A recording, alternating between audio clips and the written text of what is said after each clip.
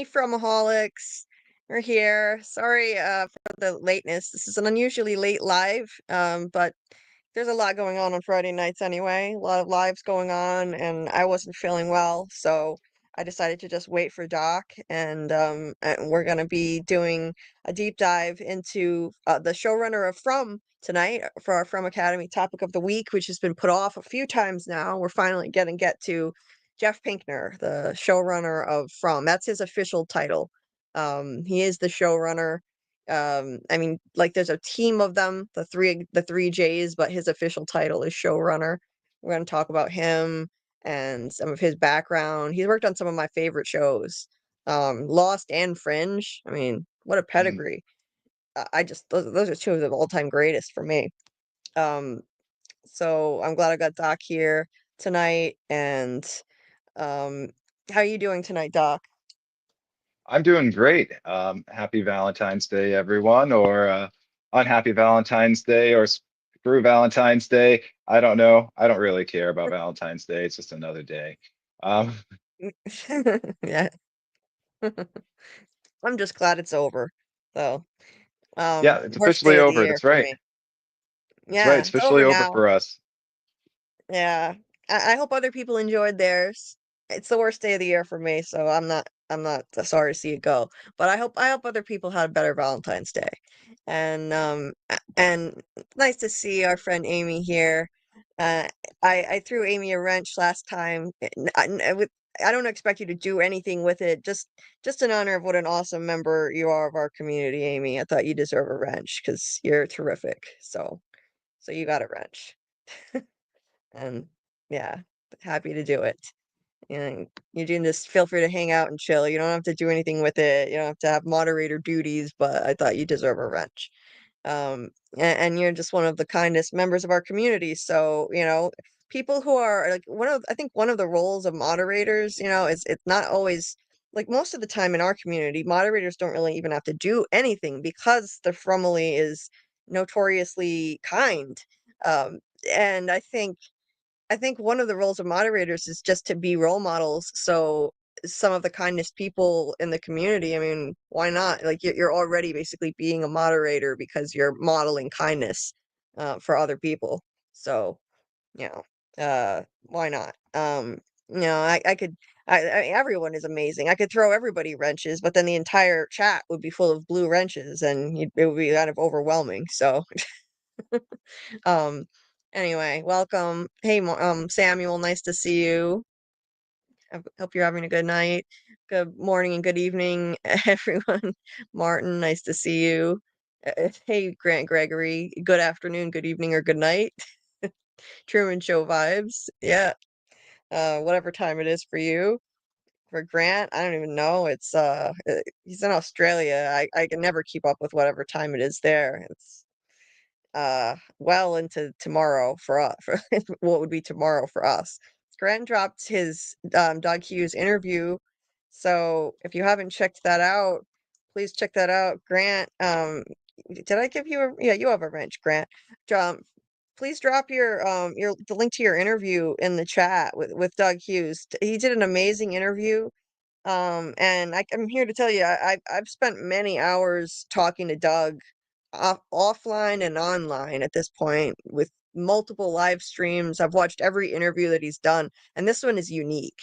I've never seen one like this. The questions that Grant asked were original, different from any of the other ones. He really went out of his way to make this a standout, like focusing on like the full breadth of Doug's career, his theater background, his from the beginning, from the very beginning to where he is now, his writing, um, honing in on each play and just more detail than I've seen given in any other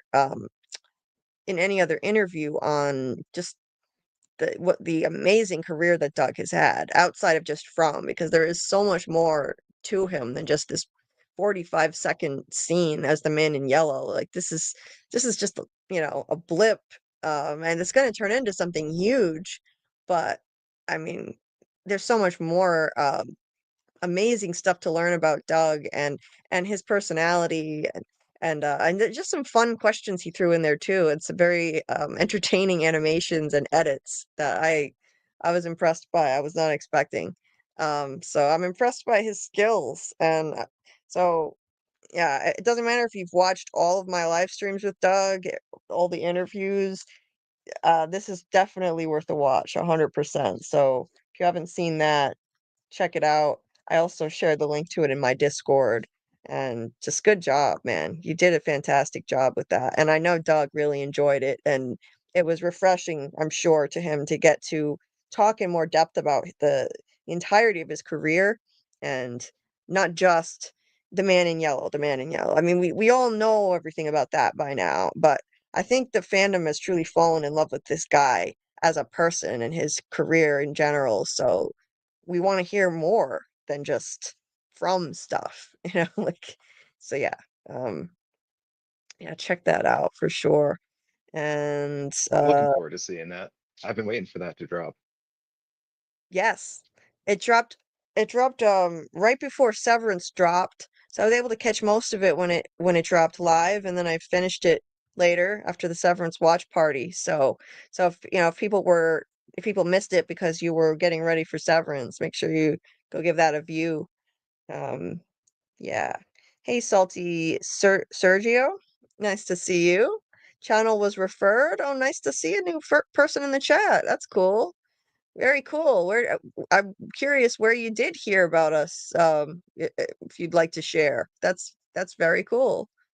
Thank you very much for showing up. We appreciate it. We do From Rewatch Lives every Wednesday. We just finished rewatching season 1 of From, dissecting it week by week. We do one episode per week, and it's a lot of fun. Just revisiting that, knowing all that we know now. We're coming up with so many new insights and just like totally new perspective. It's amazing. It just makes you appreciate the show even more. So we're having great discussions on it. That's every Wednesday. If you want to check that out. Every Wednesday around 10:15 p.m. Eastern, we do those. Doug Hughes, the man in yellow, he's been a frequent guest, so you never know when he's going to pop up. I'm sure he'll be back again soon too. And Friday nights are From Academy Friday nights where we do a different theme every week related to From, doing research into subjects that can enlighten us on and give us new insights into From before next season, just kind of keep us occupied in the meantime. So I'm glad you found your way here, and thanks for popping in. Hey, Muncher Luncher. My only Valentine is Boyd. I'm a dude, by the way. Yeah. Yeah. Well, I'm surprised you didn't say Jim, Muncher Launcher. Surprised you didn't say Jim. I thought you'd be like you got you've only got eyes for him. No, it's not a problem, Grant. Happy to be of assistance and get the word out about your awesome interview. So yeah. Yeah, yeah, Kelly, you're gonna enjoy it. Trust me. It's highly entertaining. I've never seen one like this at all. There's some fun little edits that he put in, some animations and stuff. I was thoroughly entertained and it's just damn interesting, the questions that he asked. And Um, Amy, I think we would all have to be we'd all have to fight for Jade. So I think that's why we just put Jade aside. yeah. No fighting. We- Yes. Yeah, I'd be in line fighting for Jade. Yeah. There'd be a long line. People would have to get in line for him. Yep, For so sure. Jade is just off limits because it'll be a royal, what was that movie? Royal, I don't know. It'd be bad. Massacre. Yeah, it would be bad.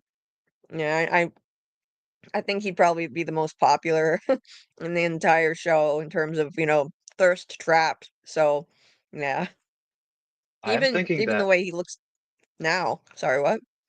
oh, yeah, right. Even the way he looks now too. Doesn't even matter. Yeah. Sasquatch I'd take Jade. Sasquatch Jade. Oh yeah. Yeah. Um I am hoping that I can for hmm?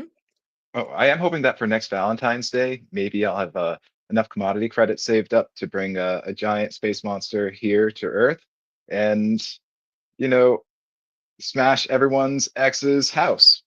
And not just everyone here, their exes too, and everyone else's exes. It'll be a lot of fun and a lot of smashing. Mm. Oh, that's a nice visual. Oh, I like that. Yeah. Yeah. Can you start with mine, please? Yeah. I'll give you the address. You can start with mine and his asshole parents. Oh no. They always hated me, and I never knew why, so screw them too. Parents are often like that. Like whoever I'm dating. Well, no, a lot of times parents like me. It depends on the parent. It really depends. Mm. Yeah, for me, it's dependent on the parents. But I have too many exes, and I don't know what that says about me. Yeah. No, I only have Mostly from one, my and one is 20s. I have one, and one is bad enough. So yeah. I have one and 12 other people that I never dated more than 2 times, so they don't count. Um, it would be like the movie Rat Amy's for comments. Jade. Yeah, Yeah, it Rat would. Race for Jade. Yep. That should be a board game. Mm, yeah. Rat Race for Although Jade. these Yep. days everything's apps. Oh yeah. I still enjoy board games. I don't know. I guess I'm old fashioned. Don't people still play board games, right? Oh Some yeah, people do. oh yeah. My best friend Ian, he's really into board games, and he used to have a board game like Saturdays or something like that. But people couldn't keep doing it, and he couldn't keep doing it after he had kids. Mm, understandable. Yeah. Yeah, we'd have to draw straws for him, Amy. Muncher Lunchers at Jim is way out of my league, Julie. Yeah, okay, that explains it. Well, you dudes that think you can fix Sarah, I'm telling you, like, you think you can fix her, best sleep with one eye open. That's all I gotta say. And watch out for that eye, because you just might lose it too. I've learned the Um, hard way. You cannot fix a person. They can only fix themselves. That's up to them.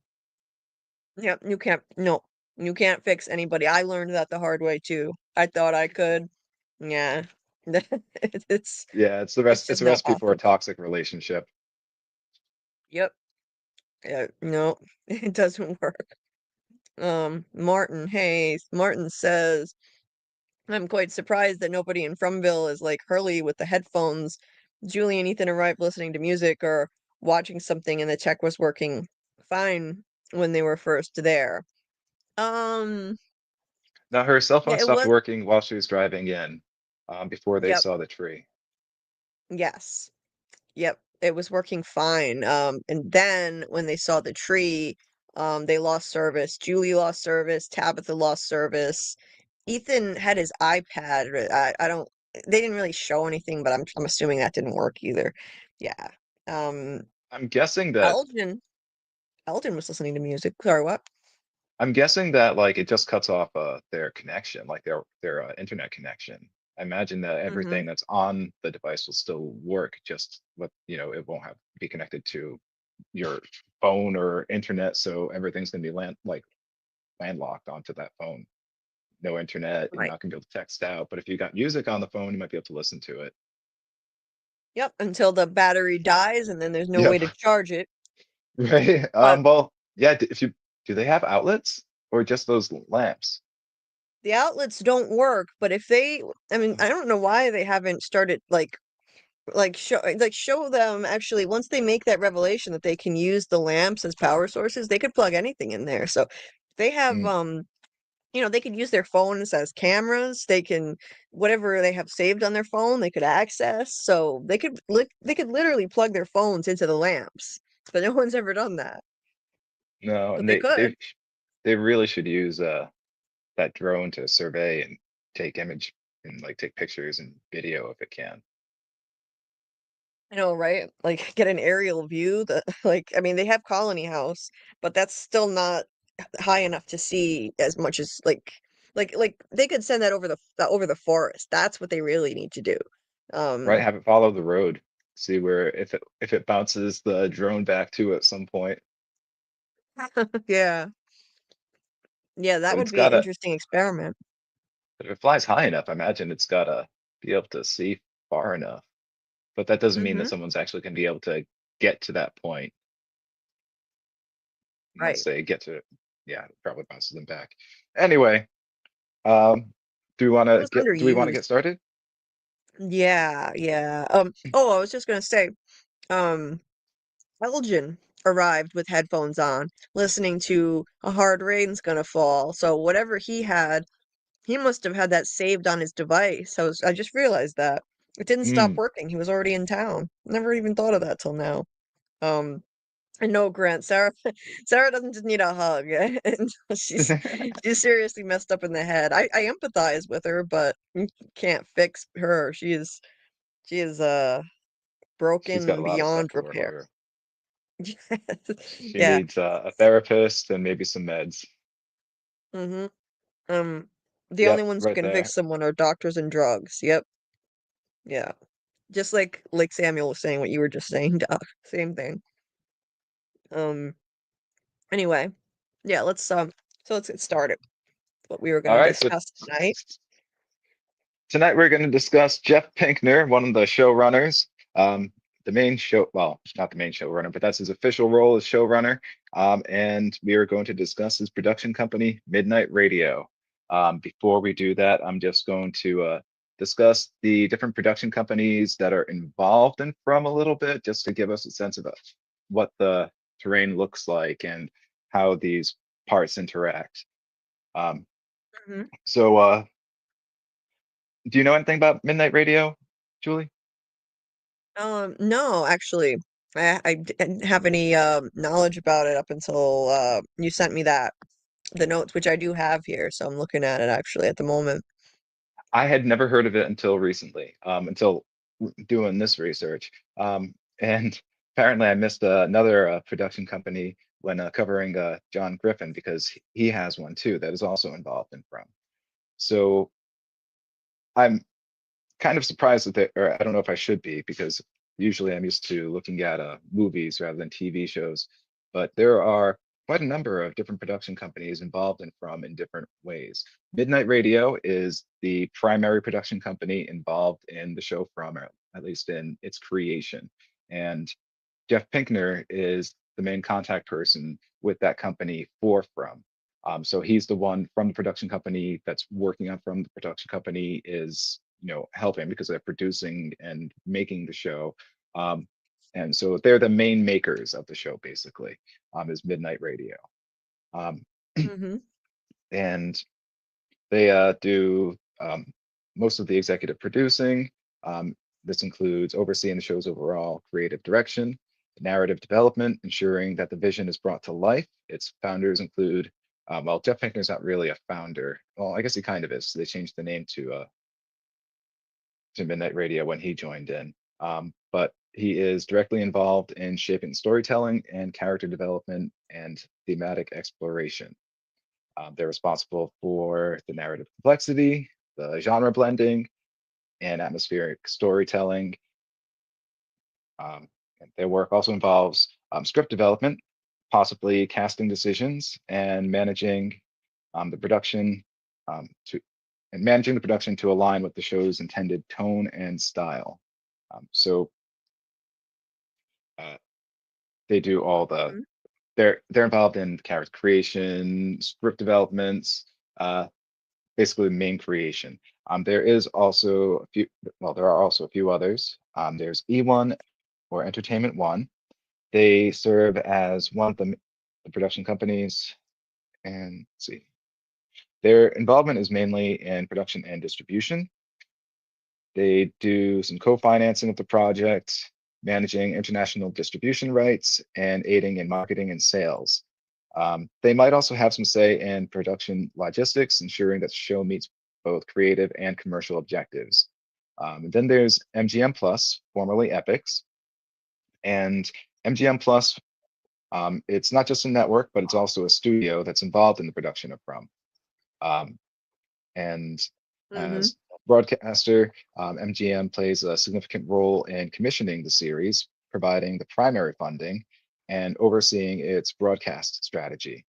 They might also have input on the content to make sure, it aligns with their programming strategy and audience expectations, any rules or censorship they might have, or anything that, make sure that it fits what they want to put out for their market. Then we have Right. John Griffin's company, which is Future Shack Entertainment. And their involvement would be central to conceptualization and scripting, because, well, it's John Griffin. John Griffin is the main creator of the show. So this is his company. They're involved in like the writing and show development. They're the main creators, and they work in conjunction with Jeff Pinkner and his production company to make sure that everything happens on set, that everything gets created. Jeff Pinkner's company is kind of a larger company, and they have more connections. And so they do, I imagine, like a lot of the networking. And then we also have Leonardo DiCaprio in the mix, or at least a production company associated with him, called Appian Way Productions. This is definitely one I have never heard of before, but they're listed as a contributing production company. There isn't actually a whole lot of information about their involvement, but it's expected that includes a little bit of financial backing, creative oversight, and probably help in securing talent, is what it looks like that production company is mainly involved in. But if they're putting in money, then they probably also have a little bit of creative say, but probably not too much. It seems to me like, from what I can gather from the three J's, is that the production companies are helping them more than stirring the pot and throwing all kinds of ingredients in that maybe shouldn't be in there. They seem to let the three J's have their creative say, and are more just helping them create the show and get it out there and everything else that needs to happen with it. I do have more information on Midnight Radio, but I wanted to give a general overview of the different production companies that are currently involved in the show. Now, Julie, do you know if this is like kind of standard for this many companies to be involved? Is it usually more or less?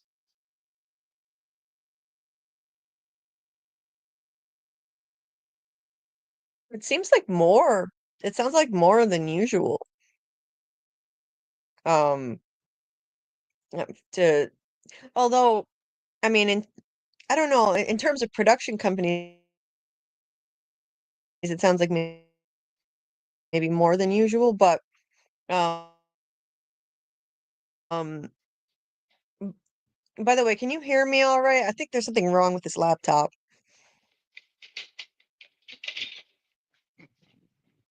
Piece of You're breaking garbage. up just a little bit. Just give me a Sorry. second. Yeah, you're breaking up just a little bit. I had to put the Velociraptor away. Yeah, I can't. Yeah, I can't hear anything. I'm switching devices. Hold on. Okay.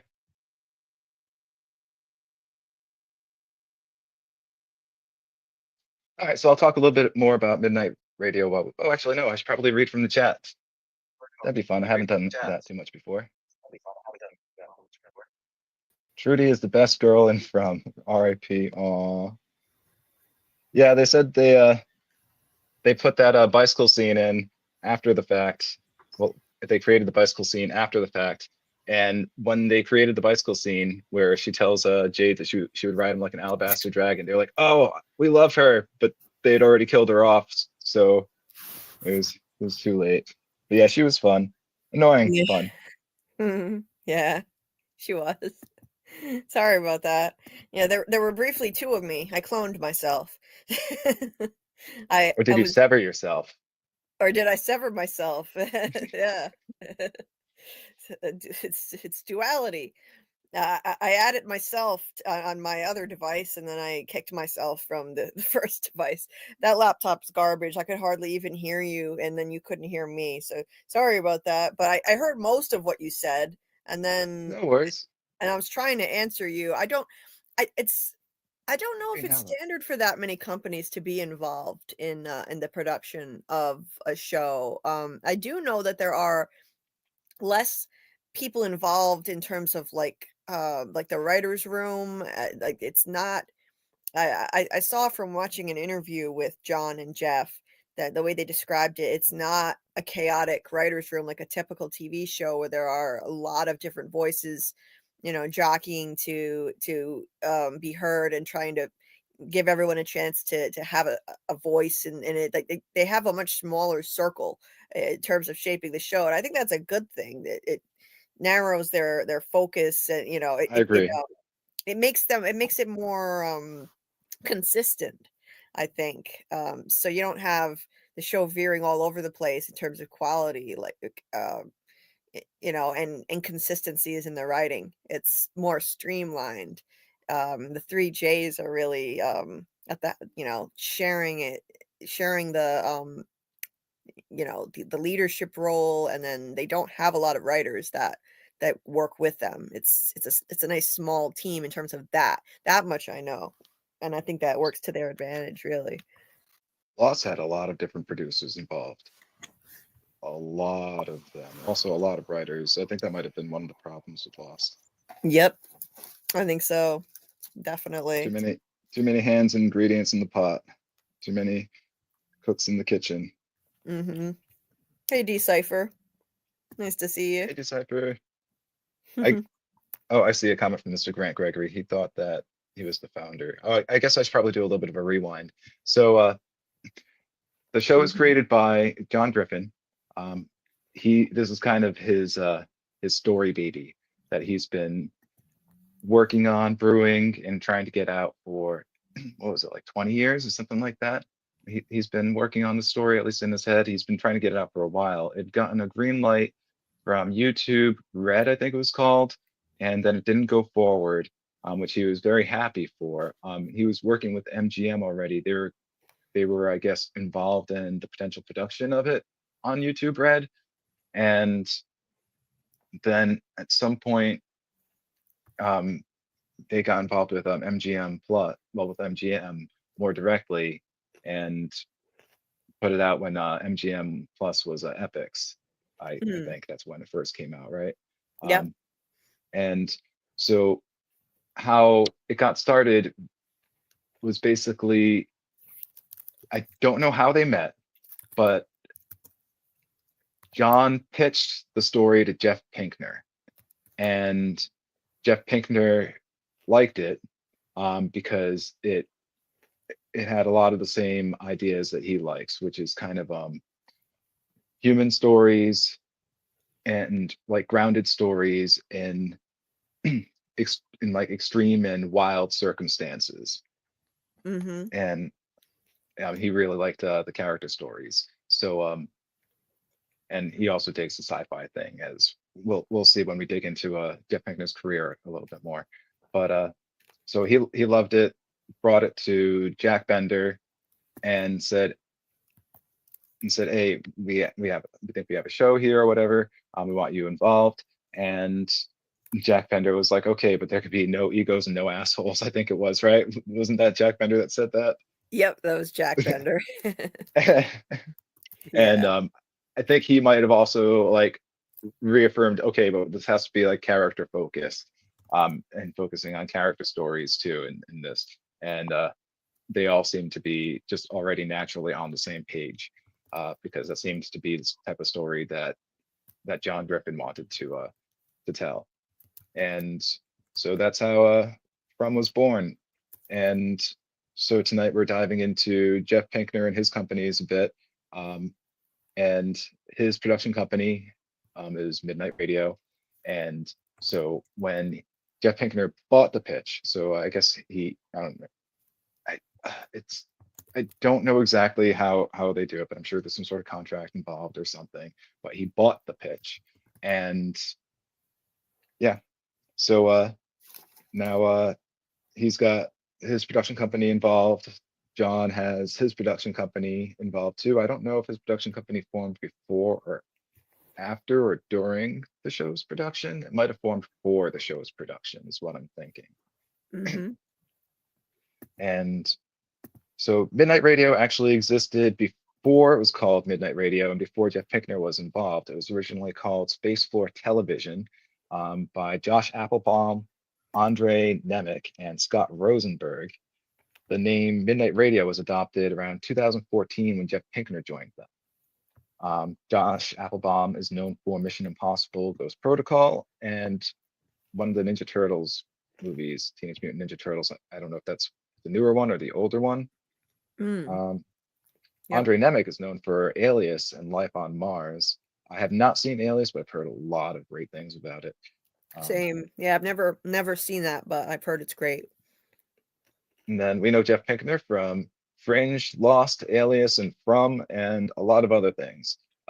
Then we got Scott Rosenberg, who's known for Jumanji, Welcome to the Jungle, and its sequel. Their philosophy and identity, their creative approach, they tend to focus on narrative-driven content that blends high-concept storytelling with robust character development, often delving into genres like sci-fi, action, and drama. Right. Their notable productions are Zoo, based on James Patterson's novel about animals attacking humans, Nightfall, a historical drama about the fall of the Knights Templar, Everything Sucks, a Netflix series set in the 90s focusing on high school life, High Fidelity, Hulu's adaptation of the Nick Hornby novel reimagined with a female protagonist, Cowboy Bebop 2021, live action adaptation of the acclaimed anime for Netflix, and From, and then also, oh, okay, and From. So those are the main things that they're known for. Mm-hmm. And now I watched a bit of Zoo. I enjoyed what I saw of that. I know it was very different from the novel because I started reading the novel at one point. I didn't get too far into it, but I know it was drastically different. But I really enjoyed the show Mm. when I saw of it anyway. But it only got like 1 or 2 seasons. I haven't seen really any of these other ones. My fiance saw the Cowboy Bebop live action and loved it, but he didn't watch the anime. And I know that some people who watched the anime didn't like the live action. I feel like that's kind of like almost always a given, Right. but sometimes I hear good about the live actions. Like I think the One Piece fans were okay with the live action One Piece, but I Mm-hmm. don't. But I only know a couple of One Piece fans, so that's not a good poll. So Yeah. yeah. Yeah. I didn't even know they did a live action Cowboy Bebop. That's news to me, actually. Oh, we got KP here tonight. Mm. Yep. KP popped in. Hi, David KP. Bowie. David Bowie, Life on Mars is good. Hey, Jace Leak. Nice to see you. Ninja Turtles, Next Inhabitants of Fromville. Oh, I'd watch that. That would be actually really entertaining. Someone should write a fan fiction. Yeah. Yeah, they were really big when I was a kid. Yeah, really Ninja Tur popular. the Ninja Turtles trying to take down the Slow Walkers. Now, I think they'll need to. I think they'll have to have the Ninja Turtles with the female Ninja Turtle for that to work well. Hmm.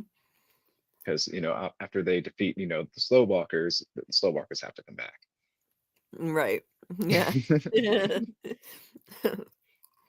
And I haven't seen any of the new Jumanji movies. Um, Me neither. I I I heard they just were good. I just I just am automatically biased against anything that tries to duplicate the magic of that Robin Williams movie. I mean, you just can't. You can't even like certain things. I just feel like they should leave it alone. Don't even touch it. Don't try to duplicate. Don't try to redo it. Just leave it alone. That's why I'm so glad From is an original idea, not a reboot or a remake or a sequel or anything like that. I'm trying to remember if Jumanji existed before the movie came out. I think it did because I feel like we played it in elementary school before the movie came out. I'm 40, so I'm a little old. Uh, Ah, 40's not I old. I know we had it. We bought the game like when the movie came out, but I don't think we owned it before the movie came out. I think the game might have come before the movie. I think Maybe. it did. Hmm. A lot of times, shows and movies are made actually to push toy sales. Power Rangers is made to push toy sales. Ultraman is made to push toy sales. Teenage Mutant Ninja Turtles was, well, it was based on a comic book series, but it was essentially made to sell toys. A lot of cartoon shows are made to sell toys. Oh yeah. Okay, so Amy says that the Jumanji game came out after the first movie came out. Okay, that makes sense. Yeah, I'd almost, as a kid, I would have been afraid to play it. Like, it's gonna pull me into the jungle. I feel like Jumanji and Rum could go well together somehow. It could Mm. it could be made to work. Oh yeah. Great concept, it's a classic. Yeah. Maybe things will come out of the faraway trees and into into the town from them. Yeah. That would be a twist. And let's see, industry impact.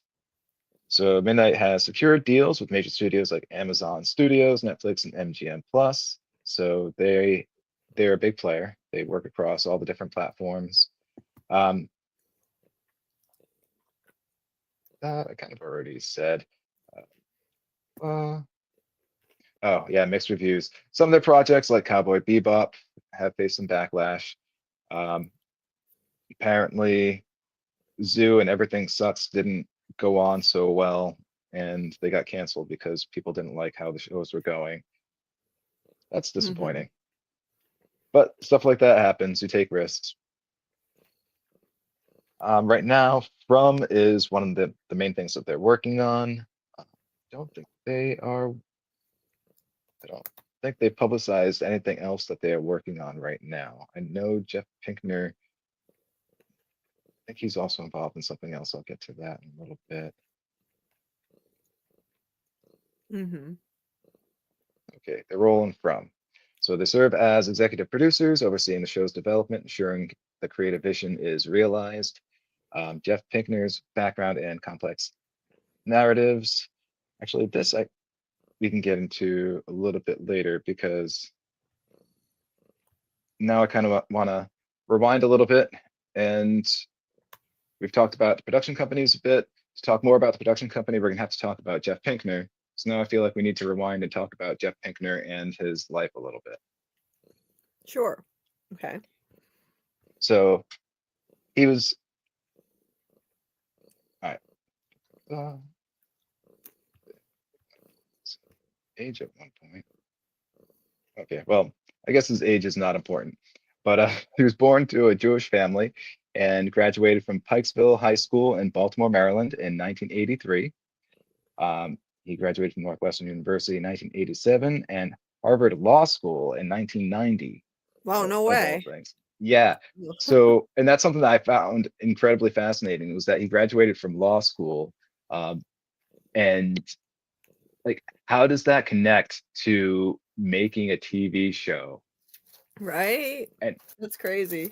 but then if you think about it, it does because when you're preparing yourself for court and then going and presenting in front of the court, you've got to create a case. You've got to create these character defenses or attacks or whatever, basically these character profiles. Mm. And you see, and like from being involved in the court in these cases, you see all these complex moral dilemmas, the consequences of actions and different things. And it, in a lot of ways, it's like writing for a show and developing characters for a show. And so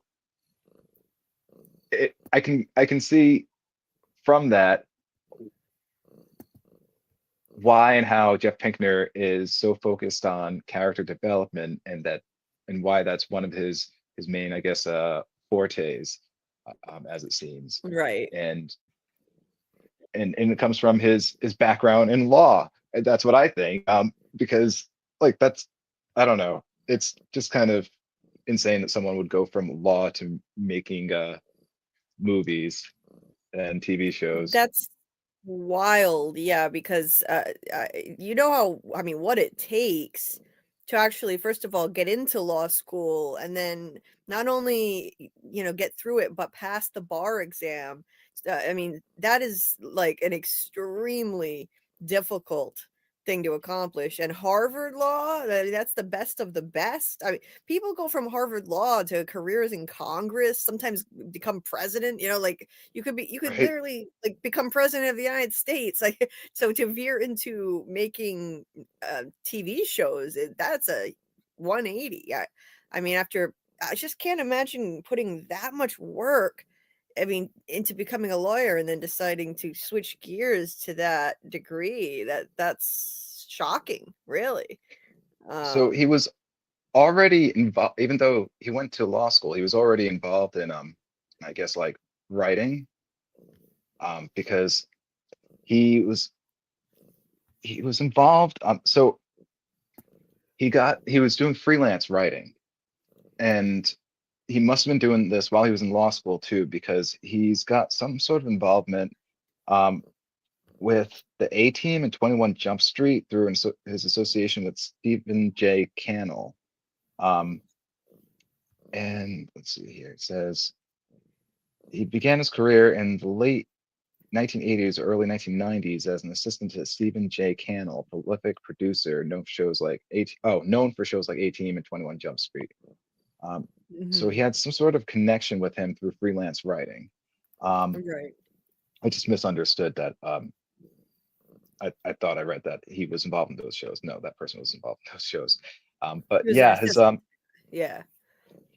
his earliest writing credits were actually 1996, and they were for shows like The Trials of Rosie O'Neill and Space Above and Beyond. With his real breakthrough, his first breakthrough being Early Edition, 1996 to 2000, where he wrote several episodes showcasing his talent for crafting engaging stories. Okay. Early edition. What was that about? I'm trying to remember. It was about, so I didn't watch it, but from looking it up, it's about, I guess someone gets a newspaper a day early.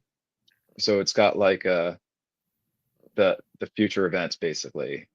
It's gonna tell you, it tells you Oh, yeah. that's cool. I like that concept. Yeah. Yeah, that's Yeah, that sounds interesting. really fun. A lot of these shows that he's been involved in actually sound really fascinating, and some of them I want to go and check out. Like Um, mysterious concepts. He has an affinity for this kind of thing. Like, yeah, yeah, I like that. um, his main breakthrough, though, his real big one was Alias. That's when he started collaborating with J.J. Abrams.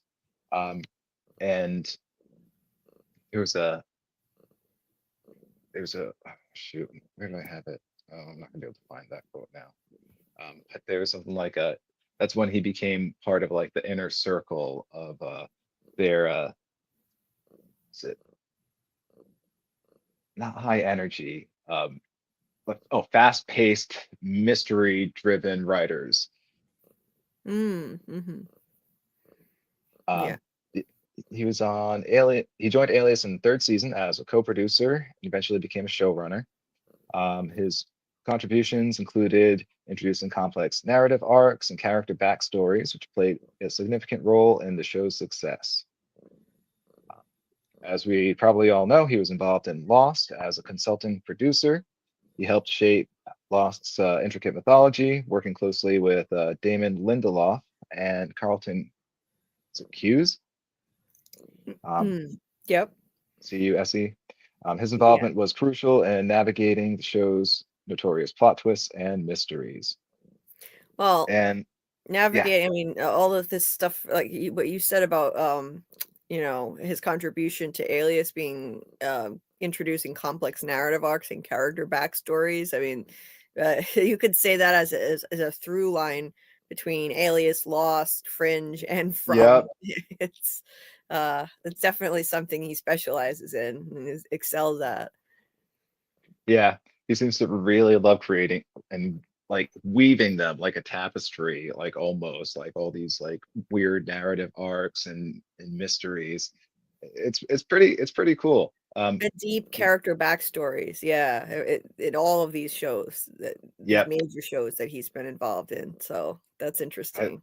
I loved Fringe. Oh man. Now Oh, it's amazing. I watched it only for the first time ever, actually, a year ago, and I oh absolutely yeah. loved it.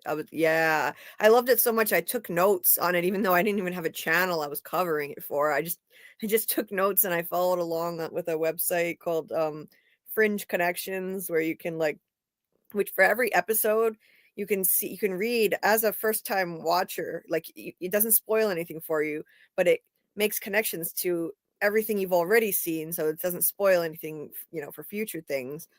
But every episode has like multiple connections to other episodes, and you can follow along. Like it's a really fun way to experience the show, Fringe Connections, even if you've seen the show Okay. before, because it can remind you of, it can like point things out that you didn't even notice. The intricate web of connections between all the different events from the beginning to the end of the series, and the different characters. It's just a genius show, and the website made it a lot more fun to experience it. So, yeah, it's weird. I never watched any of Jeff Pinkner's shows until this last year. Then I watched Fringe, and then and now I'm watching Law. I'm in the middle of Lost for the first time, and And I yeah. don't know the actor's name, but I love that guy who plays Walter in Fringe. Oh God, yeah. Oh, what's his name? We might get to see him in Severance again, right? Oh my God, I heard that. I've totally forgot about that. I've got my fingers crossed. I really hope so. Yeah, I heard that. Well, I forget his name. He's a master class actor. What is it? Let me look it up. And while I'm looking it up, Dieter's back. Hi, Dieter. Hope you're feeling okay. Hi, Jeter. John Noble. That's it. There we go. You beat Yeah, me to it. John Noble. He's an amazing genius actor. One of the greatest characters I've ever seen. It was Walter Bishop on Fringe. So I'd love it if I heard something about that. Like maybe he might pop up on Severance. That would be amazing. Yeah. Well, because he's Bert's Audi's husband, Oh, that's right. Yes. Oh my God. And then they're about to have dinner together, I think. Oh, that's exciting. I didn't right? know who he was going to be playing. Right Okay, when they that's said that, I was like, oh, yeah, I hope so. I hope that all goes through. oh hell yeah. Now at first I was upset that yeah, I was upset for Irving that Bert's married, of course. That was big letdown. Yeah, me too.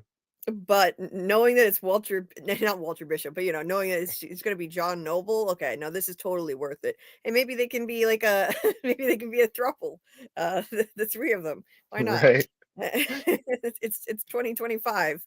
We can have thruples. And Well, Julie Martin asks what episode of Lost you're on right now. I finally finished season 4. I was stuck in I was stuck for months on episode 8 of season 4, and I got so confused.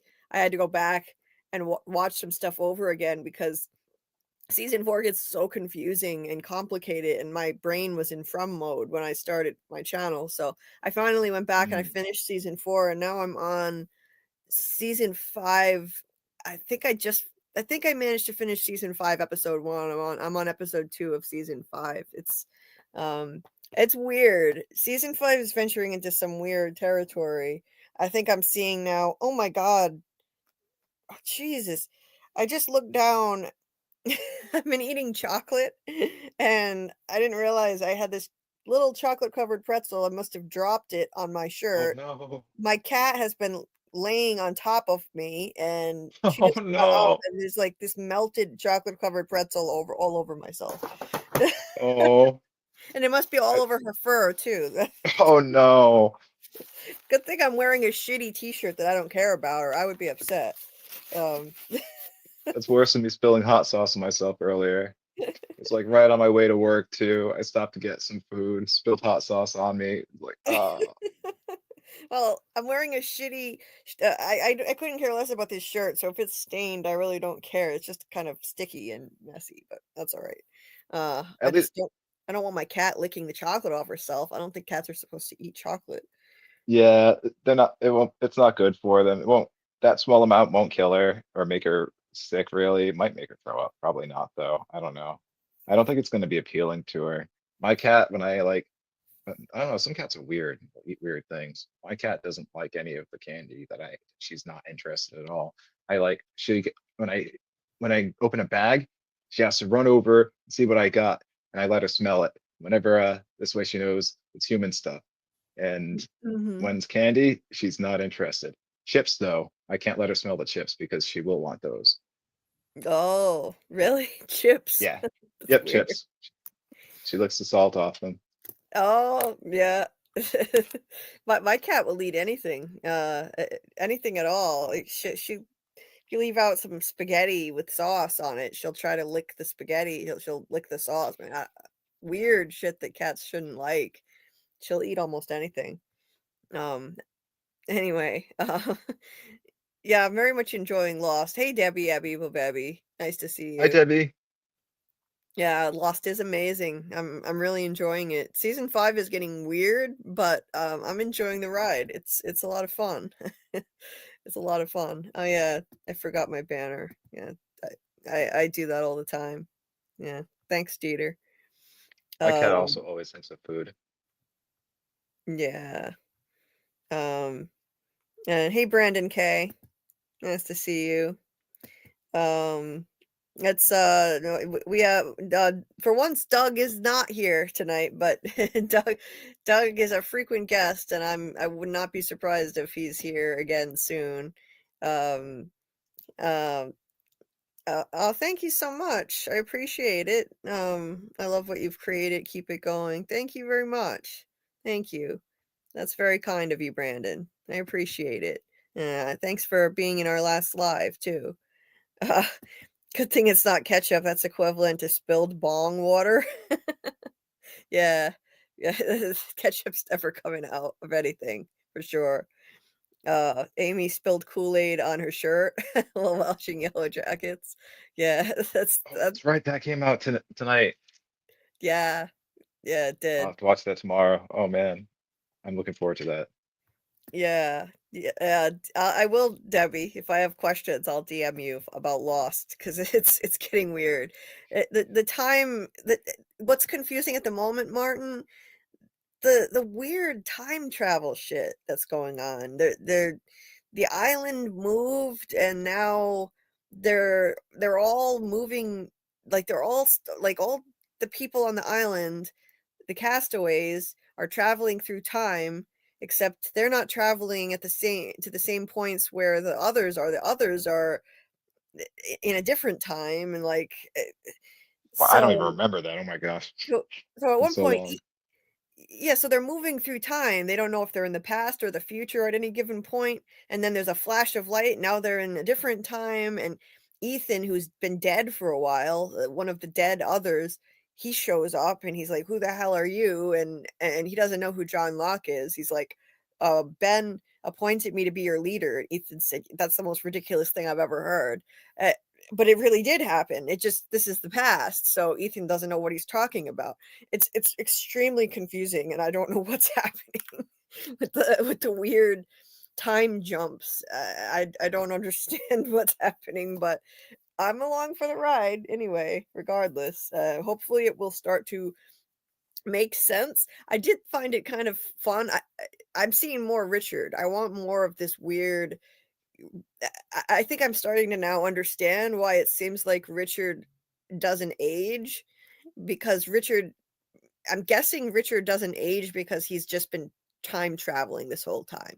It's not that he's immortal because that's been something that I I'll be right back. has been a huge mystery. He never changes and you see him in different time periods and he always looks the same. But I'm guessing he just time traveled. Anyway, so lost tangent. But someone asked, so yeah, that's why I'm confused. Anyway, um, hey K Brew. Oh, K. Bruce spilled some chili. Yeah, we're all getting clumsy spilling stuff on ourselves apparently lately. Yeah. The Flash Sideways season is a lot until you get to take it all in. Okay, Debbie. Yeah. It's a bit of a clusterfuck, K. Brew. Okay. Yeah. All right. Anyway, we'll get back on topic. But um so where were we, Doc? Let's see. Let me pull up the thing that you sent me. Um, All right, back. All right, yeah. so we were going through Jeff Pinkner's create different things he's worked on. There actually isn't a whole lot of information about his life. He actually keeps his personal life very private. So I only have like stuff he's created to talk about. We lucked out with John Griffin because we had interviews where he talked about his like entire life pretty much, or at least like his post-college career. We don't really have that with Jeff Pinkner, at least not that I could find.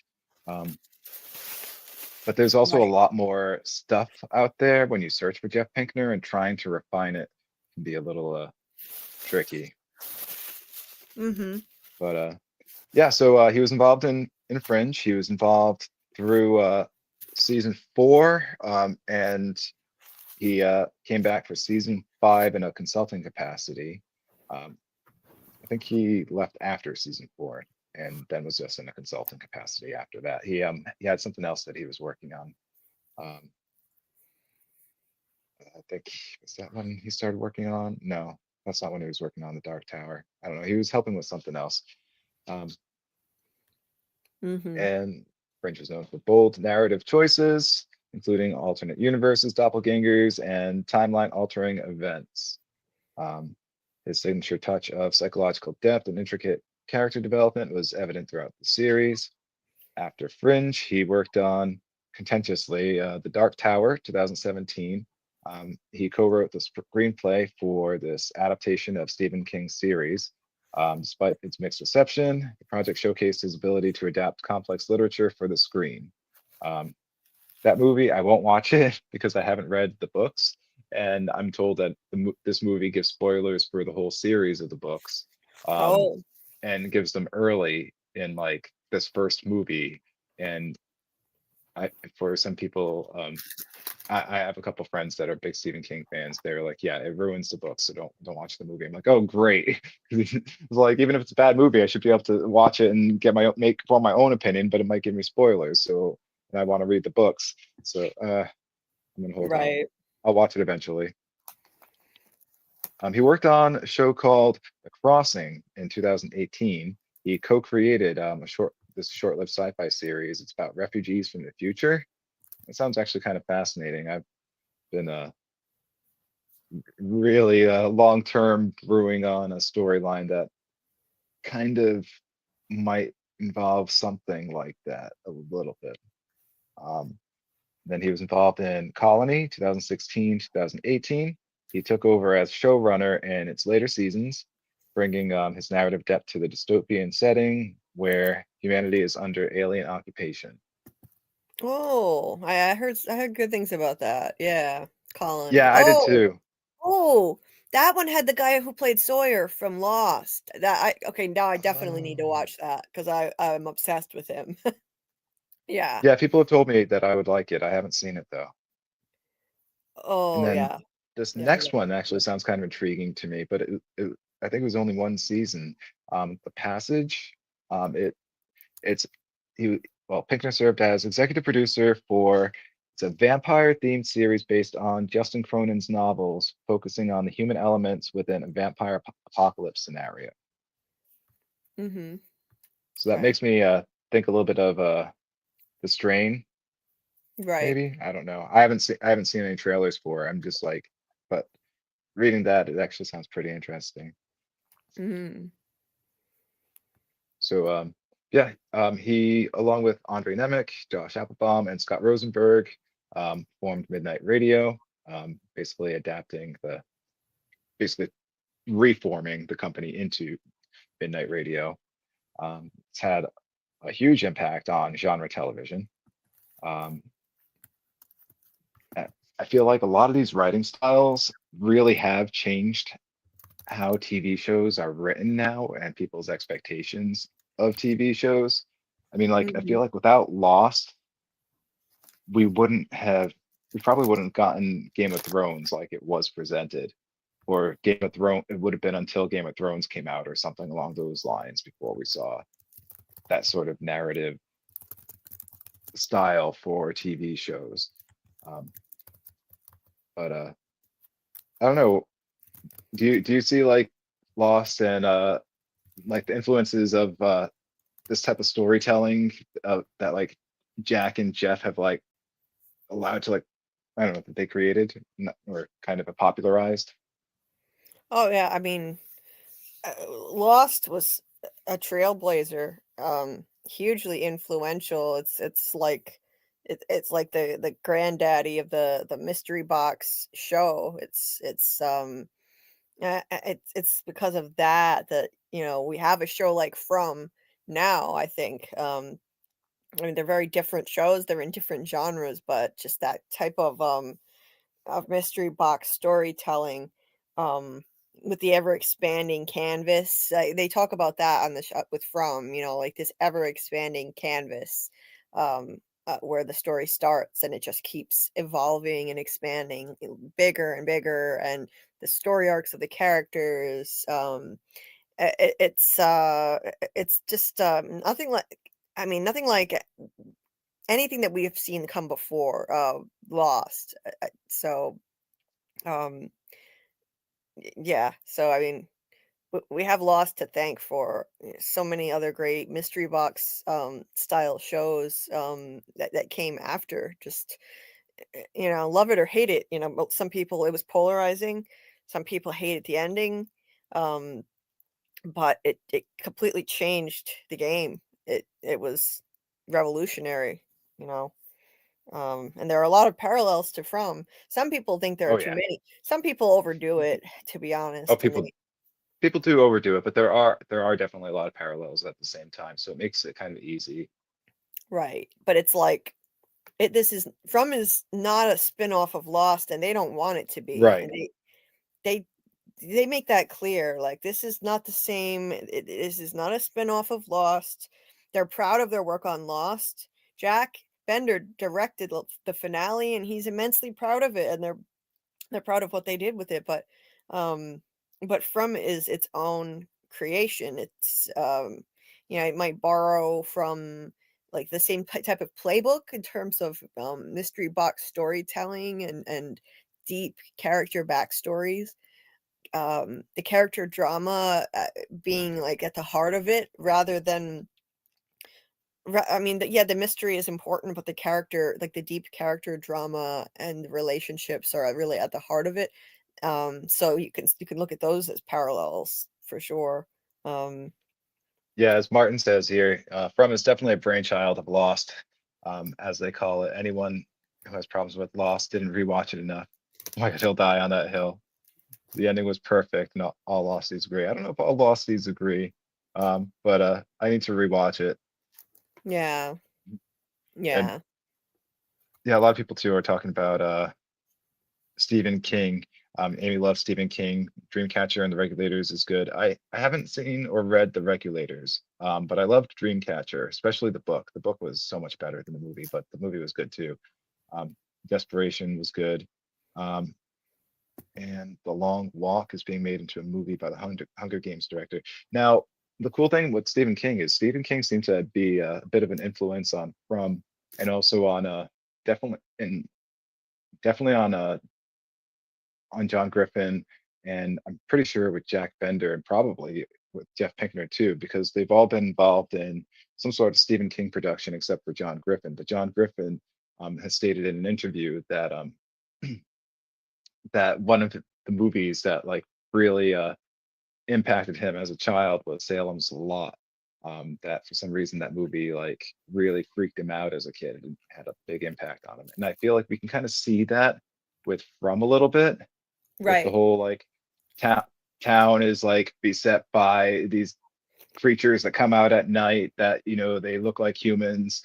But of course these aren't we got slow walkers. We don't have flying vampires, but Right, right. Yeah. and Jack Bender right now is working on an adaptation of The Institute, which is a Stephen King novel, and I'm looking forward to that. I haven't read the book. I'm not going to read the book until after I've seen the show, because I feel like if I read the book first, then I might get a little like, oh, but this didn't happen like in the book or something. So I'll watch the show first and enjoy it. Right. Yeah, I know Stephen King is definitely an influence on From, and he's a fan of it too. I was actually disappointed that they kind of missed a golden opportunity because they featured a town in Maine. They could have had Stephen King make a cameo. That would have been pretty Right. epic. Well, Yeah. we still have another season or few, right? So we got some opportunities in the future, maybe. Yeah, you never know. It could still happen. Hey, Maybe there'll be Christine a Jellybean. flashback. Yeah. Yeah, it could still happen.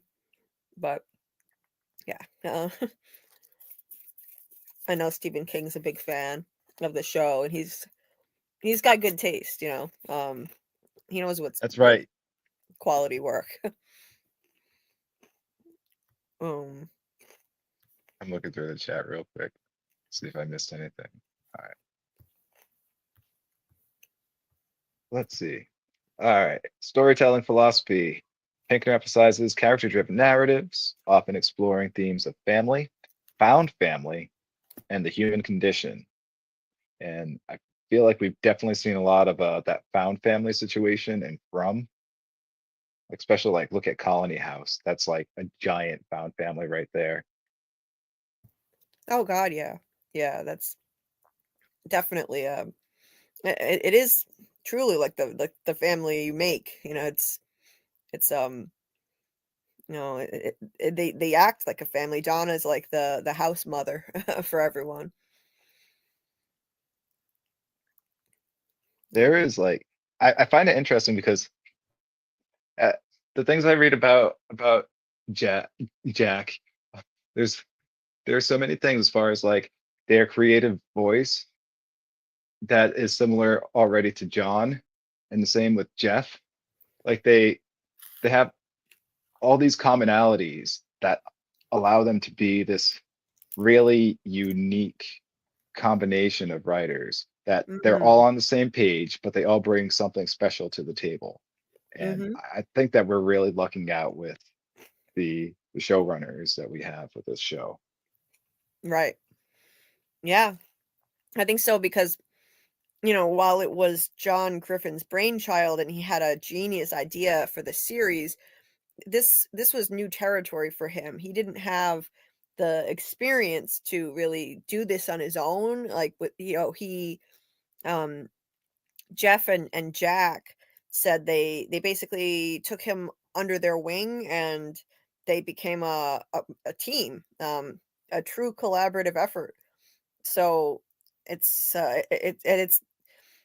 not easy to find partners to work with that gel so well together, and they leave their egos at the door. No egos, no assholes. Like that's a great that's a great attitude to conduct your work by. So um you know that's great. You know, like yeah, John Griffin.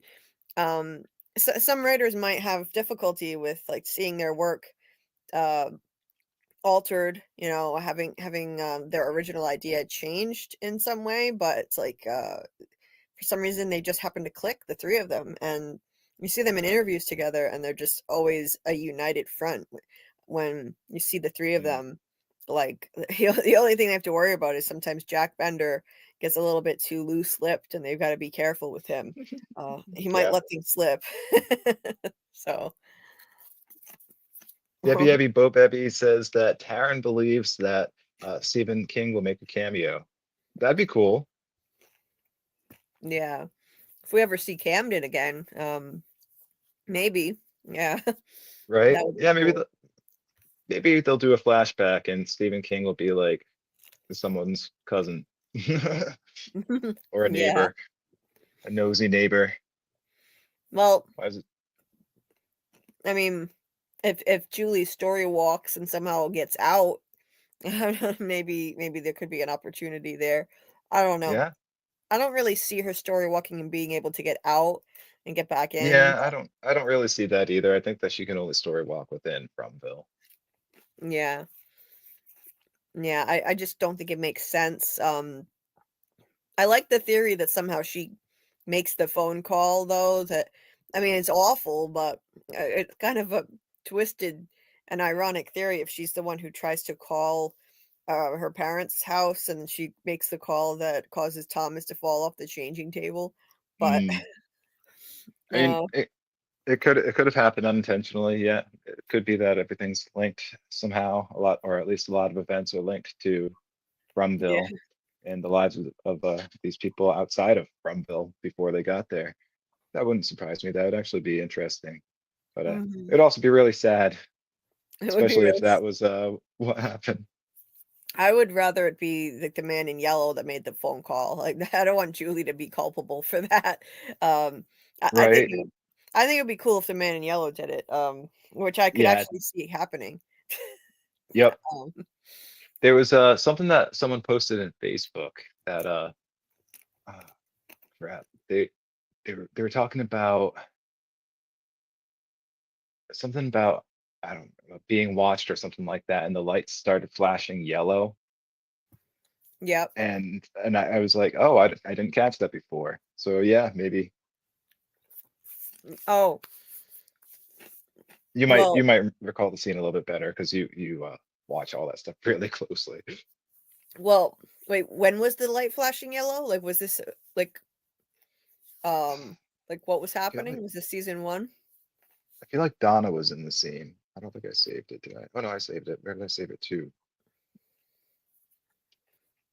Because Scarlett and I noticed that when Jim was following Julie down to the basement to help dig the hole, there was a yellow light flashing right over his head, and it looked like it was an arrow pointing at his head in yellow, flashing. And the lights flicker multiple times at at different points. I definitely think there is a reason for it, and it's very yellow looking too.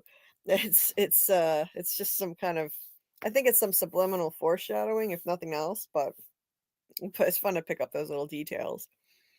Yeah, I thought I saved it. I guess I didn't. Yeah. Oh Yeah, well. I think they'll land it. The showrunners will land the plane. I think they're doing a great job. Yeah. Yeah, I have faith in them. Yeah. I think they have this planned out really well. I think the 5 season arc is what they're going for, and they've probably got it all plotted out at this point, like where the next 2 seasons are gonna go. Like they know what they're doing. I Brandon actually K.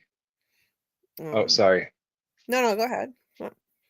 Brandon K said a quick Stephen King reference. The storm of the century reminds him of how something strong is controlling from town.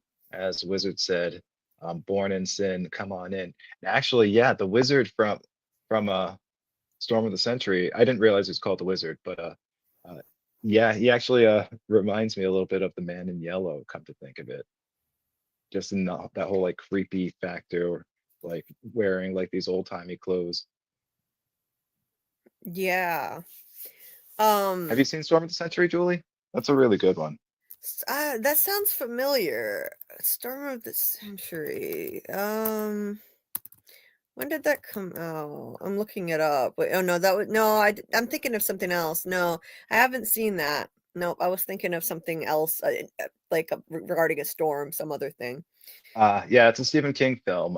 People will get snowed in, I think it is, to on their island that they live on. I think it's like Martha's Vineyard or something, or Nantucket, and or some island off of Maine. They probably made up a place because they don't usually do real places. Um, Right. and yeah, they get snowed in, and there's like a creepy guy going around killing people, and he sings "I'm a little teapot." What? I'm a little teapot. Yep, in a very creepy way as he goes around doing things. But he's like got like these like powers, and so he isn't like always doing it directly. Yeah, it's weird. It's also been a while since I've seen it, but it was really good. But it's not based on a book. It's a Stephen King movie, but it's not based on a book. writing like a kind of like a book version of of the script at one point, but I don't know. It's pretty much the movie in like a script-ish form. So I'd rather just watch the Yeah. movie at that point. If it's just like word for word the same.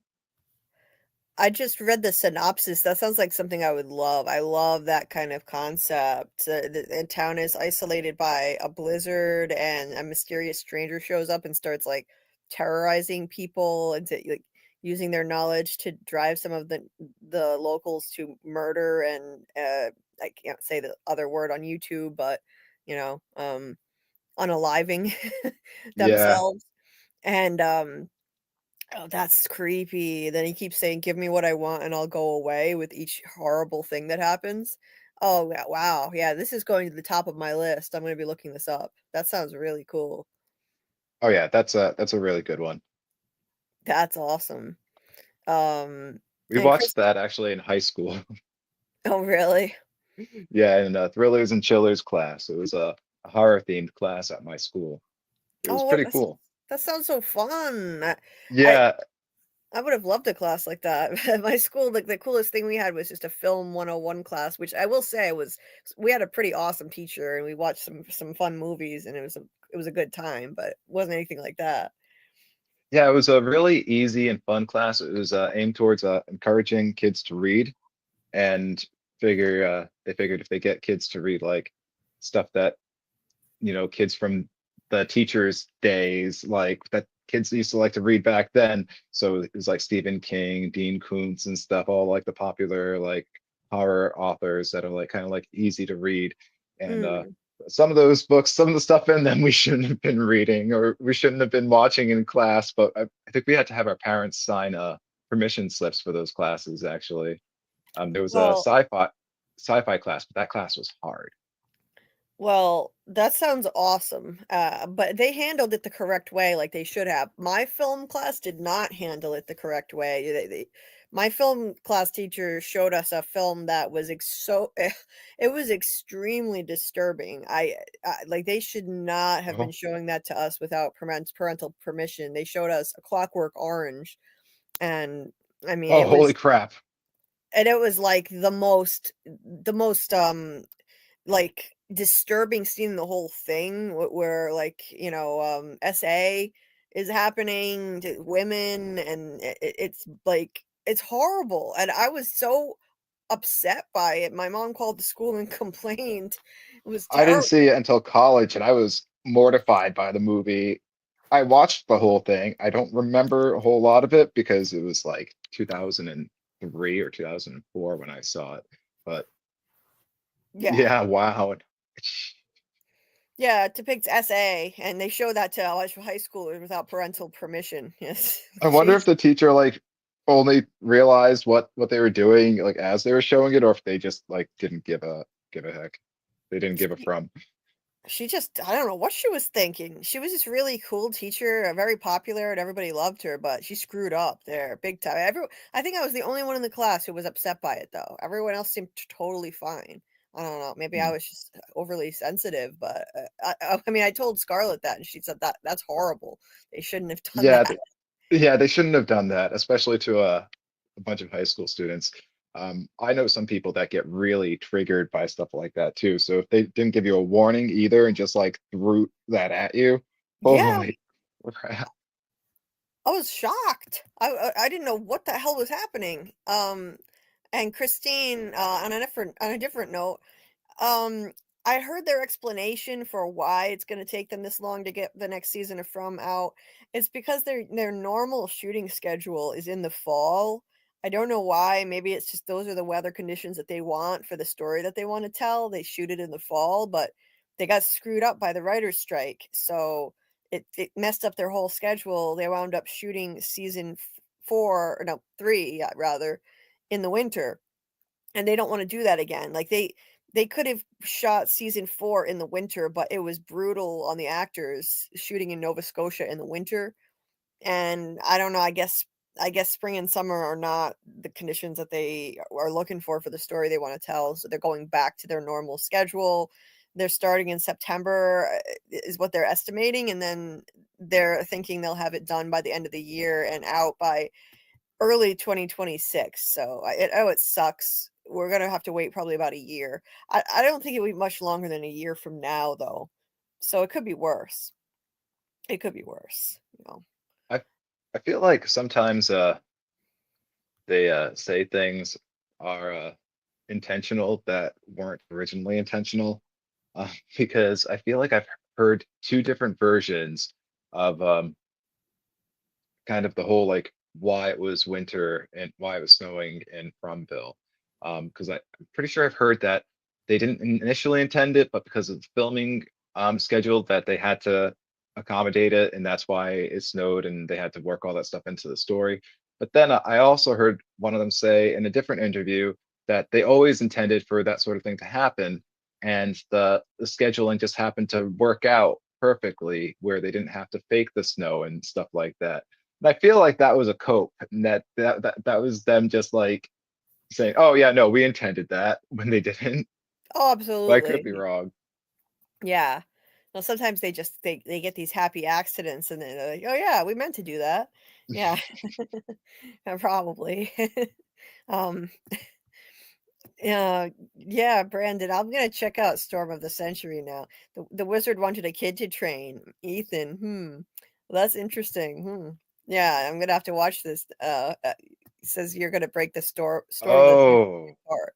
Yeah, maybe huh. I'll watch it and I'll do a breakdown on it. I could Oh, do that's an that. interesting idea. So that the man in yellow might want Ethan might want to train Ethan, and Ethan take on the man in yellow's role. If the man Yeah. in yellow's immortal, though, I don't think that will be necessary. But maybe the man in yellow isn't immortal. We don't know. Or Ethan may become the man in yellow. I mean, it's Yeah, possible. he could be It's prepping himself, his past self. yeah, he could be. Oh my God, this show is gonna turn into dark. I don't know what's Let me going. take me under my wing. Yeah, I let will me. teach me all the dark ways. Oh my God. Yeah, it could be. Like I mean, anyone that's ever seen the German series Dark, like this kind of thing's been done before. It's not out of the realm of possibility. And now that we have time travel, anything is possible. It could happen. We've had older versions of selves next to their younger versions of themselves, and they don't even know it. That's what happened in Dark. I won't say any more Phantasm. than that, but Oh, sorry. I just realized something. Phantasm took the same route as the wizard from Storm of the Century, where the kid from Phantasm was basically being prepped by the tall man to be his successor. oh, okay. I've I don't never know if heard you've of that seen one. Phantasm, but that's a great series, but it's a horror series. Like there's no ifs, ands, or buts about it. It's scary, it's gruesome, Oh, and it's got some cheesy elements, especially in like the later movies. But they're still I like all of them. I thought that was a really good one, and it's a movie series where one of the actors, he was literally on his deathbed, and he played the main villain, and they were like, we want to make this movie, and he like was like, no, I'm gonna be in it. And he was like literally on his deathbed, and he like filmed like a scene like in a my God. hospital. Oh my God. Wow, that's Yeah, commitment for you. yep. Jesus. Because they wanted to wrap up the series, and I think it had been like probably like a decade since the previous one, but they wanted it wrapped up before the guy passed, I guess, or whatever. But Wow. yeah, Ed I Gein. wonder if he was even alive to see the final product. That's crazy. Damn. Yeah, I don't know. I don't know if they like rushed him like a version that he could like watch. I'm sure he got the whole script at least. That's So like there's that. At least he knows how it ended. I mean, it just reminded me of oh wow, why is the name going out of my head? This is terrible. Captain Kirk. What's his name? Not Oh, Captain Kirk. Not Shatner. Picard? The other guy. They got Picard? the guy in Fringe that plays Oh, he was Spock. Spock. Leonard Spock. Nimoy. Leonard Leonard Nimoy. Leonard Nimoy. Yeah, my brain isn't working right. Leonard Nimoy. That was his last role that he ever played on when he was on Fringe, and what a gift for them to be able to get him. That's right. Um, He was in Fringe. He played the eye doctor, yeah, right? and Or the he had scientist. cancer. Um, he had cancer, and he was his health was declining really bad. So there was one episode where he wasn't well enough to be in it, so they had a tradition of every season they had one really weird quirky episode, and so that for that episode they made a whole animated sequence and used his voice instead of live action, and and then they managed to get him one more time in person, which was so cool. I mean, what a legend. And the only sad part was that this character was an enigma that everyone was dying to see more of, but his health was just not good enough to to bring him on more. They were just lucky to have him for the little bit of time that they did. That was his I mean, he still did voice work back then, but this was his last Hmm. live action role that he ever did. It was on Fringe. Yeah. Okay. I didn't Yeah. know that. So I actually got to see his final role. Yep. It's also sad. Yeah. Yeah. Yeah. He did a great job. He did a great job on it. He and John Noble were hilarious together. They were like nemesis, like but and yet they were frenemies at the same time. So like they I loved how they traded insults at each other. Like I think John Noble looked at him when they reunited after a long time, and he just said, "You've aged." Like I forget how he responded, the guy who plays Spock, whatever character he was playing. But yeah, they were hilarious. They were so good together. Two world class actors. Yeah. Yeah, rest in peace, Leonard Nimoy. He was a legend. But um it's My, so cool knowing um Jeff Pinkner was responsible for three shows that I only just discovered in the last year that I think are three of the best shows I've ever seen. And he happens to be attached to all of them. It's wild. so Um, Martin says Saruman or Saruman is a good wizard turned bad that used crows as spies. It's also the most popular book, and Hobbit was the most popular children's book. Coincidence? I think not. Yeah, maybe. oh, okay. Okay, Interesting. yeah, actually, I kind of see that. There was a popular theory on From that the crows could be spying on the town, that they're spying for the evil entity. That's interesting. Yeah. Could be. I wonder though, like, wouldn't the crow? So before they had the talismans, though, the crows would probably be ratting out everywhere the people are. They wouldn't be able to hide at all, right? Unless there's like a period of time that the crows like had to go away and people were allowed to hide, kind of like hide and seek. I don't know. Yeah, I think that it's just a game, and at any point the evil entity could have taken them all out at once. Yeah, It wasn't just about killing everybody. I mean, there's some entity that knew Tabitha was digging the hole in the basement. It knew Boyd was yelling in the middle of the woods, "You don't break me." So, I mean, you're telling me like it doesn't know how to find all these people. Whatever is running things can yeah. control the monsters. The It monsters could appears have in just their heads. killed everybody, huh? It appears in people's heads. So like, uh, they've got to know where everyone is at all times, I imagine. That's why they just walk. Right. So when they lived in foxholes, they all could have been killed at the same time every single night. But it wasn't just about that. It's about tormenting the survivors. Just kill them off a little bit at a time and then terrorize the rest of them, feeding on the pain. That's what it's about. So I don't know. The crows, I the crows could be if anything, I look at them as a metaphor for the big bad, this watcher entity that's, you know, um We could preying on we could them. do a general deep dive on crows at some point. Yeah, That might be def fun. we could. We could, because there's mythology, There's a lot of mythology. there's mythology for the good and for the bad Mhm. associated with crows, so it could go different ways. Yeah. So, um, there's some entity. in there's some entity that warns about 2 cars coming and Tabitha in the ambulance, right, Martin? Like, there's Mm, something there's some entity that knows what's going to happen, that told Sarah in her head that 2 cars were coming, and the Thomas voice on the phone said Tabitha was coming in the ambulance, and the monsters knew that she was coming, and they ambushed. They changed their routine, and one of them was laying in the street waiting for the ambulance, so there's some entity that knows, so either there's an entity that's watching everyone at all times, or the big bad is some type of omniscient being that can see and hear all, or what I think it is, it's just now that we have time travel, I think they know everything because of time travel. At this point, that's what I'm thinking it is. the man in yellow could be a story walker, if there are other Yeah, story walkers at all. I think it's because of time travel at this point. I Up until this point, I thought, well, okay, there must be some kind of omniscient being. How do they know all this stuff? Knowing things that haven't happened yet. We just covered the end of season 1. The boy in white knew that Tabitha was going to be coming down in the caves and told Victor to wait for her down there. And he waited for like 2 days before Tabitha showed up. How did the boy in white know? He knew something too that didn't happen yet.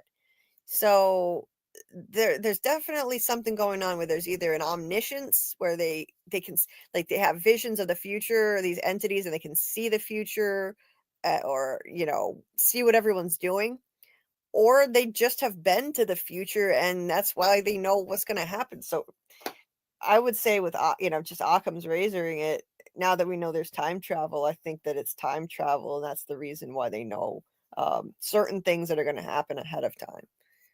But That's what I I'm want to do it. going. Huh? uh, I want to do a quick disclaimer for myself. I am not a theorist. By say I think something. I'm not posing a theory, and I like to research on things. So if I say something, there's possibility someone else has said it. Um, and if you know who said it, let me know so I can be like, oh yeah, it was that person I got that from.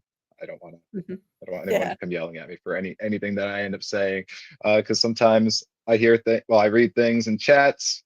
I don't know where it came from. It gives me an idea. Maybe that gives me an idea for something else. I don't know, but I don't keep track of everything in my ADHD head, and I apologize in advance. Oh, don't worry. Everybody does that. I mean, I say things all the time where I'm like, oh, I heard this idea and I have no idea where it came from, but and then I'll just say it. And if I remembered who said it, I would credit them. But it's impossible when you're in chats. You can't possibly remember everything that everyone says and like, oh yeah, this person said that and that. No, like it's impossible. So don't worry about it.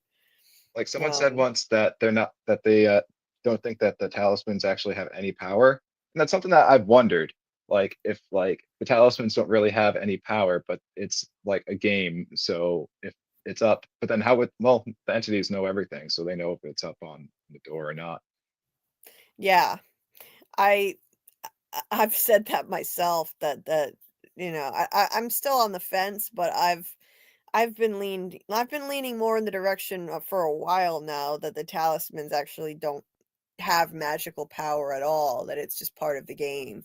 Um that's I don't know. I'm open to the possibility that there's magic involved, but I mean obviously there's magic involved in the show, but the talismans themselves, I don't know. I don't know if they're actually Could be, magic. Maybe. right? I Or don't know, but it's something I have wondered. yeah, it could just be part of the game. It just seems very much like a game. They have to be hung in a certain way. If it falls, then it's useless. And yeah, Boyd found them, and it was like he was in a video game in the forest, like finding a power up. Like it seems very much like a game to me. Um, but I don't know. Yeah, it's interesting to think about. Um, so what else Going did back, we? Sorry, going back what? to going back to Pinkner. Um, Yeah, he's quoted himself as saying that he enjoys telling grounded stories in heightened circumstances, and that he values the journey of discovery and storytelling. Um, one thing that I've noticed about Jeff Pinkner and from the way he talks is that he seems to have a really collaborative nature. working closely with actors and writers to bring the characters to life. And it's something that I feel like, so we have Jack Bender, who helps the actors bring the characters to life, and you've got Jeff Pinkner, who is helping bring the characters to life in the script. And so you kind of see like the pipeline a little bit on how it works. And you've got John who's creating the overall story and then helping create, you know, the scripts as well. Right. Right. So Yeah. it's like John is like the supervisor and main guy, but then we have these other two who are helping bring this to life. So Jeff seems to be the one who's really helping to bring it to life on paper, and Jack is bringing it from the paper to the screen. Right. Yeah, I wondered how that worked, like how like what each of their roles really are. They're all executive producers, right? All three of them. Mhm. Yeah. Um and John is I think John's the only one who's credited as a writer, but the others, will throw in ideas that they have Mhm. and um for the writers to run with. So like Jack Bender came up with the idea to take the music box plot line and expand it into something more. No, like instead of Boyd just leaving the music box alone, this should follow him around, and the ballerina should come to him in the form of visions. And that wasn't originally part of the plan, but they liked it, so the writers ran with it. So like that, but that was Jack's idea. So it's an interesting process how it actually works. Like Jack's not one of the writers, but that was his idea. And then he contributed it. They took it and ran with it, and John liked it. So it's a real collaborative effort. Right. You don't have to be physically writing it to be part of like the writing slash creative process. So, and I think that's kind of like how Jack is involved, is like he's like in the writer's room, but he's not involved in like the physical writing of it. Yes. Yep. Um, which is One thing I cool. noticed about Jeff is that he's got a great sense of humor, and Mhm. supposedly he enjoys fostering a positive and creative environment on set, from what he said in interviews. And I noticed I liked how he teased Jamie in her interview of him, um, on, is it Sci-Fi Vision? Yeah, sci-fi vision. Hmm. Um, because he was teasing her about the super chats. I don't know if you remember that. Yeah, And he goofed. He was like, "Oh, how come you're reading all of them in order from how much they paid?" And she wasn't really, but he was just ragging on her. oh yeah, yeah. I got a kick out of that. That was funny. Yeah. And I was able to glean a small bit of information about his personal life. He has a good number of sneakers. Oh, I could see them in the room behind him during one of his interviews. you can see his sneakers. Yep, he had a rack of them. Oh wow. So Hey, he's but a sneaker wasn't as enthusiast. bad as some people I know. I had an ex that had a ton of sneakers, and he would start his day by matching his sneakers with his underwear, and then creating What? the rest of his wardrobe from that. Yep. And so then he'd match his shirt to his underwear and everything else. Yeah. Why? Yeah. No one. That is so crazy to me. It's like, who's gonna see if your sneakers match your underwear? Why does that matter? That's hilarious. It was something I didn't even notice until he pointed it out. That's hilarious. Wow. That's some attention to detail right there. Well, Right, some attention to detail right there. yeah, I guess yeah. So some guys really have an affinity for their sneaker collections, and they can get very pricey too. I can't imagine spending like $500 on a pair of sneakers, but people do. It's insane to me. And we might have gone through almost everything I have to go. Hmm. I already read this stuff about Midnight Radio.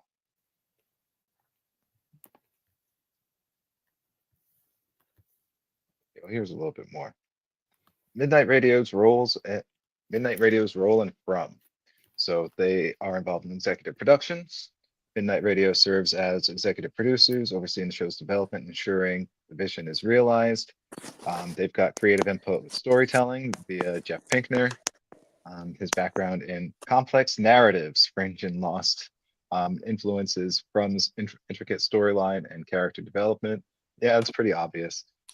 Thematic exploration, the show explores themes of isolation, identity, and survival with depth, reflecting Midnight Radio's penchant for high concept ideas.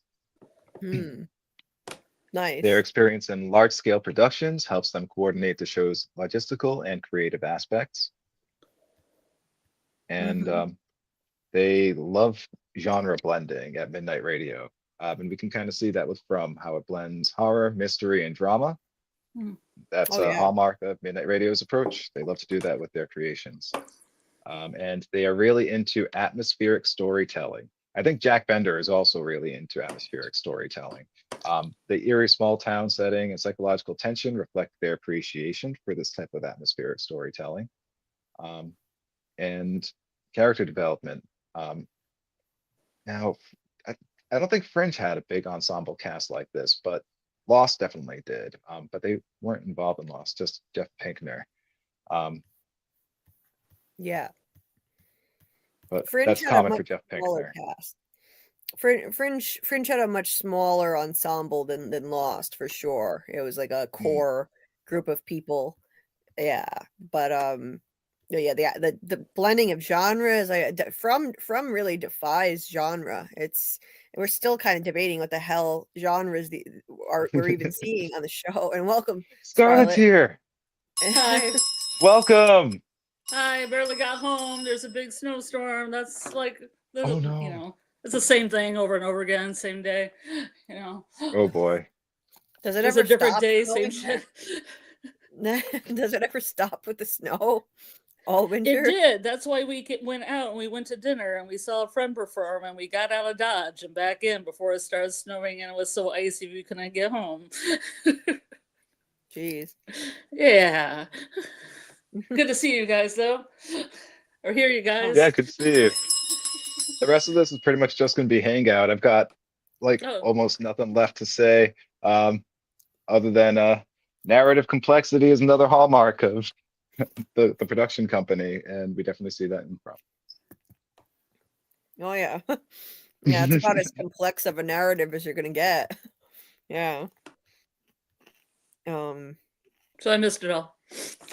Yeah, a little bit. We didn't have a whole lot of a content to run with this time, and yeah, we didn't have all the pretty photos like last time and the in-depth interviews. Jeff Pinkner, he does like interviews, but they'll be like very specific to the shows he's working on. So there are like a lot of interviews of him discussing Fringe or of him discussing. There's actually not a whole. I didn't find as many about him discussing Lost. There were a bunch of him discussing Alias. And a lot of him discussing Fringe. And it's been a while since I've seen Fringe. Yeah. But it was interesting though to see the like change over time in like him like aging and going from like this like really excited form of confidence to like this like more like serious form of confidence, but like with but really he's hiding humor behind it and he's gonna jab at you with like jokes from behind this like serious expression.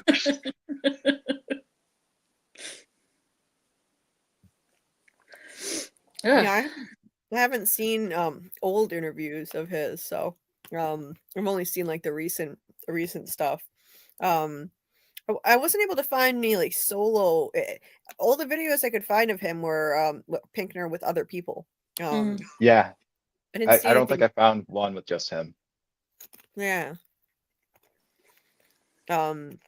With John Griffin, it was cool. There was a whole podcast of just him talking, which is illuminating. But that's where I got a lot of my content from for that video was from that podcast interview. Yeah. Some people make themselves a little more difficult to pinpoint, pin down, like more of they keep themselves close to their cards close to the vest about their personal lives and their background and how much they put themselves out there. Not everybody is like a Doug Hughes, who's like a man of the people and is everywhere. And, you know, You gotta start with that man of the people, Doug Hughes. yeah. Oh man, maybe I should make this like a pitch and try to like maybe I should start a stream and try to get Jeff Pinkner on it and be like, come on, be a man of the people. Mhm. We want Jeff Pinkner. We need Jeff Pinkner. Yeah. The world needs him. Yeah. Yeah. Like, come tell your story. You know, we want to hear it. Right. Like, Actually, people do. People do want to hear it. He's very prolific. He's very popular. He should go and talk more.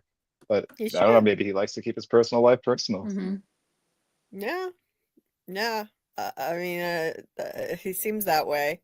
Um, I don't know. And like not there's not much of a social media presence either that I could find either. So yeah, Mhm. it's difficult. It's difficult trying to find information on these guys and what makes them tick. This one especially. I mean, there was like a whole lot on Jack Bender because Mhm. he's such a quirky, fascinating person who's very much been in the public eye. Mhm. He loves to You know, talk. I Oh mean, my gosh, going he way loves back, being interviewed. he does. Yeah. Yeah. I mean, going way back to his days, being a cameo hippie on various old sitcoms. Mhm. I mean, he's been all over the place, and yeah, he loves to talk a little too much. They gotta put a muzzle on him when they do interviews with From. You gotta be careful Yeah, with because him. he'll like apologize to John or like say John and Beth, is it okay for me to say this? Or like John might actually get mad at me for saying this. I don't know. Yeah, yeah. Oops. I thought it was funny how he was like, you know, yeah, how did what did John and Jeff say about this? No, like in the E-Man interview when he was alone, he said, "What did John and Jeff say?" And then E-Man told him, and he said, "Okay, same answer." he's Oh he's yeah, yeah. he's got to be It careful. was it was something about showing they showed a picture of Smiley with the red like placenta like hanging off of him or whatever, draped off of him, and the picture of the red like octopus looking monster like thing from the painting. Mm-hmm. The painting on the wall, the cave painting. Mhm. Mm-hmm. Yeah, and yeah, I think he wouldn't like confirm or deny that that's the same thing. But come on, it's pretty obvious. I guess he doesn't want to get in trouble with the team. Mhm. Yeah. You could have somebody I'm gonna Um. be coming in right and back. making very, very specific folds in the membrane. I'm gonna be Yeah. right back. I drank a lot of coffees today. Uh-oh. Okay. Yeah. Like I'm looking at Jeff Pinkner's Twitter right now, and Mhm. yeah, he's mostly just active during the From season, and then he doesn't even Yeah. post much. And like his under his bio, all it has is just showrunner. That's it. Just showrunner. Not Doesn't say what he's the Dreamweaver. showrunner of. Yeah. It doesn't say what he's Either the showrunner of. Yeah.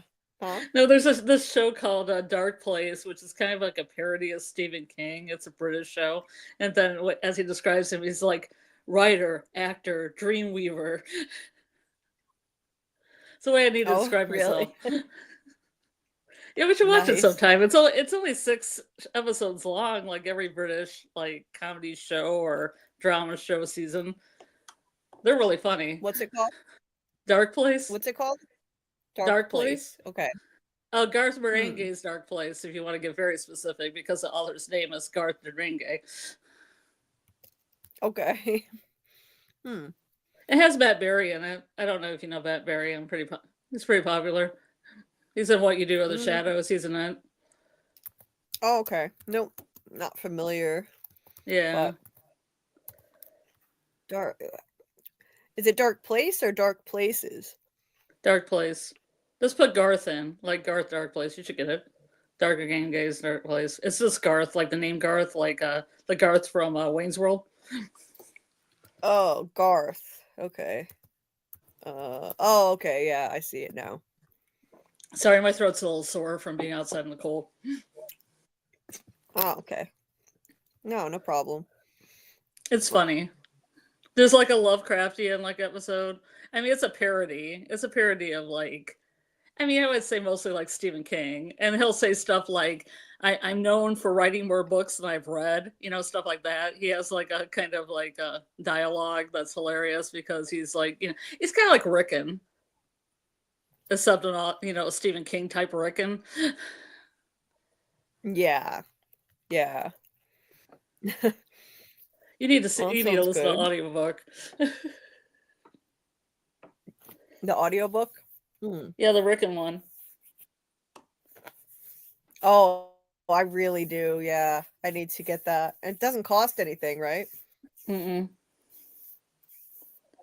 There's a Rickon audiobook. Okay. Sorry, I'm back. Yeah, it's read by the actor. It's great. It's really funny. Oh man, is it like his book that he's reading? Yeah, it's the What? UUR. It's like an hour of excerpts. Oh man, I want to listen to that. I should play it at work for my coworker Diane. I'll just like Yes. put it on randomly while walking by her because she's really into Severance too. Mhm. She's gonna be like, "Wait, what?" Or you can So it'll you can act like get you're a laugh really out of into her. it, like it's really serious. Yeah, I'll I know because she sometimes she'll hang out talking to my supervisor, and I'll go over there playing that, like, oh, listen to this audiobook I've been listening to. It's about, work and self-empowerment. And that's a joke. My supervisor will get a kick out of it too. Yeah. Oh, I didn't see this before. Sorry, Martin. I have the same theory as you, Julie, when it comes to two sides. So one could use the crows as spies or chosen ones' seizures, and one can only see the forest or listen through radios or telecoms. Um, Interesting. Yeah, we can make that deeper. There's only so many characters I Yeah. can type. Yeah, that's the problem with having complex theories. I can never fit hmm everything I want to say in a chat. So, hmm no, I get it, Martin. I can never fit everything either. Yeah. But So Well, Scarlett, did you know that Jeff Pink? Yeah. Doc? Oh, sorry, I didn't realize you were about to talk. Oh, Um, I just usually when I write really long things, I'm hoping I'm in a chat that isn't active enough that somebody will write something before I write something, so my my two thoughts are connected. oh, yep, I've been there. Yeah. Yeah, what are you gonna say? Oh, did you know that Jeff Pinkner graduated from Harvard Law School? Oh wow. Right? Was he in that field before show running? He was also doing freelance writing, I think, or at least Oh, okay. trying to get involved in it. Mm-hmm. What And kind of he law? became Do you know what uh, kind of law? no, I got that from Wikipedia. It didn't specify. Hmm. I'm hoping that it was accurate Yeah, yeah, that's true. because the AI was telling me that he got a psych degree from Pinsner College, hmm and but I couldn't. I was like trying to find the actual source of that information, and only like education I could find was on Wikipedia when I was hmm trying to do a manual search. So they might have been. Oh no, when I looked at the source, it was going hmm by the Pinsner College enroll graduation like publications and hmm or whatever. It was going by something that listed a Jeff Pinkner as being a graduate, hmm and it didn't specify that it was this Jeff Pinkner. It was Yeah, just that yeah. a Jeff Pinkner graduated from Pinsner hmm College with a psychology degree. So I couldn't actually be like, well, that's the Jeff Pinkner, because I don't know. That could be any Yeah. Jeff Pinkner, and Wikipedia is saying he's got a Harvard law degree. Like, yeah. And you could just say a Jeff Pinkner graduated. Yeah, Good job, AI. yeah, you got to be careful. One Sometimes for AI. team non-AI. I don't know what you would call it. Yeah, sometimes it can get it wrong.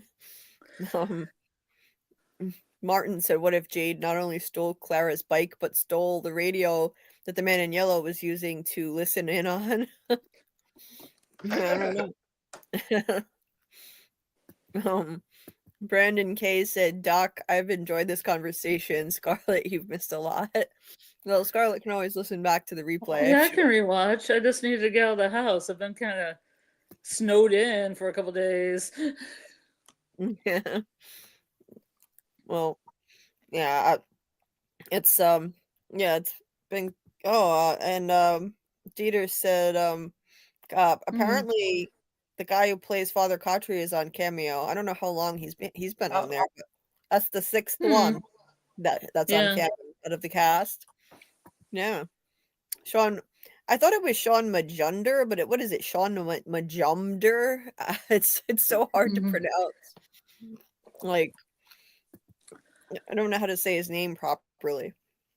So I do know that Jeff Pinkner was also a scribe on like a TV show.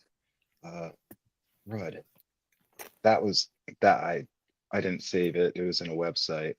But it said that he was known for his work as like a great scribe, but that was how he got involved with I think the dude on was it Alias? No, it was early edition. That's how he got connected with that. Yeah.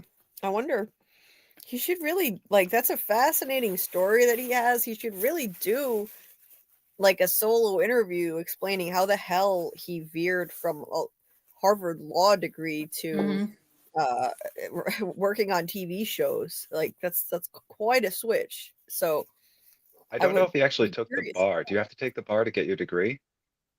No, you don't. So it's possible that he got a degree and didn't ever take the bar or pass the bar. Pass the bar, yeah. Yeah, he might not have gone for the bar. I had a friend that had to take it 3 times in order to pass it, so It's very hard to do. Yeah. Yeah, I've heard it's that. expensive. That would suck, getting a law degree and then having to, like, after all of that work, be let down like that, not being able to pass the bar.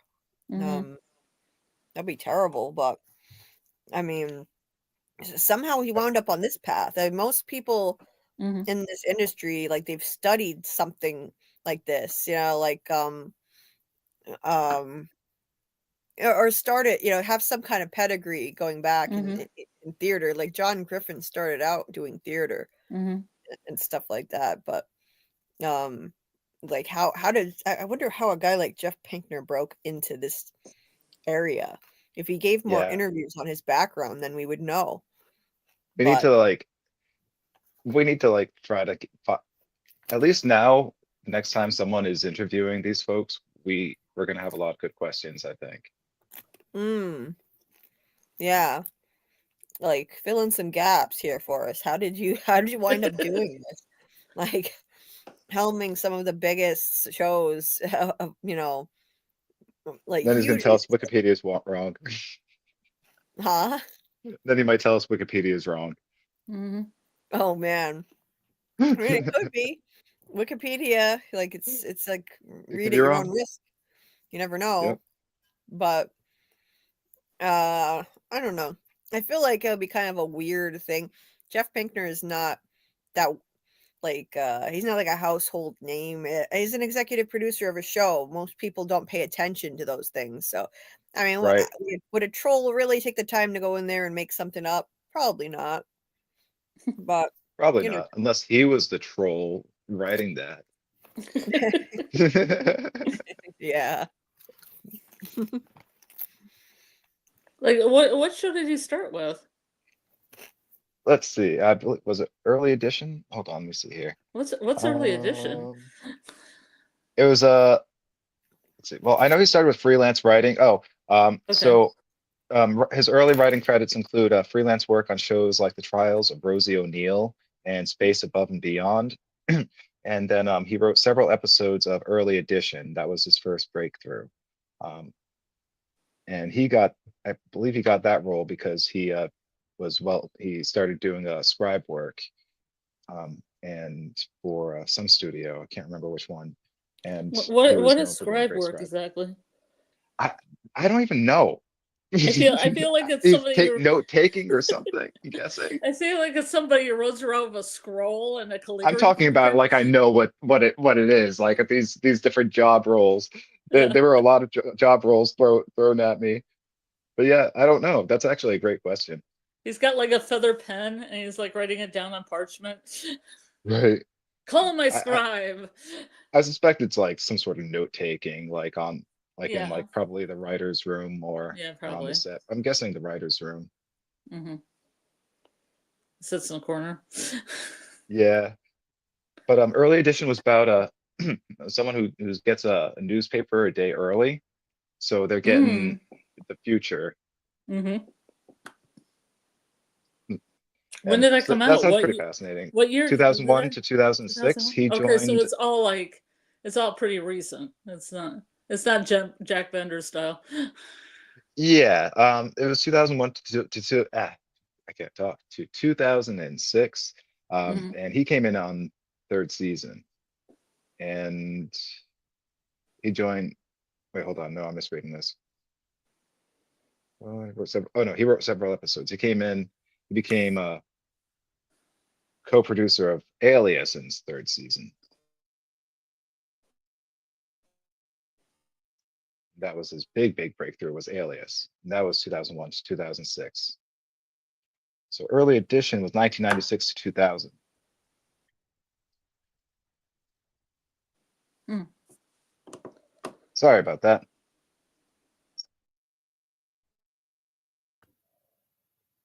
I hear my mom yelling about the cats. I It's might have okay. to just go for Oh, a no. minute. Yeah, the cats are raising hell. I'll be right back. Okay. Oh, cats. Those darned cats. What have you seen? Have you seen of his work? Um, I've seen Lost and Fringe, Okay. and of course From. Um, Okay. but that's You pretty never much saw it Alias. that I've seen. I've never seen Alias. I've heard great things about it. I've never seen Colony, but I've heard great things about it. The show The Mm-hmm. Passage only got one season, but that sounds kind of interesting. It's a vampire show. Hmm. I do not intend to watch The Dark Yeah. Tower until I've read the books. And let me pull up his IMDb page because he was involved in a lot more than what I read. Yeah. What was the one about a vampire?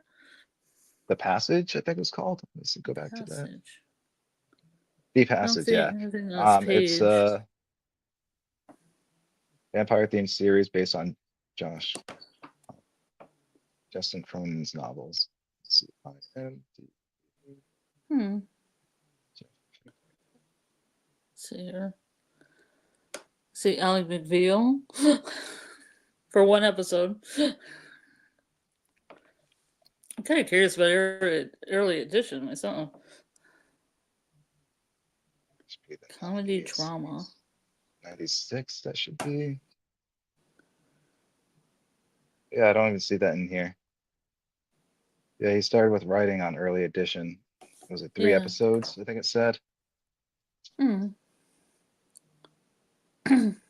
What is this on? CBS, huh? So for his IMDb page, we have The street was it? going in order. We got because we also have Ally McBeal. writing. Wait, hold on. Oh, because they have the writing separate from Mm-hmm. and from additional crew. Okay, so here's our. Oh yeah, so he does. They do have early edition on here. It's at the Mm-hmm. bottom under additional crew. For Mm-hmm. additional crew, he's early edition and Lost. Then as a writer, we got Ally McBeal. Ally, Mm-hmm. I didn't realize that was its own series. Profiler, early edition, The Street, The Beast, Alias with 12 episodes in that one. Early edition, he actually had 23 episodes credited. Is that right? No, that's got to just be how many episodes? No, I guess so. Lost, only 4 episodes in Lost. 1 for October Road, 26 for Fringe. He did The Amazing Spider-Man 2, and The Fifth Wave, The Dark Tower. I think I saw the beginning of The Fifth Wave, but for some reason I didn't get to finish watching it. I have not seen any of the new Jumanji movies, which he was, let's see, he wrote the screenplay for Jumanji Welcome to the Jungle. He was co-writer for a movie called Salamander. I haven't seen that. TV movie. The Nightfall series looks interesting. I should look up some of these series. He did screen The Templars. story and screenplay for Venom. Oh, well, I knew that, but I didn't realize that was he actually wrote that much of it. I just knew he was involved. Jumanji: The Next Level, he wrote, and he is writing Visionaries, Knights of the Magical. So for upcoming for him, he has Visionaries, Knights of the Magical Light. Evil trying to obtain all totems and overthrew the head wizard. I think they mean overthrow the head wizard. While good try to repel evil's forces. So it could be better written, but okay. Yeah, it's all it gives me for a storyline. Action, fantasy, sci-fi. It's interesting. You worked on something called Origin. Oh, that's funny. It is funny. About a group of strangers stranded on a spacecraft born for a distant planet. That kind of sounds about the same vibe. And then he's writing, is this a movie? Mask, M-A-S-K, Mobile Armored Strike Command. It sounds like an anime. Action sci-fi. Matt Tracker leads a team of elite special agents with a fleet of hidden function vehicles against Miles Mayhem and its terrorist organization known as Venom. So this is an upcoming something that's coming out that he's a writer for. Cowboy Bebop? Director F. Gary Gray. Yep, he was involved in Cowboy Bebop, the TV series, not the anime. Live action. Yikes. Yeah, I was saying I didn't know that there was a live action one. I never That was heard the of live that. action one. Yeah, it was a Netflix series. Hey Trace, nice to see you. Is it good? My fiance loved it, but my fiance didn't watch the anime. Okay. People who watch the anime, you have mixed reactions. I know that One Piece did a live action and people didn't like it at all. So Really? I loved it. I know a lot of people who loved really? it. Yeah, I didn't watch the anime though, but it made me want to watch the anime. And I think I watched like the first episode or two of the anime, but then I got distracted watching other stuff because One Piece goes on for like forever. Yeah. What was that originally new on? people in, huh? Was that what Netflix. Like the But original the anime though, the anime I don't know. Yeah. Probably Crunchyroll. Oh, okay. Someone said something about John Cusack's Identity. That sounds so that sounds so familiar. Identity. I feel like I've seen that. Oh yeah, I've seen that movie. Yeah. Yeah. Oh my God. Yeah, that was one of like the best movies I've ever seen. Yeah, that I just looked it up. Yes, David, that was phenomenal. That was like one of the most genius movies I've ever seen in terms of twists. It was not it was not what it seemed on the surface at all. It was so fascinating. Yeah, that was a great movie. The innocent archetype causing chaos. Yeah, if people haven't seen Identity with John Cusack, that was fantastic. And to answer David's question, we're doing a Severance episode 5 live on Monday night. Monday is our usual Severance night, so we'll be doing it Monday night, 10 p.m. But realistically, it'll probably be 10:15 p.m. Eastern. So that's we're doing that, and but I already got ahead of the game for once, and I think I already scheduled it for 10:15. Just knowing me, I scheduled it early, so it's already there. The thumbnail is there and everything. So I'm doing better. I'm not putting them up last minute anymore. So Yeah, because we have a lot of stuff to talk about for Severance. That'll be fun. I haven't seen Utopia. John Cusack's show Utopia scared the shit out of me. Hey, Golden Child. Interesting. I've heard good things about it. Utopia. Oh, it was from 2020. Yeah, it was pretty recent. Wait, that wasn't the same one. Was there a different Utopia with John Cusack?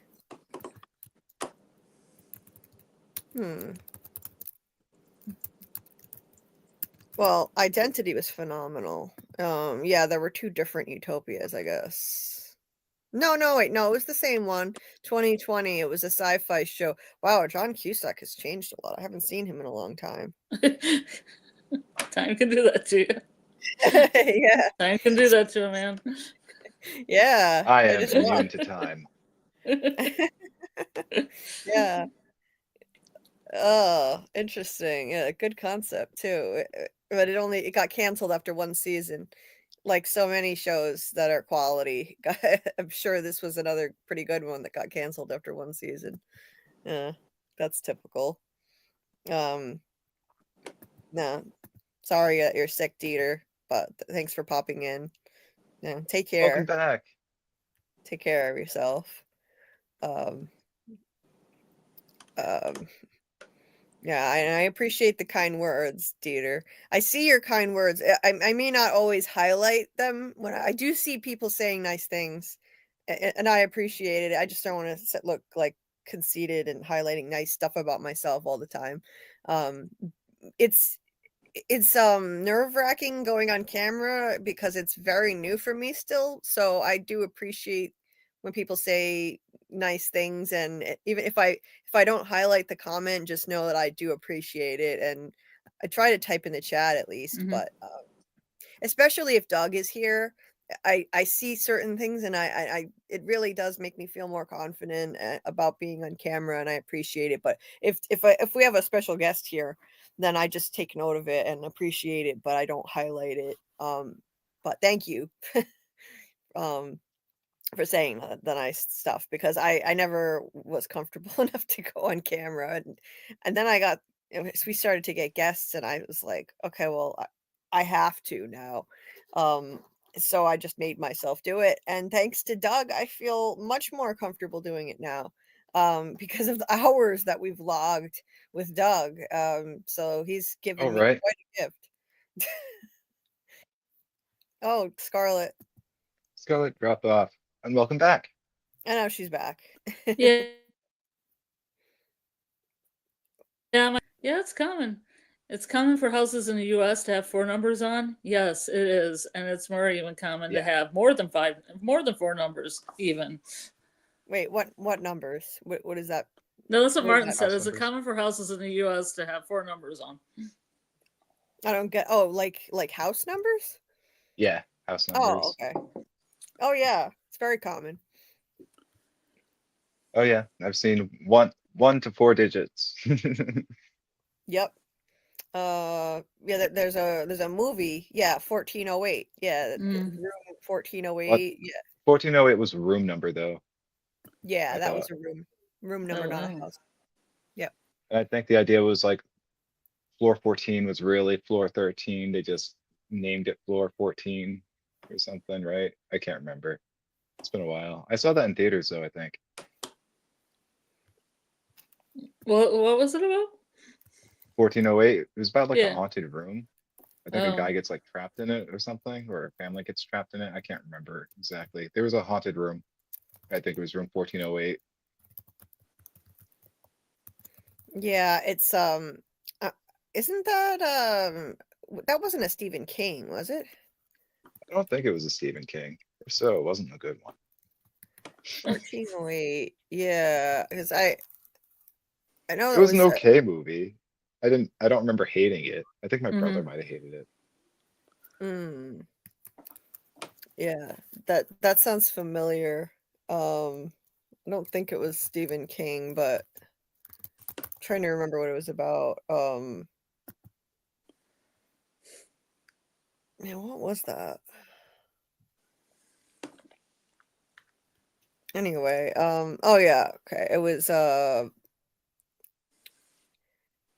yeah, that's okay. That's what I thought. It's about a supernatural, like an author who is famous for debunking supernatural phenomena, and he ignores the warnings of the hotel manager and That treks was into it. a famously haunted room. And it is a Stephen King. It is. Is it? Yeah, Stephen King wrote that. Yeah, I think it the wasn't as story was. exciting as my brother had hoped, because I remember thinking it was okay, and my brother was just not happy with the movie.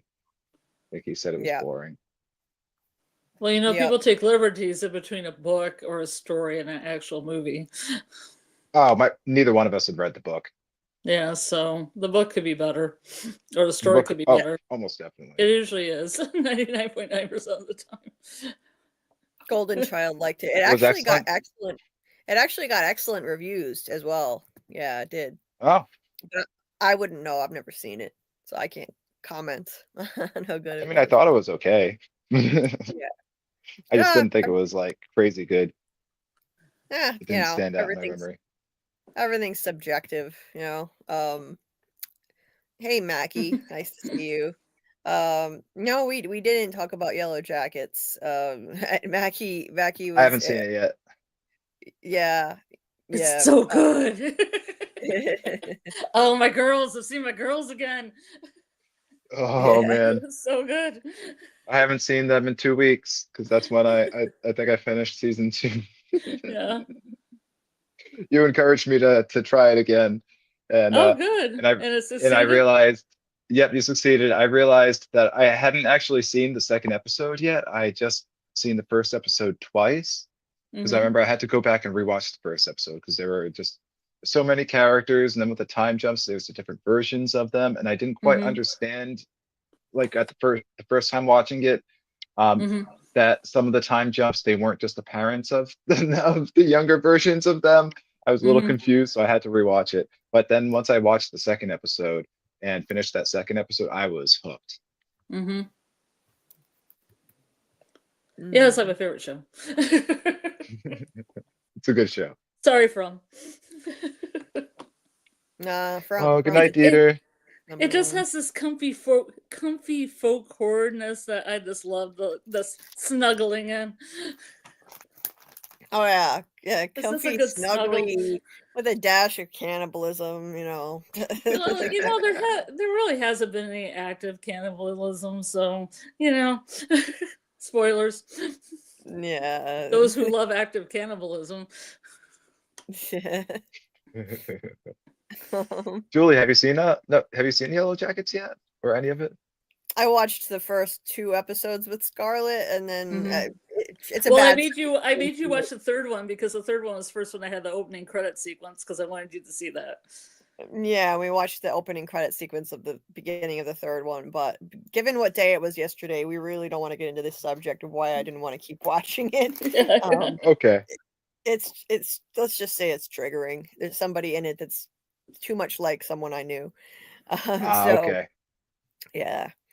Um, so unfortunately, it's just not my thing. But to Mm-hmm. be honest with you, it just wouldn't have worked anyway. If I were to cover that show, I'm Mm-hmm. already drowning trying to cover Severance and the From rewatch at the same time and manage my pain condition.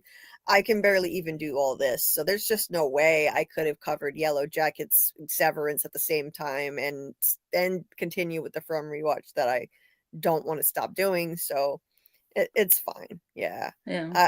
I know a lot of you guys watch it, so I'll be missing out on your side conversations, but Mm-hmm. when we do our From lives and our Severance lives, we'll just try to focus on the shows that we all watch because I have Mm-hmm. no idea what's going on in Yellow Jackets.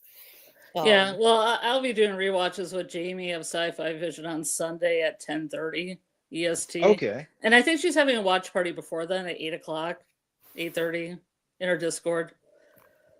Yeah. Oh, good, because I'm off For on people who Sunday, so I didn't can get to actually see it catch because that. it dropped at a really weird hour. So, Yeah. Yeah, it dropped well, like we didn't know when it dropped. I just looked at like 1:30 in the morning, and I was like, "Oh, it's on." it was suddenly just there.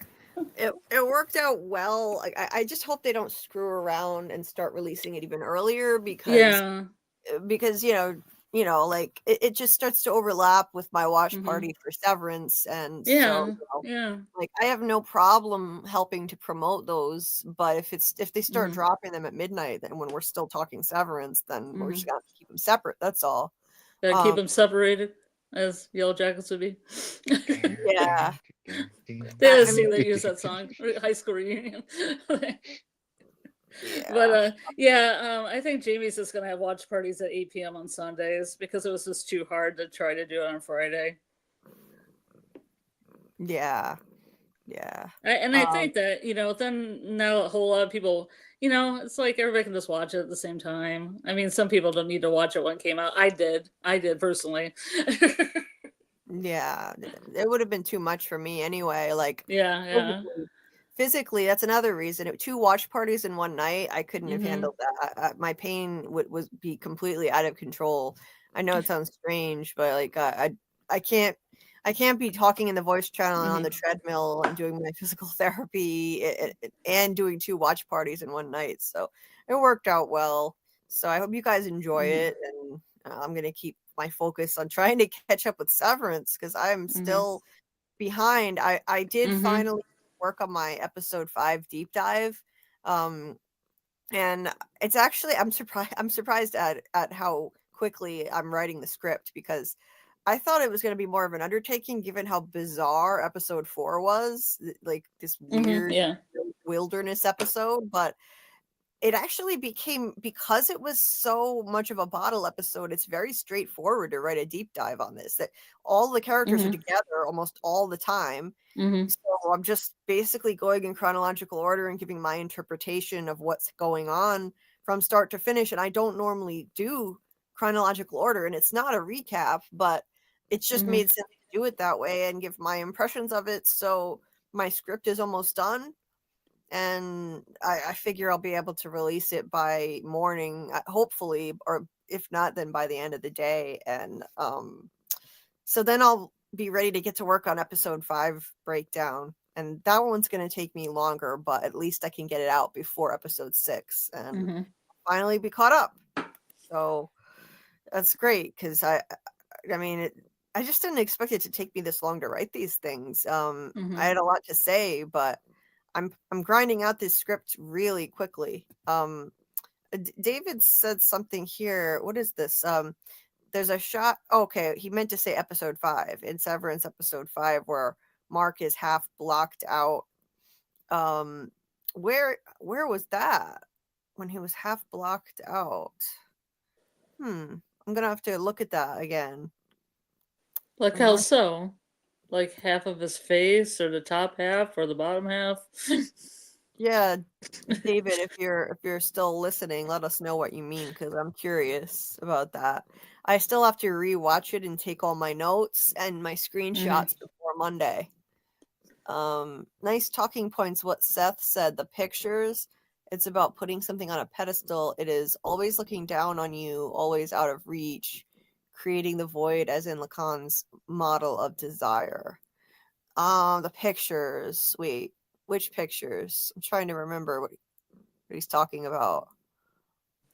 The pictures. Like What the am I? Cure paintings? Oh yeah, that must be it. I mean, that's the Yeah, only thing I can think of. it's gotta be. Yeah. He puts them up high. He puts them up on a high shelf. That's gotta be what he's talking about. Mhm. Yeah. And looking down on him, well, that would kind of make sense because they're Mhm. racist as hell. Mhm. Um, so Right, just the idea of putting like those like blackface pictures up on a pedestal to look down at you and look down at, oh my, yeah, it's messed up. Yeah. That's crazy. I couldn't believe what I was seeing. I was like, wait, is that what I think it is? Like, I had to look closely at it because I'm watching on a Chromebook, and like, oh my god, yeah, that's supposed to be Kier with black skin, and he still has blue eyes, and oh my god, I was not expecting that. Yikes. Um, David also said Irving missing equals shadow and control. as Mark's Audi is in the office. Audi Mark made love to Helena. Well, not really made love. I would say, SA, Helena Yeah, SA'd him. non-consensual sex, perhaps. Yeah. I'm really and- hoping they handle that well, because Legion kind of turned me off of that a little bit. yeah. The TV show, because of that. This was messed up too. Any Mark didn't find out until Seth told him. Wait a minute. Wait, but any Mark knew though, because any Mark was there. Wait, why? David's saying Audi Mark was the one who. I'm confused because it But was why any did Audi Mark. Mark was Mark in Audi or any form when he talks to Milchick and Milchick said about that stuff? I He don't was. remember now. It was an any Mark, and he was any Mark at the retreat. But David's saying he was Audi Mark, so I'm confused. How does he know that was Audi Mark? Oh, I Yeah. misunderstood. I thought he was saying that Audi Mark discovered about that from Seth telling any Mark, but it wasn't any Mark, it was Audi Mark as any Mark because he was kind of bouncing back and forth that time. Is that what you're saying, David? Oh, what's he saying? Oh, maybe he's saying because Mark was glitching in and out, because Mark is being reintegrated, so Yeah, that's what I think he might be saying. I still got the sense that it was any Mark in that situation, and it Oh, wasn't he thinks it was Audi Mark at the retreat. Yeah, but I don't think so. I don't think so. Unless he was there beforehand, because he wouldn't even know who Helena was. right. Yeah, I think he He was glitched like, just "Oh, here's this pretty briefly. redhead. I might as well shag her. Cool." Yeah. I mean, I don't know if like guys just jump that fast, but maybe. And he was glitching after they did this, he was glitching back and forth, seeing Gemma and then Helena, Gemma, Helena. That was where he was glitching, but I'd say he Well, was in and out, but he was still any Mark. I understand what he means though, because there was like that little glitch when they were making love and he saw Gemma's face instead of Helena's face. And that seemed to confuse any Mark more than anything, I think. So I think that was really any Mark just like kind of like glitching. I don't think he really became Audi Mark. I think he was just getting like a flash of memory there. I don't think it was really like a switch. I agree. Yeah, I agree. But I can see how that could be a little confusing. Or Oh, how yeah. like that might lead you to think that maybe there's a possibility that it could be, but I don't think it is. Yeah. Yeah.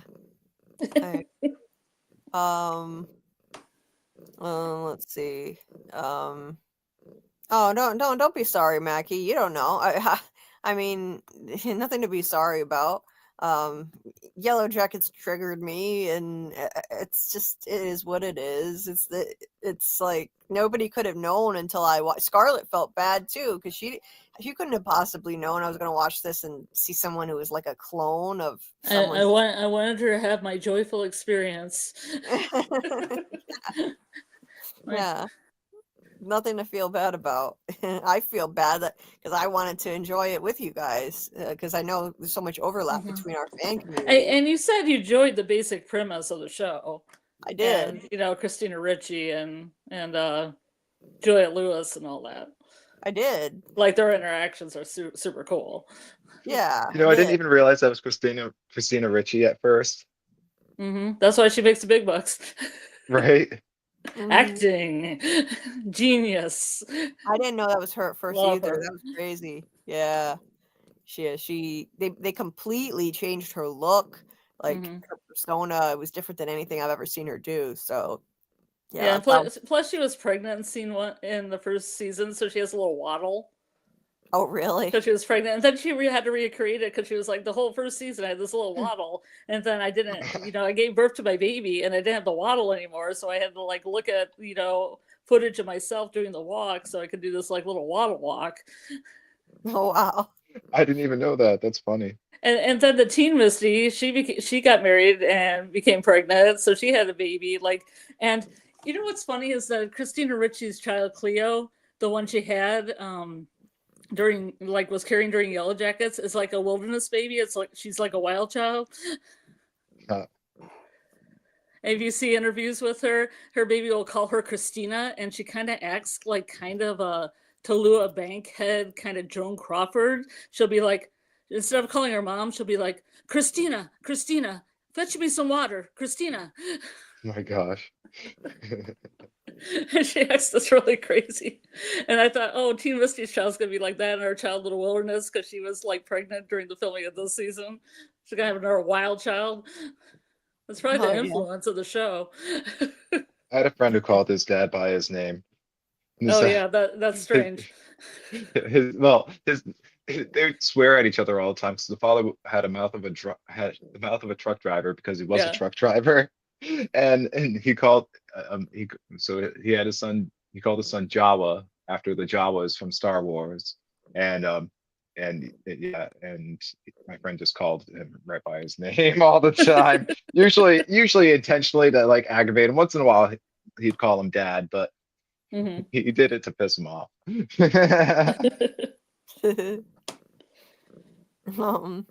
Oh, He David was a great explained. guy though. Sorry, what, Doc? Okay. Did I cut you off? Oh, I said he was a great guy though. Oh, okay. David explained what he was talking about. When he was talking to Helly, the scene shows Mark half blocked out, like the Glasgow effect from the reintegration process is half working. Hmm. Okay. I'll have to go back while I'm watching it. I'll watch for that scene when he's talking to Helly. That's cool. Yeah, he's gonna keep doing this weird glitching thing, which is a cool effect. I like that. I liked it when it was happening to Petey. I wanted to see more of it. It's very disorienting, weird, glitching in and out. I think they're gonna spread this. Hopefully, they won't rush it, and they'll just spread this out gradually, make it happen more and more frequently across the season. Because it ended too quickly. I was so mad they killed off Petey so fast. I was so enjoying the weird shifts back and forth as he was transitioning between Innie Audi, and yeah, I thought that was such a cool effect. I never would have thought they'd be doing this to Mark so soon, but as long as they don't rush it, make it last, make it more gradual. With Petey, it was just, overwhelming really quickly because Ragabi wasn't as good at it and he took off and wasn't under her care anymore. So I think we'll see it happening slower, which is good. I don't want it to be rushed. When Seth took the pictures, he put them up on a pedestal looking down on him. He can never reach that goal in his mind now. I get what you're saying. That makes sense, David. Yep. But Yeah. does he want to? I mean, I think ideally he does because he's a true believer in the cult, but now he's probably starting to question it. Like he's having cognitive dissonance and conflicting feelings here. Like he believes in this thing and he doesn't even know how to articulate his doubts about it, but I think it's making him start to second guess, like because he's feeling like uncomfortable with this racism, but he doesn't even want to almost admit how he's feeling, and he doesn't even know how to talk to another person of color who's probably experienced the same thing. So I mean, yeah, I feel like he does want to emulate Kier, but he's looking at that and it's like, no, not literally. He doesn't want to be, Kier in blackface. Like this is offensive. So yeah, it's dicey. I like that they're venturing into this daring subject matter. It's controversial and it's daring, and you don't see this kind of thing too much in TV. Taking on an issue like that, you got to be very careful how you handle an issue like blackface and racism.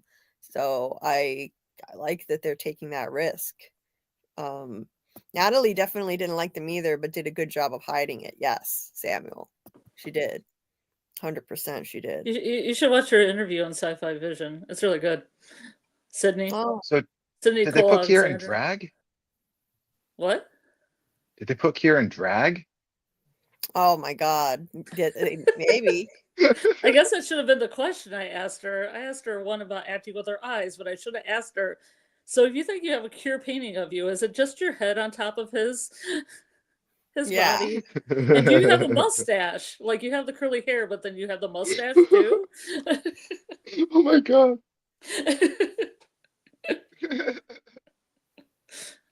Yeah. I know that somebody did it halfway. It wasn't a reel, or somebody did it halfway with like just the head on the body of Kier, but not the mustache. Oh yeah. The Yeah. mustache is the key. Oh God, yeah, you gotta have the mustache. Yeah. I'd love to see what the hell that looked like. Good I morning, know Fletch. Real posted one. Yeah. Yeah, she did a lot of like Fletch, hey Fletch.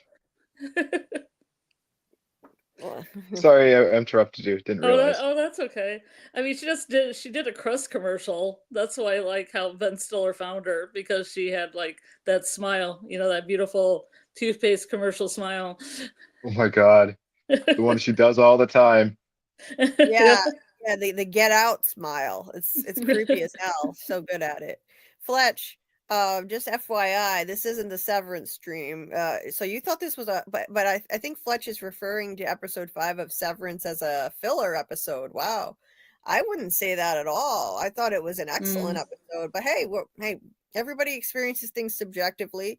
So our Severance live is actually on Monday. So yeah, maybe swing by and drop a like then too. Much appreciated, and always nice to see you.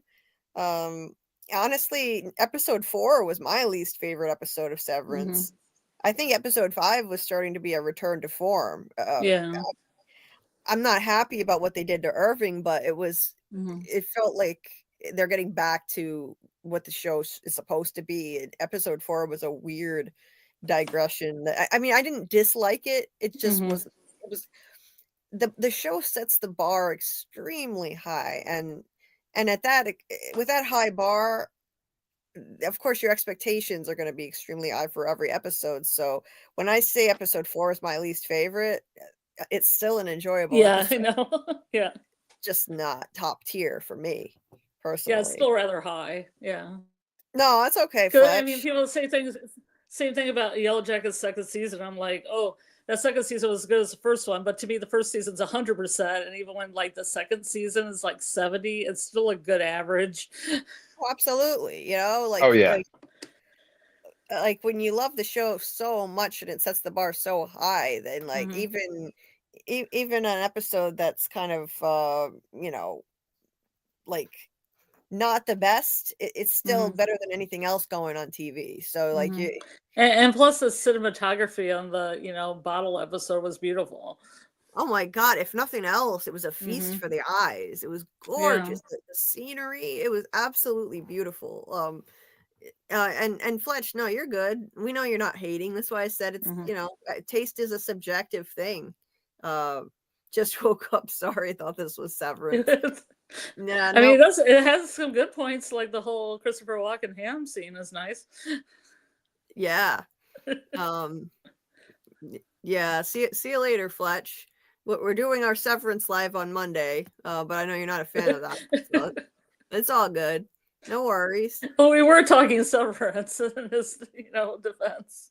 We were talking Severance because we already kind of wrapped up our FROMACADEMY talk, so we're just kind of doing our ramblings before we wrap up.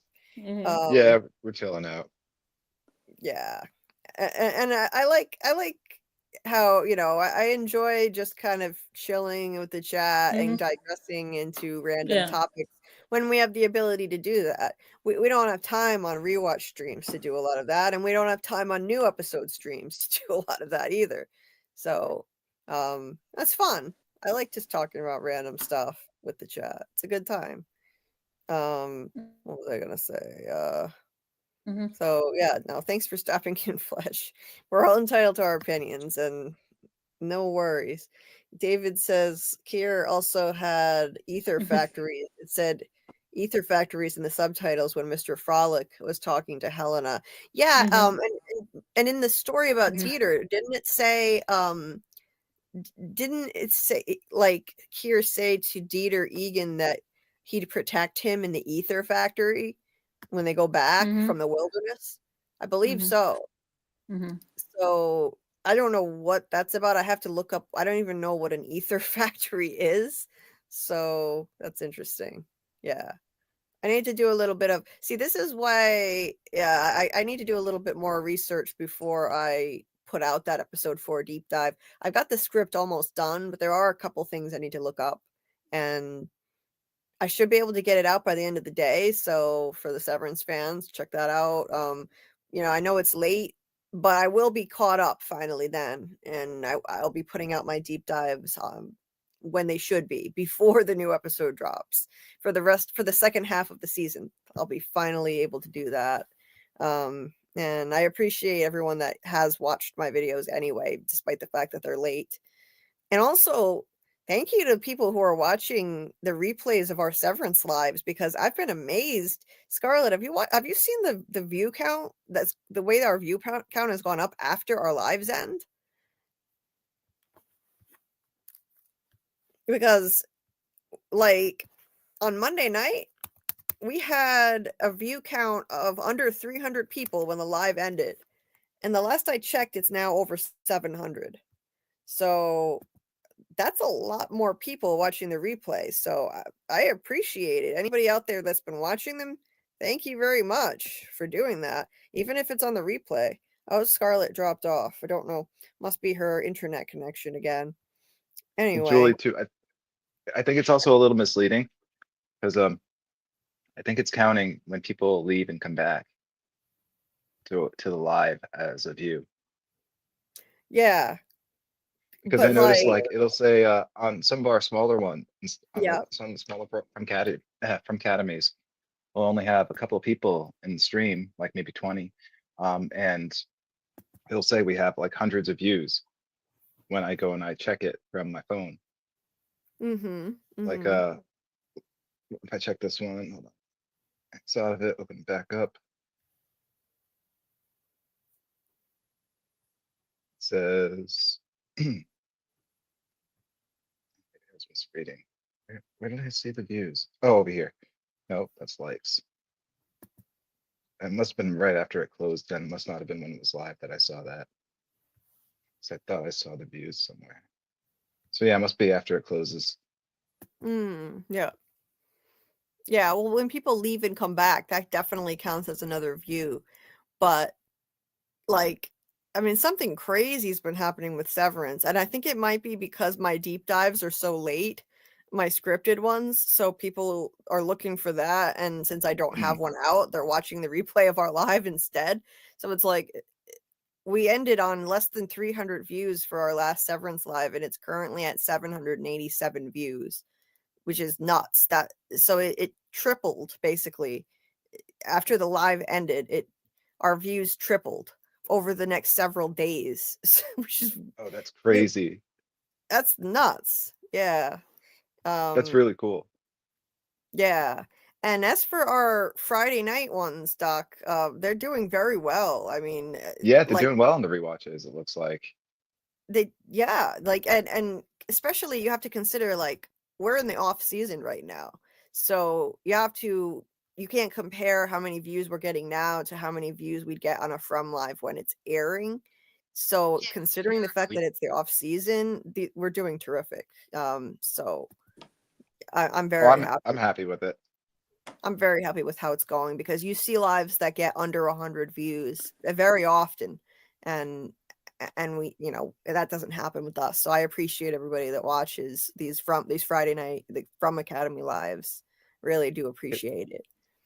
Kidding me? I'd be happy with 10 views and just having these like on YouTube for, I don't know, historical reasons, just that they exist, because there aren't really deep dives on these figures on YouTube. No, they're not. Or really at all. They don't exist. So we're kind of creating those documents. Yep. Yeah. I haven't seen anybody else doing deep dives into these areas, Doc. So I really love that you had this idea. And our Friday night lives were starting to become directionless, and I'm the one that really pushed to keep doing it. Scarlett is like, oh my god, we're going to do another one. I roped her into it. It's like, she's back. she's like, I thought we were gonna maybe take a break from after the season ended. Now we're doing two from lives after season 3 is over. It But escalated quickly. but she still shows up like a trooper and No, I mean, I thought everybody was going to end after take a little breather after season 3, and everybody just jumped right back into season 1. And I'm like, okay, here we go. Away we go. we can't quit this show. We can't. We're FROMAHolics. That's what we do. We can't quit it. So I appreciate you, Doc, for coming in, and it also gives Scarlett a Oh, break, thank you. so she doesn't have to be here nonstop twice a week in the off season. And you've breathed new life into our Friday night from live. So I appreciate you. Oh, thank you. Mhm. I really appreciate you all. Well, yeah, I think you had a great idea doing this. And what do you want? Do you have any ideas for the next topic, Doc? Have you thought about it yet? I was hoping since I came up with the first 3, that one of you would come up with the next one. Okay. Oh. But I mean, I could try to think of Mm. something. I've got a couple of ideas, but I think it'd be more fun if one of you thought of the idea for the next one. I'd like to do that. Yeah, let's give it some thought. Let's give it some thought and figure it out for next week what we'd like to do. That would be cool. I would like to do maybe like once a month, we do one of the stories about a man in yellow. So like one of Mm, the stories that are kind Okay. of associated with a man in yellow, like just Mhm. like as like a monthly thing. I think that'd be fun. And Mhm. maybe Yeah. we could get if we're lucky, we could get Doug on to talk about maybe like the literary aspects and not necessarily have him theorizing. And then we can, Mhm. when he signs off, we can talk more about theories and connections with the show. Right, because he's actually reading some of these books that are referenced in the show or that could be potential influences on the show. And I thought it'd be fun if we over the next few months when we have time, if we could read some of these things ourselves, like the narrative of Arthur Gordon Pym, he's reading that. We could have, like a literary from Academy with Doug and discuss that. And he may not be into theorizing, but he's interested enough to actually take the time to read these things. So I think it would be fun and I think he would be game to come on and discuss with us since he's reading the stuff anyway. But you should hear what he had to say to me about he said some of it on the live, but he was a little bit more colorful about it when we talked privately about the King in Yellow, Mhm.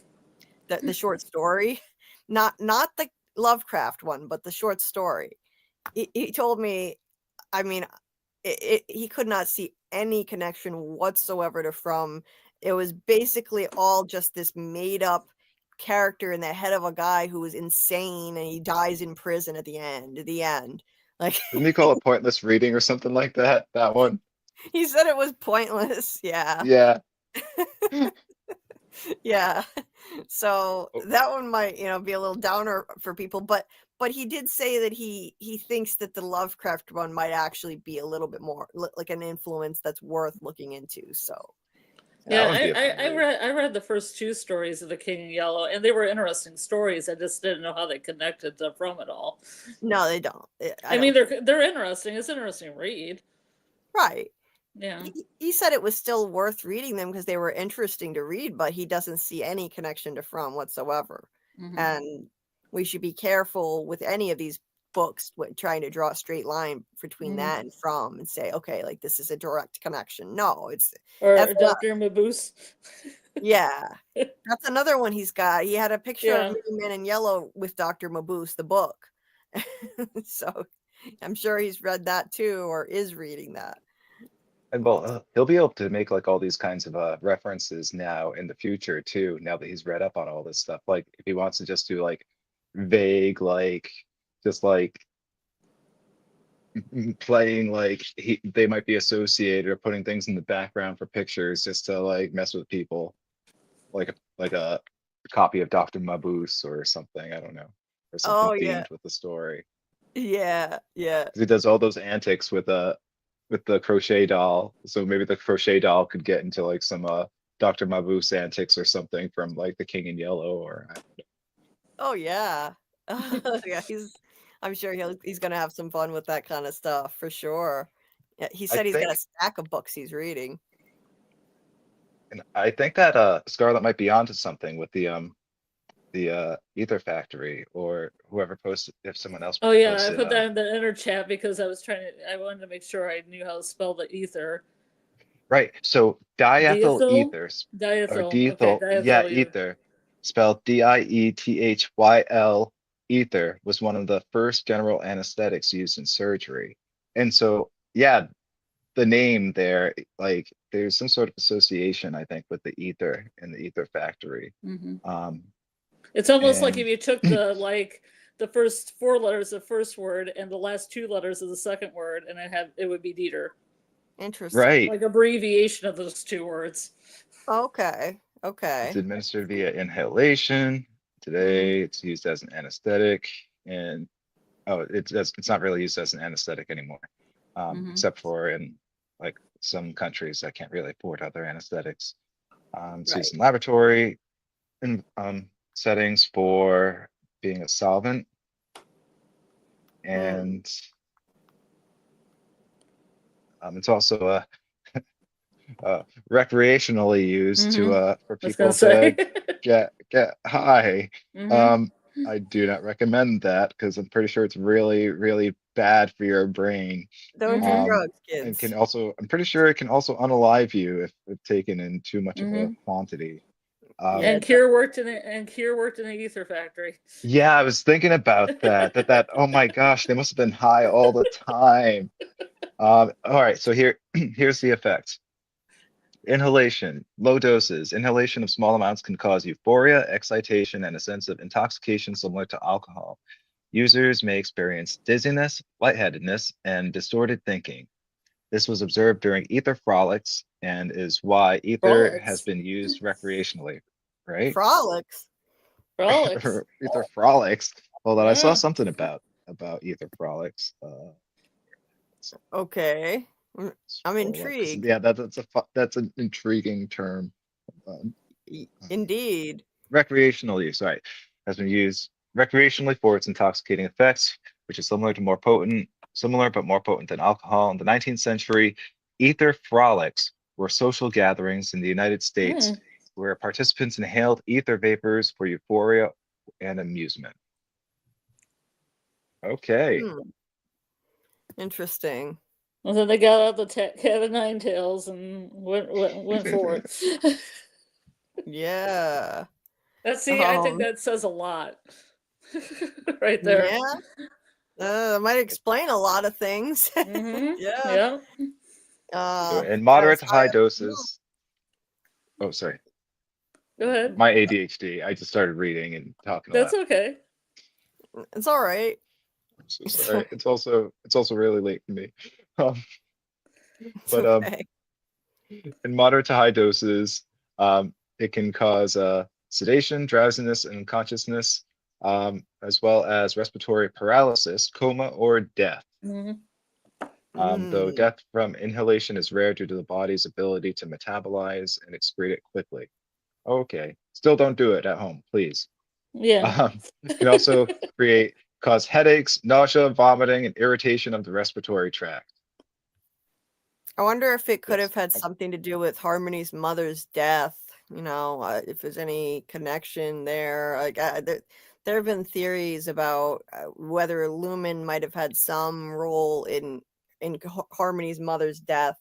The way she keeps that breathing tube, Hmm. maybe it was faulty. I don't know. Maybe she was Um, huffing some ether. She was going maybe to ether frolics. ether. David said ethers are moderately toxic organic compounds that contain an oxygen atom bonded to 2 carbon atoms. But ether with an A at the beginning Hmm. refers to multiple things in mythology. Yes, Okay. that's true. The way they Oh yeah, spoke so about there could be a double meaning there. could be. The way they spoke about Helena reassuring her that her tempers will be balanced after the traumatic experience tells me they have some mechanical way of balancing tempers forcefully. That's what I thought too, David. Like there's some way that they can actually measure this which would be repression and bad. Yeah, like there's got to be, like, how do you do that? I mean, are they doing this through the chip in her head? Are they, like, how?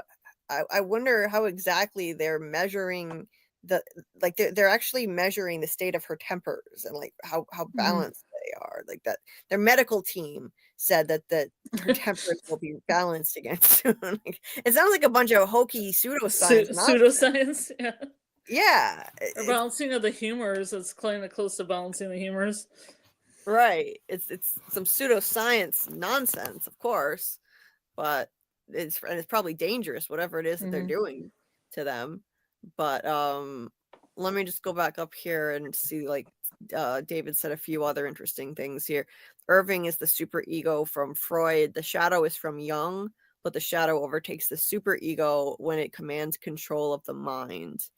If there's any show that's about this stuff, it's Severance. I mean, if there's any show that has these types of archetypes and concepts, it's 100% Severance. Like, this fits perfectly in. That's why people turn into their shadows when Edward Scissorhands comes to town. I've never actually seen Edward Scissorhands. I should put that on my list. I just don't really like Definitely. Tim Burton stuff. But Oh. Well, Yeah, that one's good. It's the last movie to have Vincent Price in it, like I was telling you before. It's Oh, worth I it to love watch it for that. I love Vincent Price. That's how I say you should watch it for Vincent Price if you watch it for anything. I'll watch it for him. Yeah. I went on a kick watching Vincent Price movies around Halloween time. Oh yeah. Oh god, yeah. I mean, You have any favorites, Doc? I really liked The Monster Club. Oh, okay. Interesting. Never heard of that one. But he's more of a narrator in that one. Mm-hmm. Let's see. There was. I like the Domino Dr. Fives. Yeah, I was just thinking of that one. I was trying to come up with the name. The Abominable Dr. Fives. Yeah. There were two of them. Mm-hmm. I think I saw the second one more recently, but I don't remember what it was about. But I like The Raven. I watch Svengoolie a lot, and Svengoolie does a lot of Vincent Price films. He's like a Chicago horror movie host, but now he's on like MeTV. Okay, I love horror hosts. Yeah, well, he has a website too, so you can probably figure out where. Someday I'd like to be a horror host. You're going to be a horror host on YouTube somewhere. Are you already a horror host? Someday. I don't put movies up and do the hosting. Yeah, that's true. That's a problem. That That's costs also money. it's a copyright problems. Yeah, that costs money. Yeah, you'd have to do like old public domain ones only. I'll make some really terrible like AI ones, and I'll like name them very similarly. Oh god. And it'll be like that all that skit with the what was it was it all that skit with the no, it was the Ashley show, I think. It had the skit where people went to the Amanda show. Yeah, there you go. The Amanda show. Where that people go to the Blockbuster and it's like all knockoff movies. Yeah. I can do that, but really, really bad. That would be great. Oh my god, that would be hilarious. You should do that. Oh my god, that takes so much time though. Really bad. Yeah, that would be funny. I think you could do the Dr. Mabuse film though. I think that's public domain. Oh yeah, actually, probably there are movies that I could do. I need to set up a set. I want to watch that anyway, so like that's definitely on the list because of all this stuff with From. So yeah, I want to watch Dr. Mabuse. I want to read it for sure. Oh, hey, that's an idea. Maybe we could do a live watching of it on here then, if it's copyright free. That's something we'd probably really want to look into first to make sure. Yeah. If it's allowed, I would do it. Yeah, I mean, they do have a website that tells you what's public domain and what's coming to public domain. Okay. If it's I don't allowed, know where. If it's allowed, I would totally do it. And I think enough From fans are obsessed now with the concept that it's related to From that people would want to hang out and watch. So I would do it. We could do that on a Friday sometime. That'd be awesome. If it's public domain. If it's public domain. If not, we'll have to do it in the Discord. But yeah. But I would totally do that. I'll look into it. Sweet. Yeah, no, that would be awesome. And like going back up here, so David thinks that Audi Mark was with them undercover. Okay.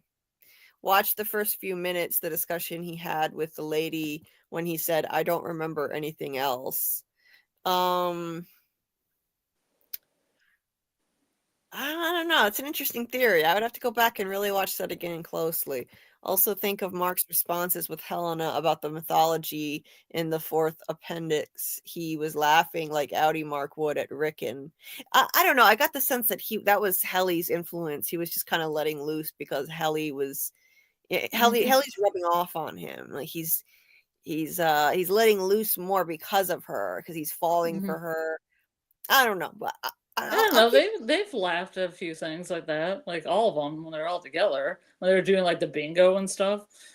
Yeah, they have, but yeah, who knows? I mean, with this show, anything is possible. It could go crisscross, double cross. Yeah, I mean, honestly, like any of them could be switched from Audi to Innie at any point, and we could find out. Oh, God, too many mole theories we're gonna have. Jeff 1000, hey, just wanted to shout you out. Haven't seen that name in here before. And what else did I miss here? Didn't Vincent Price voice a Michael Jackson Thriller song? Yeah. Was that? Yeah. Was that really his voice? Oh my God. I didn't know. And he also did it live on, I think it was SNL or something. He did it live on some show for someone, and that's on YouTube as well. Wow. And he did the Michael Jackson introduction too. Oh my God, that was epic. How did I not recognize his iconic voice? I should have known that was his voice. That's crazy. That's so cool. They have a movie of him just reading Poe stories that is really, really fascinating. Oh, no way. Wow. Oh, okay. I loved House of Wax, of course. That's a classic. Yeah, oh my God, I'm nodding off. Yeah, I know it's getting late. We need to wrap things up here. Martin pointed out that Doug read The Hobbit and Lord of the Rings and watched the movies. That was awesome to know. I forgot to ask if he watched the extended versions though, and how many times. Well, I'm sure he'll be back, so you can ask him the next time. Just like write to anybody that has questions for Doug. Make a note of them somewhere, and I promise you're going to have an opportunity. I can almost 100% promise you will have an opportunity to ask your questions. So Doug is more than willing to come hang out with us again, and we're happy to have him. He's an awesome person, and it's a lot of fun. That was actually one of the most fun the lives that we've had with him. Those stories he told about the Inner Man in Yellow coming out that was just amazing.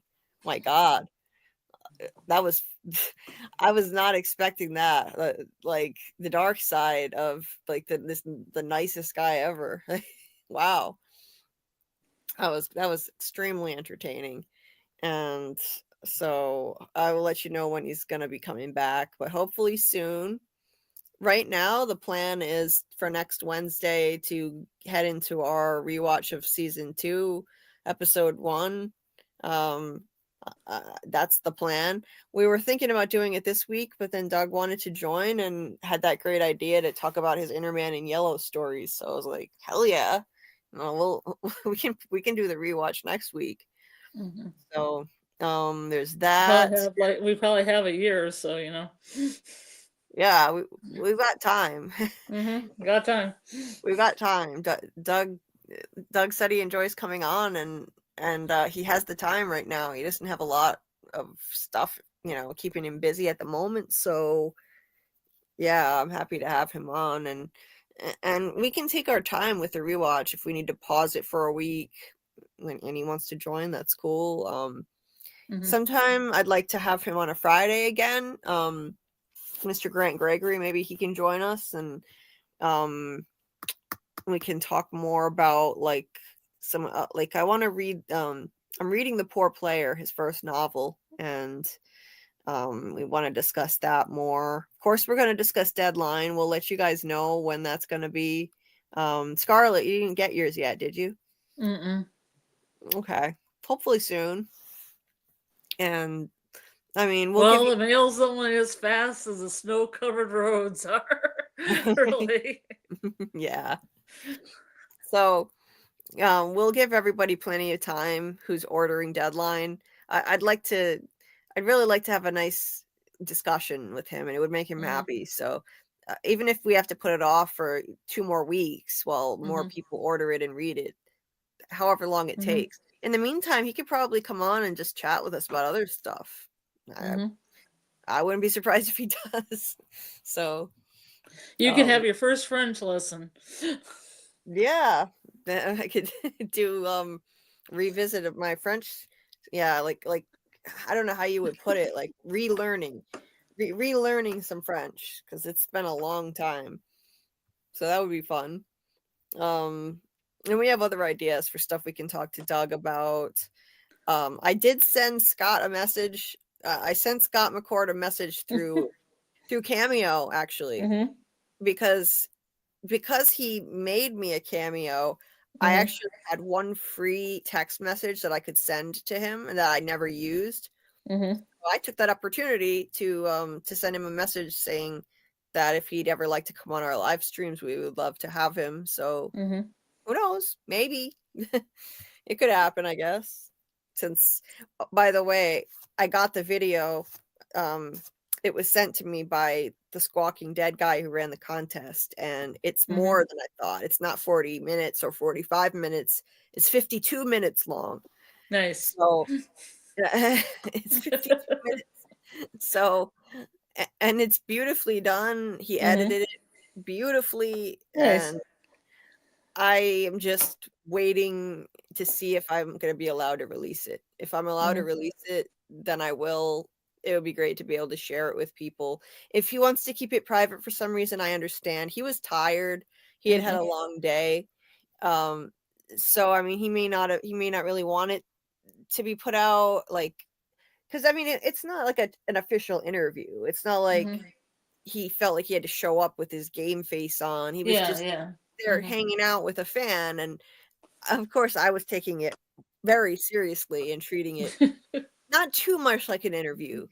I wasn't like quizzing him on stuff, but I did ask him some questions, and but all my interviews and talks with Doug, they flow like conversations. So that's what it was. It was like a conversation, and at the end he was like, I feel like my answers weren't good enough. I'm sorry about that. It's been a long day. But I was like, dude, you just spent 52 minutes talking to me. It's all good. This was supposed to be 10 minutes. You gave me almost 6 times that. So or a little over 5 times that. I mean, Jesus. He was more than gracious. So if I'm allowed to release it, then I will, and I'll let you guys know. And we'll see. I did extend him the invite. If he ever wants to come on a live stream, then we could have Scott join us, which would be phenomenal. But I don't know. He might be kind of out of that kind of mindset of wanting to do that stuff right now because it's the off season. But since I made that connection with him, who knows? Maybe by season 4, he'll be willing to come on and talk to us. That would be cool. Yes, Mr. Frogman, we love Doug. Doug is our Frombassador. Can't get enough Doug. That's my best bro, Mr. Frogman Critter. I would not be here if not for him. He introduced me to From. No way. Really? Yep. Oh, cool. Yep. I didn't know that. That's nice. Oh, man. Martin said, me and my friend were just talking about the Amanda show the other day and the blockbuster moments. That's crazy. That's funny. Yeah. It's better.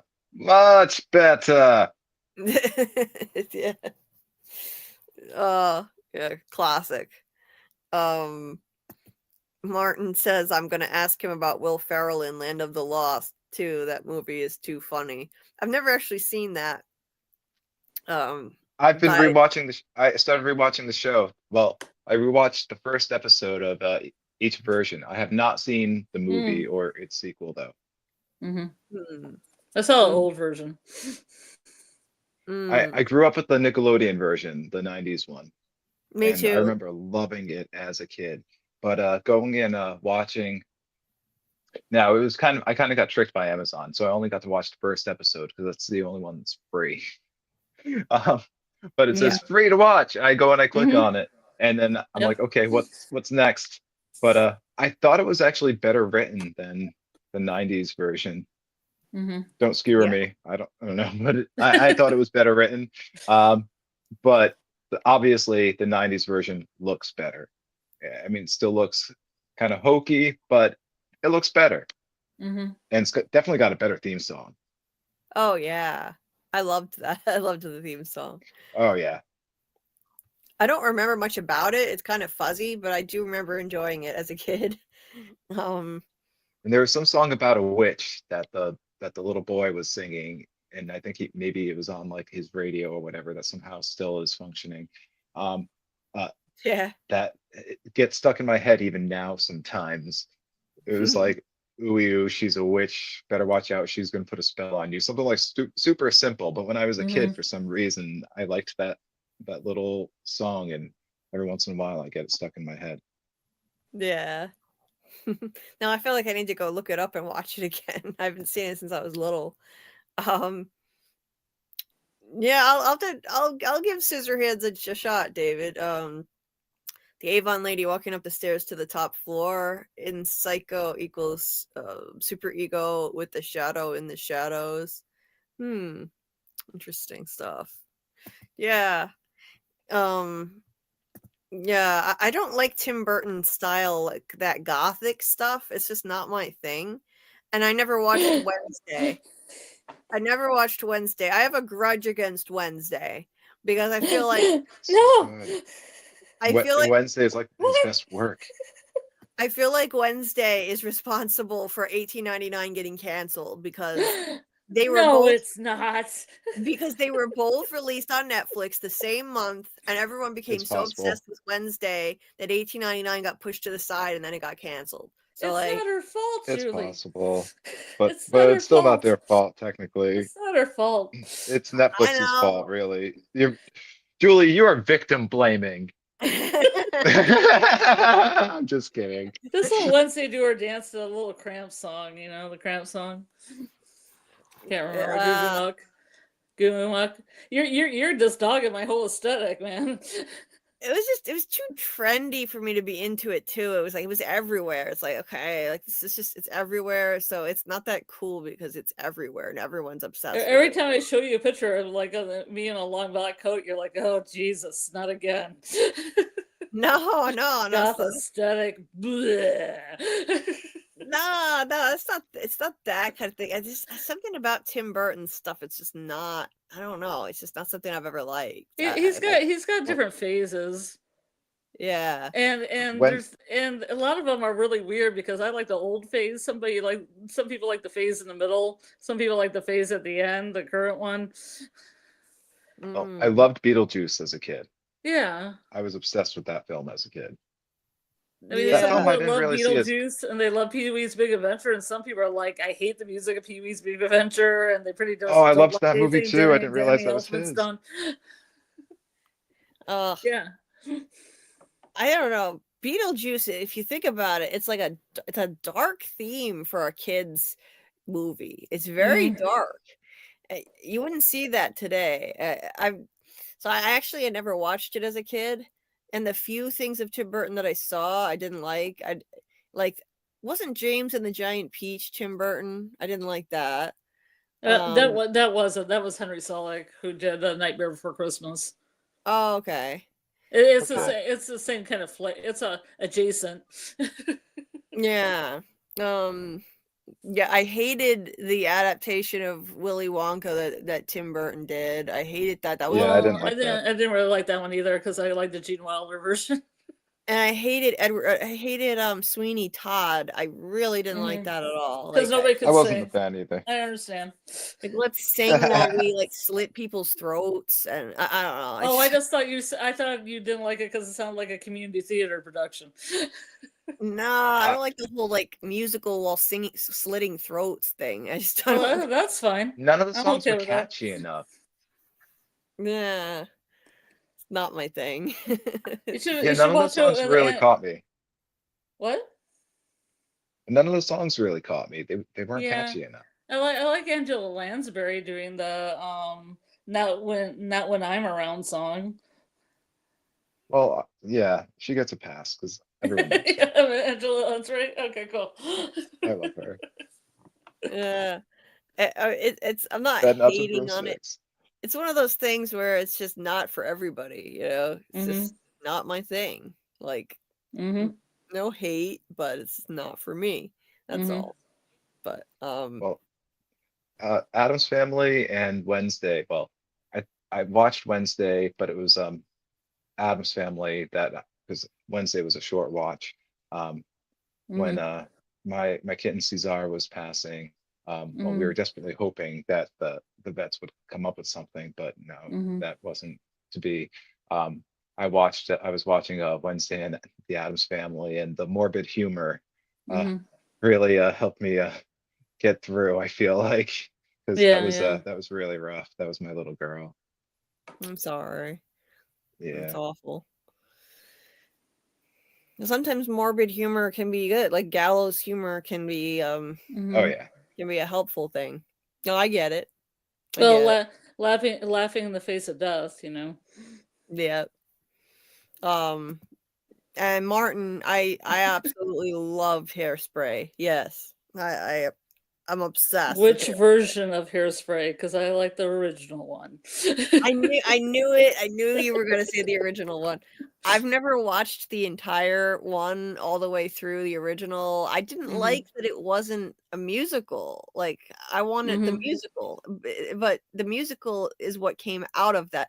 They made that into the Broadway musical, which then turned into the movie musical. That's what I like. I like the musical. Like I love. For me, what makes Hairspray is the songs. The songs are so damn good. That's why I didn't care for the original, but I'm sure it's a good movie. I just missed the songs. I was biased because the first one I saw was the musical version. And then I'd be confused if I watched it because I'm like, why are there songs? Yeah, probably. I mean, wait, what's going on? I've even seen a live Why production. do these people keep just singing their feelings? What's going on? Yeah. Can't they just talk? Oh, it's so Where's Divine? I love Divine. Where is he? Oh, it's so good. I finally got to see a live production of Hairspray several years ago, and it was fantastic. It wasn't a Broadway tour. It was just a local theater that did it, but they did an amazing job. It was so freaking good.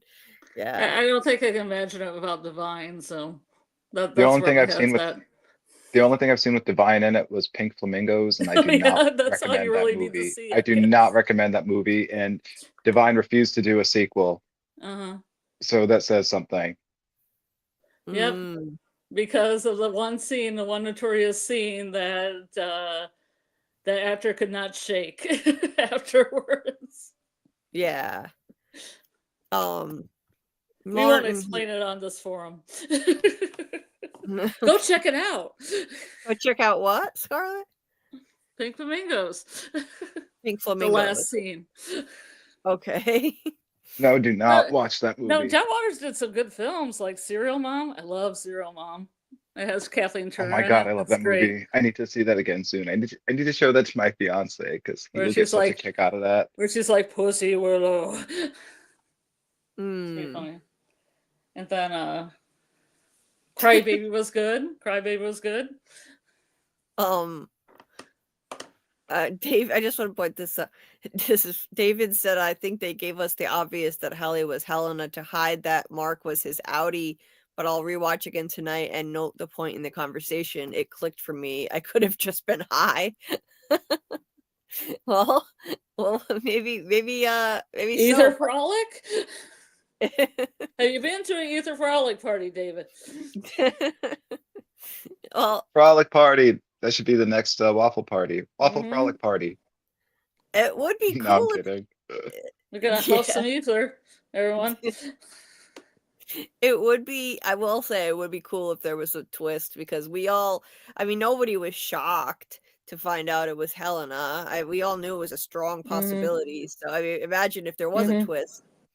Mark was his outie. Yeah, that'd be wild. Because remember, we felt like there was, like, we missed something in Mhm. between to episodes 3 and 4. Like, Mhm. well, who knows? Maybe there will be a reveal coming. It's possible. I keep an open mind.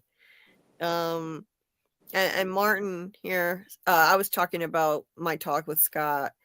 Yeah, it's more of a hangout than an interview. So, like, if he allows me to share it, I won't call it an interview. It was like a conversation, and I approached it that way. I wasn't grilling him. I wasn't, treating it in the same way that I treated it with Simon and Doug. I did ask him some questions, but I also made general comments on his performance and stuff like that, and we just talked. So if You he could lets call me it. share it, then I will. Huh? You could call it a conversation with. Yeah, yeah, a conversation with Scott McCord, but we'll see. He seems like a very easygoing guy, and like not uptight and stuff like that. But if he I will completely respect it and understand if he would rather keep it private.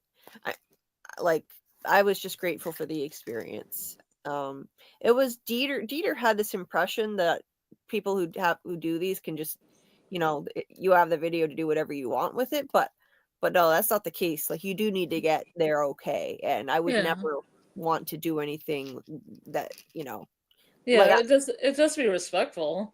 of course, like, I just want to do right by the people Mhm. involved with this show, and whatever they're comfortable with is fine with me. I'm just Mhm. truly grateful for the experience, whether or not I can share it. But I hope I can share it with you guys, because I think you'd really enjoy it. That's all. Mr. Frogman, you have a talent at getting the candid, calm side of folks. You are killing this interviewing thing. Thank you very much. Thank you.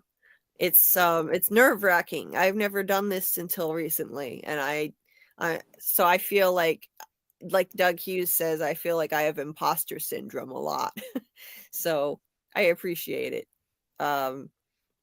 It winds up turning into more of a conversation than anything else. And some people I see doing interviews who are professionals, and they do these all the time, and to be honest, I don't like their style, because you can see that they're not really listening to the person that they're interviewing very closely. They're just thinking about what their next question is going to be, and once they get the answer, they don't let it flow like a conversation. They just move on to like they pivot immediately to a question about something completely different. And like, there's this particular guy, I won't say who he is, but he has interviewed a bunch of different people, and I've watched his interviews, because they're, he's interviewing some of the people that I've talked to, and it's just like, what the hell? Like, he's not even listening to them at all. He'll just be kind of, you can tell in his head he's not present. He's not mentally there, and he's just moving on to the next thing and the next thing.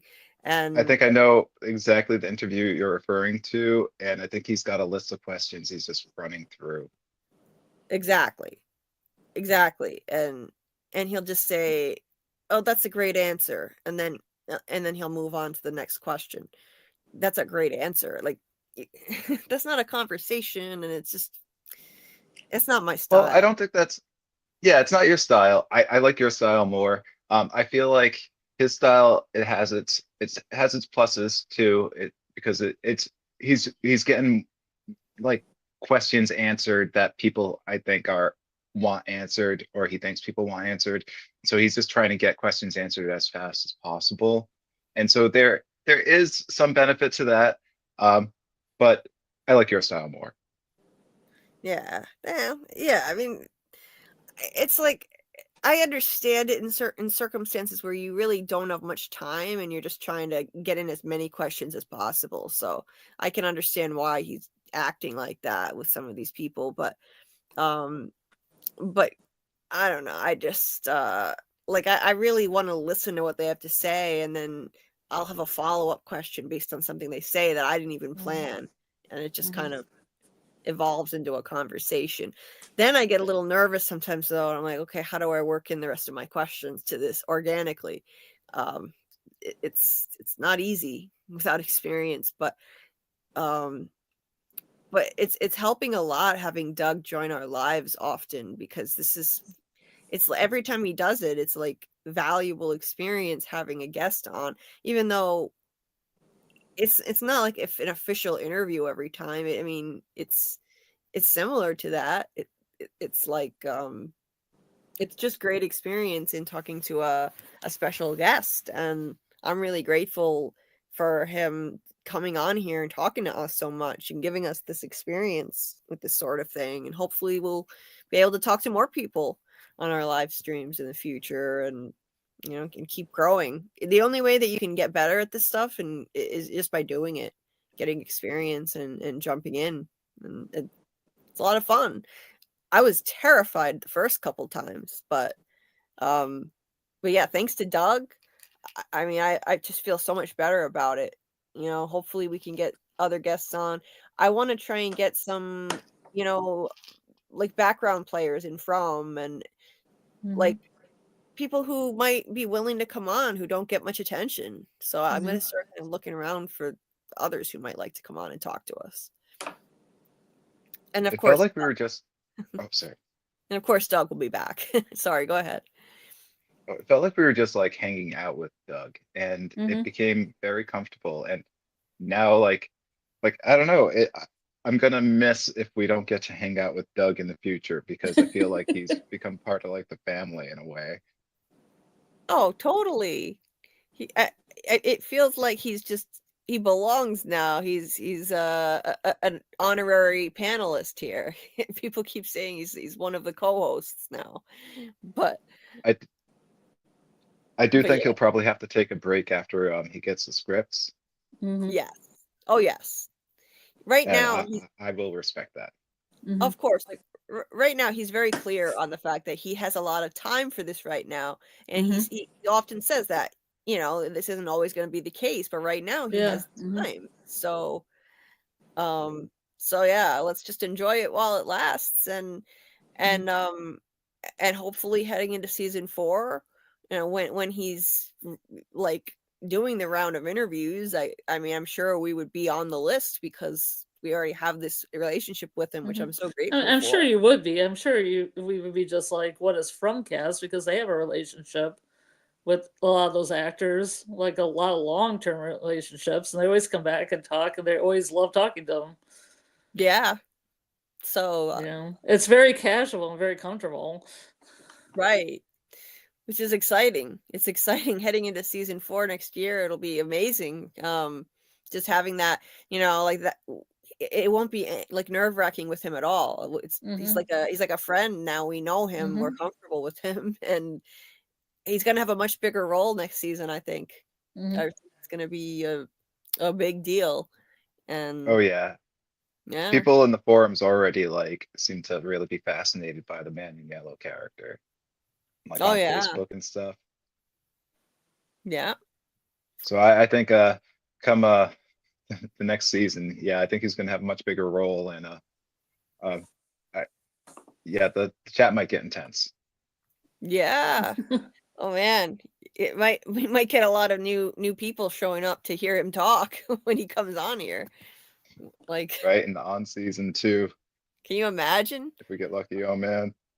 Maybe like our record for season 3 was 100, and I believe our record was 167 people at peak. That's the most we've ever had watching at once. And imagine like with him as a guest, we could maybe actually get over 200. That would be cool. Once season 4 comes, that might just happen. That would be amazing. I was thrilled just to see it go over 100 for the first time, it's never been about numbers for me. Like we have lively discussions with even just a small audience like we have like in the off season. It's still a great conversation because the active chat gives us so many fun things to discuss, and so it doesn't matter if we don't get loads and loads of views. It's still a great conversation every time. Definitely, Doug definitely comes just to hang out now. Yeah, he does. He totally does, Mr. Frogman. Yeah. Doug's gonna host the watch party soon at this rate. He might, Martin. On Instagram, Dieter left a comment for Doug on one of his posts saying, "Do you want to join our Discord watch parties, Doug?" And he said, "I don't know what Discord is, Dieter." And then he sent me a DM asking me what Discord is. So maybe we could get him to join the Discord. That would be pretty fun. Well, when one of my friends who does events asked me to join Discord, I didn't know what it was either. So, in his defense, Yeah. Oh, really? yeah, it kind of sucked. It was around COVID, and she set this thing all up, and then we never really did anything with it because then she started having events in her store again. So it was just kind of like we all just joined it, and then nothing happened. Yeah.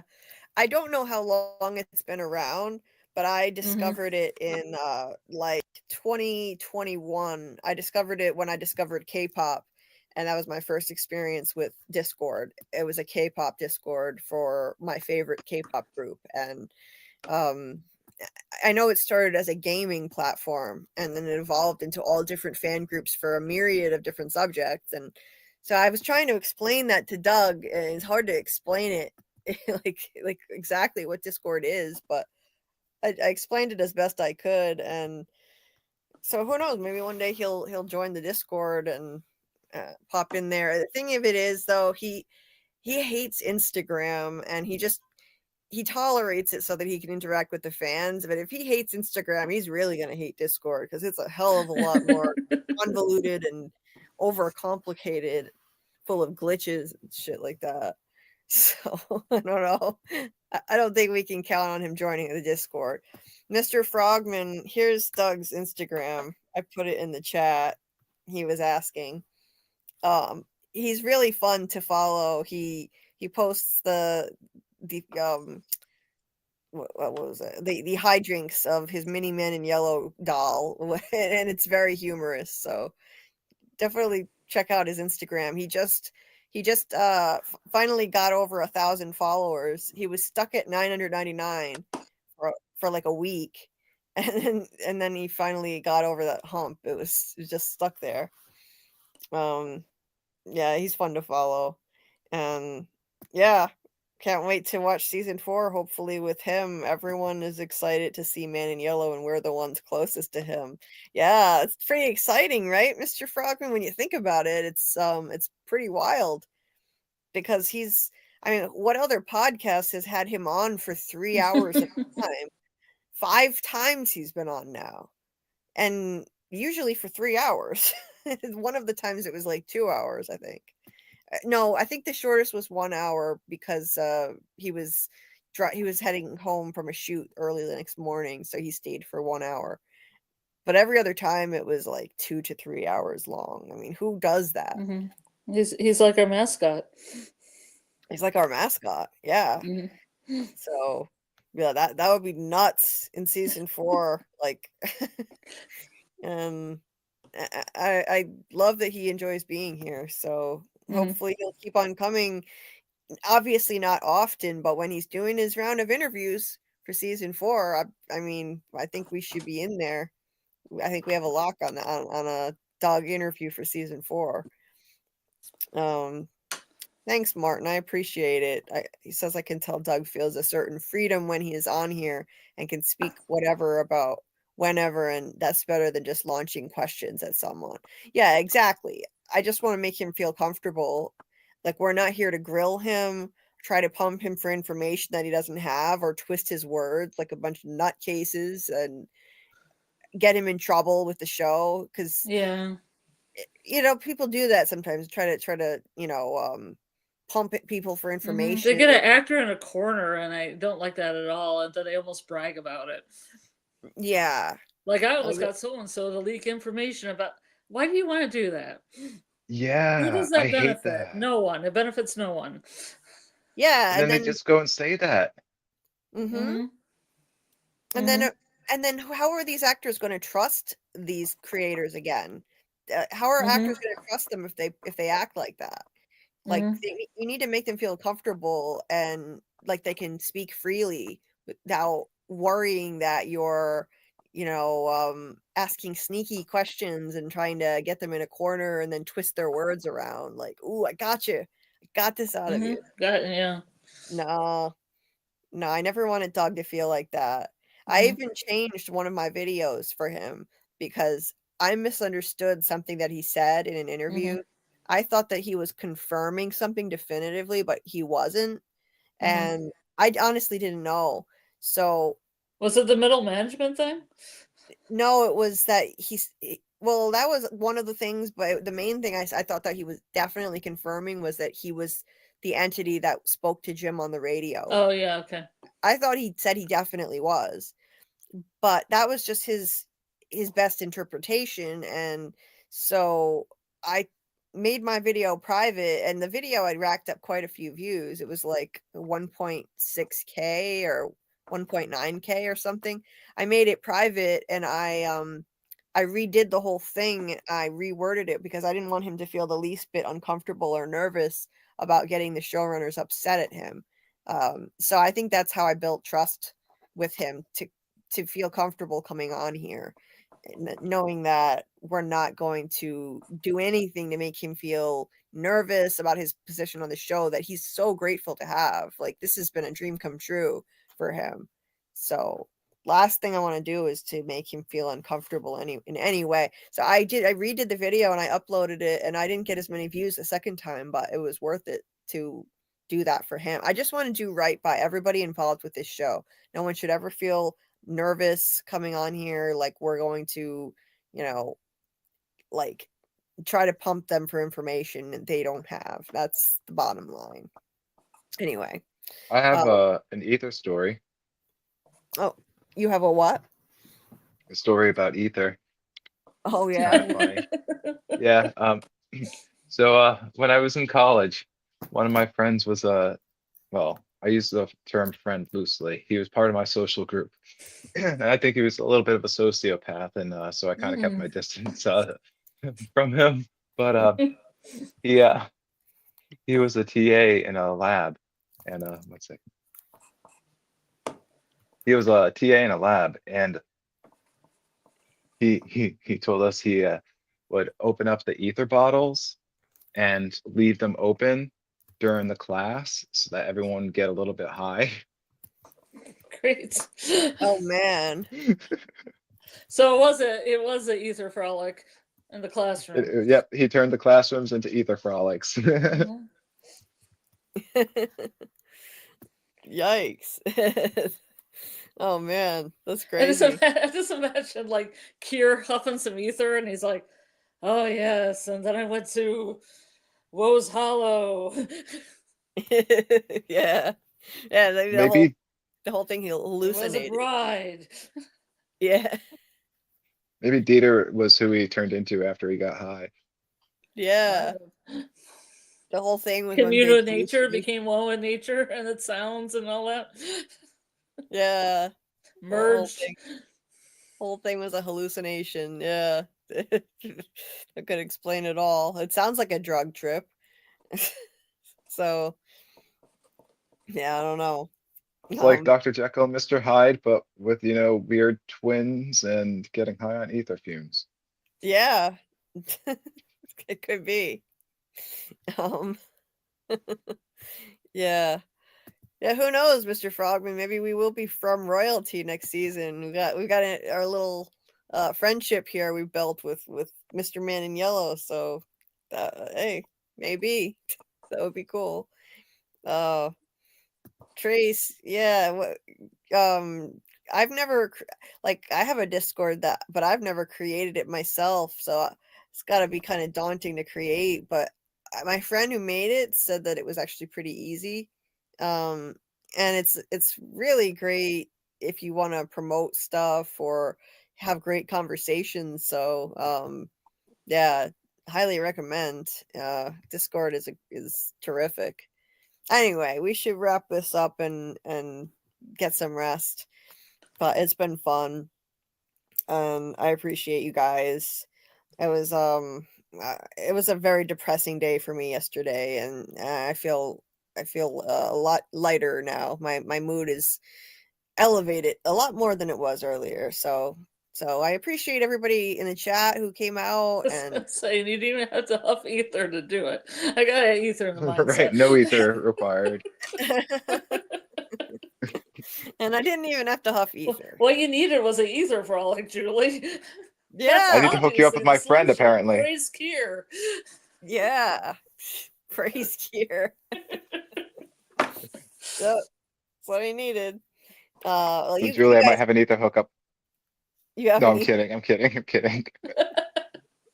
Well, you've all been. You just have to stop when you start seeing goats and stuff. Yes. You've all been my ether frolic for tonight, so I appreciate it. Metaphorically, thank you. I appreciate it, and it's been fun. So we're gonna like, we don't know what our next From Academy topic will be for next week. We're gonna talk about it and announce it in the next few days. What, Doc? We never did the poll. The which head is which? We'll do that next time. Which head is which? What? For the 3 heads of the monster. Oh, wait, what monster? 3 heads of what monster? 3-headed monster. The 3 J's. Oh. And which head is Kevin? Oh, I think I know what you're talking about. Yeah. Yeah, we'll have to introduce the meme and everything. So we'll do that next time. Maybe people will have done the rewatch too if they missed this one. Yeah. We can always do that at the top of the next From Academy. Yeah. We'll do that one next time. And we'll figure out what topic it's gonna be and announce it early in the week. And so yeah, our next live on the channel will be Monday night at 10 p.m. or not 10:15 p.m. Eastern for Severance episode 5. We're gonna do the episode breakdown and we'll take some call-ins. I'm gonna try to actually put up the call-in link sooner, not at the end. And I'm gonna try and get my Severance episode 4 deep dive out by the end of the day, so then I'll be caught up. So if you could give that a watch, I'd appreciate it. And then the next will be the Severance episode 5 deep dive next week, and then I'll be caught up. So I guess that's it. Scarlett, you've got your first live with Jamie on Sunday about for Yellow Jackets, right? What time is that? 10:30 EST. On the Sci-Fi Vision channel. So Sci-Fi Vision, and they're also having a watch party for it around 8:30. I'm gonna say. Yeah. At sci-fi fiction, blah blah blah, Sci-Fi Vision's Discord. Yeah. Trace is asking Scarlett. Not singing it would help. What? Trace is saying, Scarlett, you got a channel. Nope. My boyfriend wants me to get one. We had a talk today. He's like, you should get a channel. You should. You should have a channel. But question is, when are you going to fit it in? I don't have time, man. Yeah. I want to do a lot of cool things on it, but I'm afraid of, like, I guess you gotta have a shtick, like you gotta do short form things or long form or have a specific topic or something, and I'm all over the place. I'm irrelevant, irreverent. Irreverent? Like, okay. Yes, like comedy wise, like I'm just all over the place, and I don't know what my vision would be overall. Yeah. Well, I mean, if you did find the time, I do think I think that you really should have one because you're an extremely creative person with unique takes on things, and you've created art yourself that you could share. Like film stuff, things like that. Mhm. So Yeah, yeah, originally I got my YouTube in here, I was just gonna put like I was gonna put short films that I did up on there, and then a bunch of like recordings of bands I did like throughout the like '90s, like a bunch of indie bands around the area, like Michigan, Indiana, Ohio, Illinois focused. right. Yeah, that would be cool. But I didn't. I mean, I converted a bunch of 3/4 tapes into DVDs. I mean, that's how it was like real tapes. I mean, not Right, real, right, but 3/4 quality, like the bigger VHS, super VHS, stuff like that. right. Well, they were deteriorating when I changed them into DVDs too.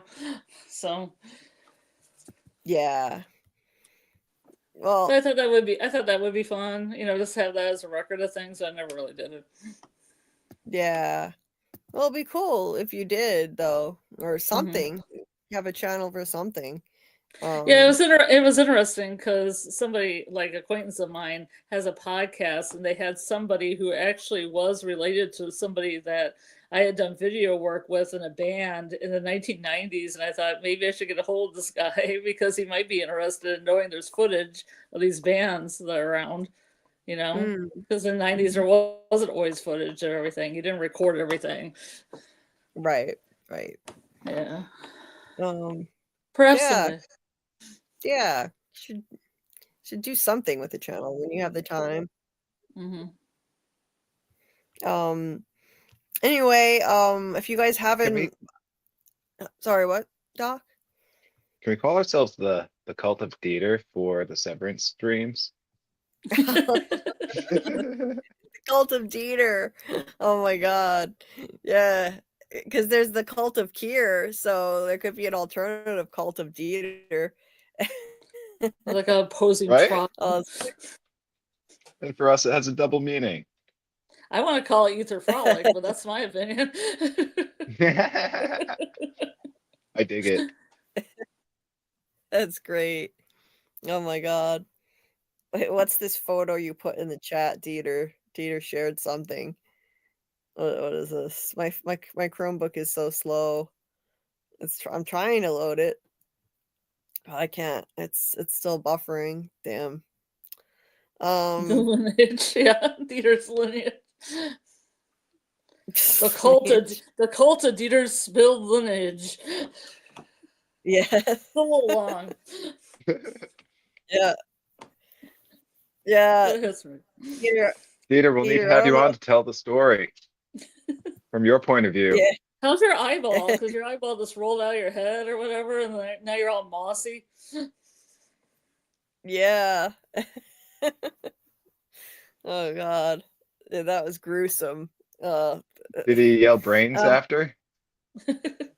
I don't know. I I was under the waterfall at the time because I wanted to drown out the screams. It's because he was I gotta say, screaming brains. Brains! Probably. this is gonna be a really weird one for me to have to narrate this deep dive as I'm writing it. And I'm writing about Dieter Egan jerking off in the woods. I'm very. Cool. It feels very uncomfortable. I have to say, like, I don't know how to word this. I don't know what wording to even use to describe what happened in this scene, and So he was jerking it with nature. like, I mean, I never thought Severance would make me have to say these words that I'm uncomfortable discussing in a deep dive, but it's forced. Like, what am I supposed to say? Dieter jerking off in the woods, so he turned into a tree. It's very awkward. So Dieter, tell us, how long did it take? How did you force your brother to watch, or did he choose to and then get angry after? You need the full story. Seriously. Yeah. I mean, it's kind of awkward now. I have to talk about this in a video, and I'm thinking of like Right? Dieter.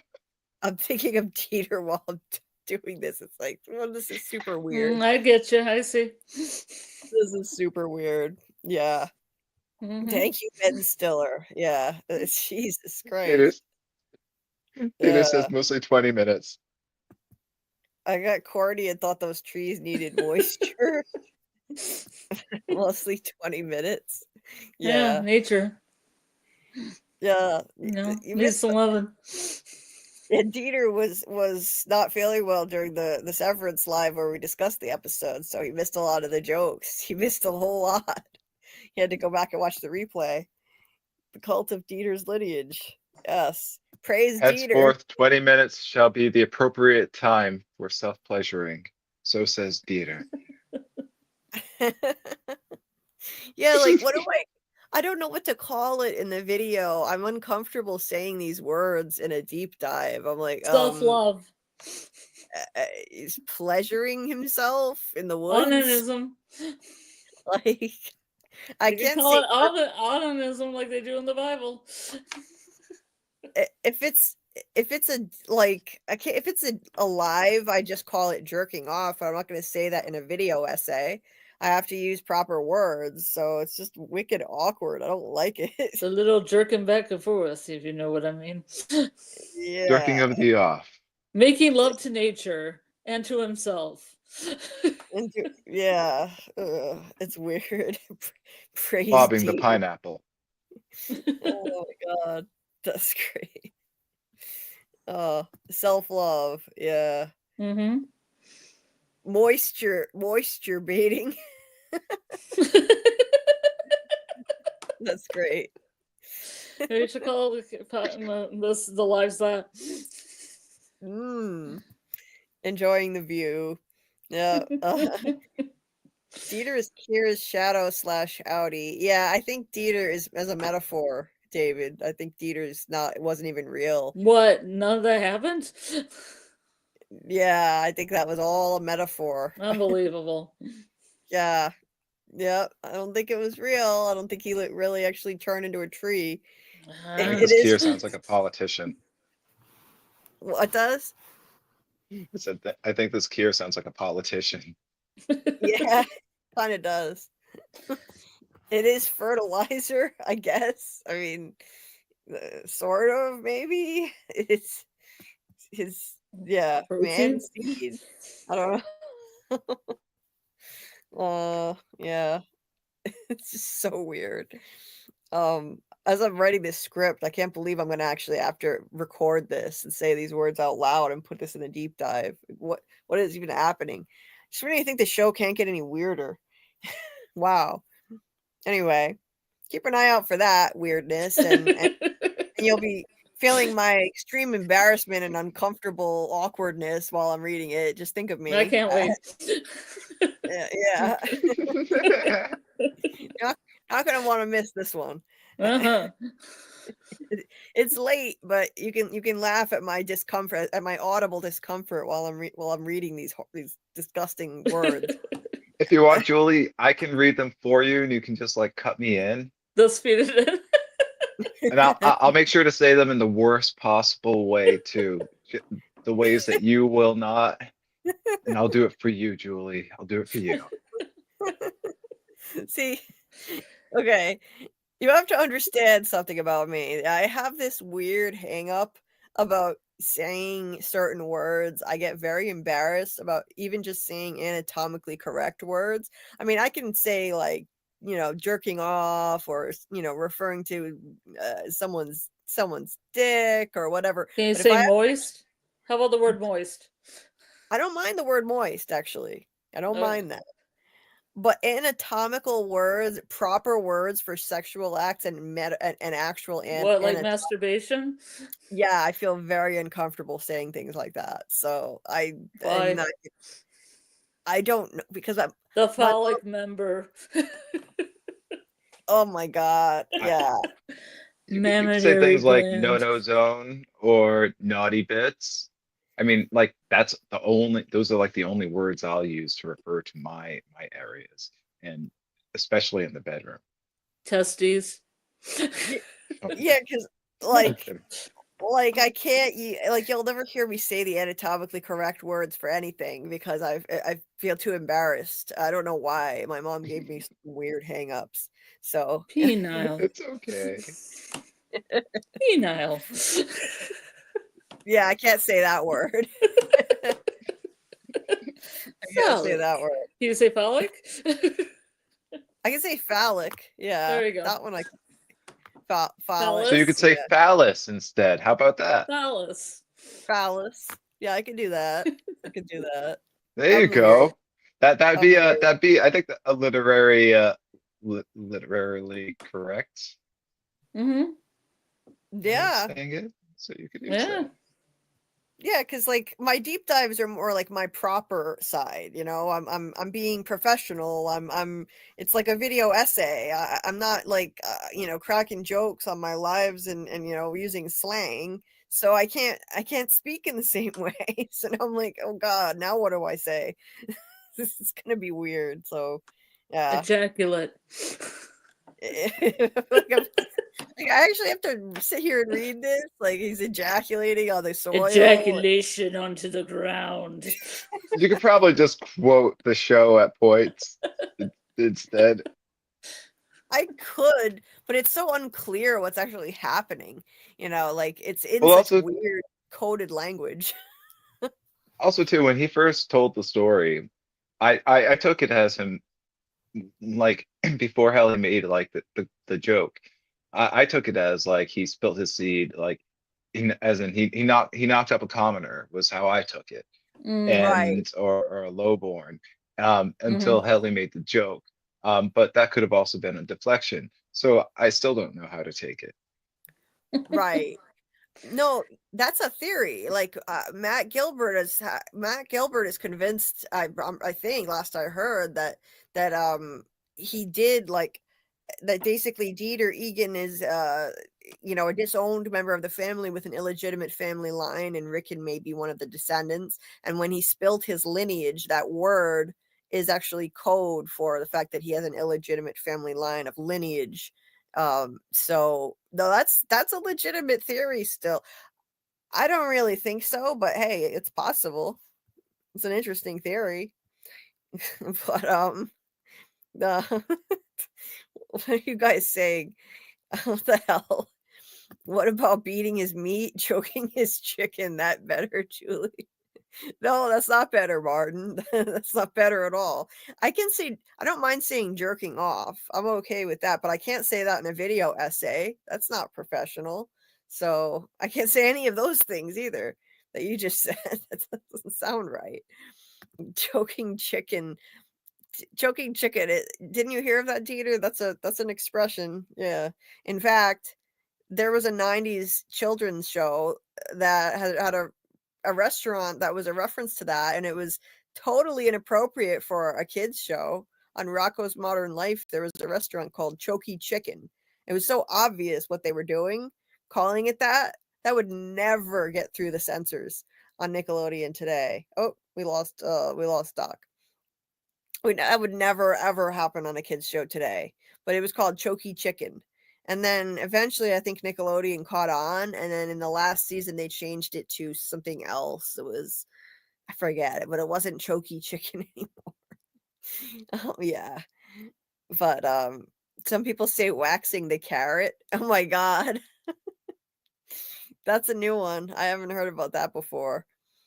Um yeah, technically we veered into Severance territory a lot the last couple hours, Dieter. We got way off of From, but you know, we're in the middle of Severance season, so that's understandable. Uh, yeah, waxing the carrot. I've never heard of that one. Waxing the dolphin is in Trailer Park Boys. I've never heard of that that phrase. Okay. Um, it's his shame. Yeah, David. I think it's symbolic. I think it's symbolic of his shame. Yeah. Okay, Doc's internet went down. That's okay. We're we're gonna get off now anyway. Well, thank you, Doc. Thank you so much for being with us and enlightening us. Oh, Doc is back. Doc is here in time to say goodnight. Right? Hey, Your internet went down? Perfect timing. Yeah, my internet went down briefly. It does that once in a while. I'm surprised that this is the first time it's happened during a stream. It does that almost every night. Yeah, that's never happened with you. No, I've been lucky. Yeah. Well, it's happened to me and Scarlett many times. Yeah, Mhm. as I'm sure you've seen. Both of us. If it Anyway. happens, I can switch to my phone. Yeah. Okay. Look up Agro's cartoon connection. I've never heard of that, David. Okay. I was saying, Doc, could you hear me talking about Rocco's Modern Life? Did you ever see that as a kid? I did not hear you talking, but yes, I used to watch that as a kid. And it's weird. As a kid, I had a love-hate relationship with it. Like I find myself watching it, but I hated and liked it at the same time. Mm-hmm. I think because it kind of grossed me out, maybe. Well, it was full of inappropriate jokes, and there was a restaurant in the show that was often featured. It was called Choky Chicken. Oh my So God. yeah. Oh my God, I remember that name and I didn't put it together. Yes. Well, Nickelodeon must have figured it out because by the last season they renamed it to Chewy Chicken. So they changed. Right. Some parents figured it out is what happened. Yep. Like with Invader Zim. Oh, they had all kinds of shit on there. They had Rocco on one episode. Rocco was working on a phone sex line, and like it was so obvious what he was doing. He answered the phone. He was in between jobs and he was struggling to get work. And then all of a sudden, you see a montage of him working different jobs. And one of them, he's sitting at a desk, and it was clearly a phone sex line. I forget what was up on the wall that made it obvious. But then he's like, "Oh baby, oh baby, oh baby," and then on the other line, it was like his neighbor, and he's like, "Oh my God, Mrs. Bighead," and it's like, you got to be kidding me! This is a kids show, and they have a phone sex line. And then they had the No Tell Motel episode where Rocco and Heifer stay in a sleazy motel, the No Tell Motel, where it was hourly rates, and they had vibrating beds and like the most inappropriate shit. And Rocco is like, "Okay, we need a room," and the guy says, "How long?" Rocco's like, "The whole night." The guy's like, "Oh wow, really? Okay." He was like real impressed, I guess, because this whole place was just for hooking up with people. So it's amazing what shows could get away with in the 90s. Amazing. Like you'd never see that today, getting past the censors on a children's show. Oh yeah, And Two Stupid Dogs had an episode with a drive-in, and at like the end of the episode, I think it was, they're asked one of the dogs asks, "Why do people even come here? These movies are awful." And then it pans out, and all the cars are just bouncing up and down and squeaking. Oh my God. And I was old enough to know what that meant when I saw that. I was like, "Oh my God." Oh my God. I've never seen, I used to love that show, but I never saw that one. That's hilarious. Yeah, that kind of shit. And I'm pretty sure there were beds squeaking in that No Tell Motel thing on Rocco too. Yeah. Probably. Oh yeah. Yeah. Rocco is top tier, Mr. Frogman. Yeah. And Ren and Stimpy also had dirty jokes as well. Yep. That I believe. I'm not even ashamed to say I enjoy them as an adult because they really were, they should be consumed by adults and not children. They were not appropriate for kids.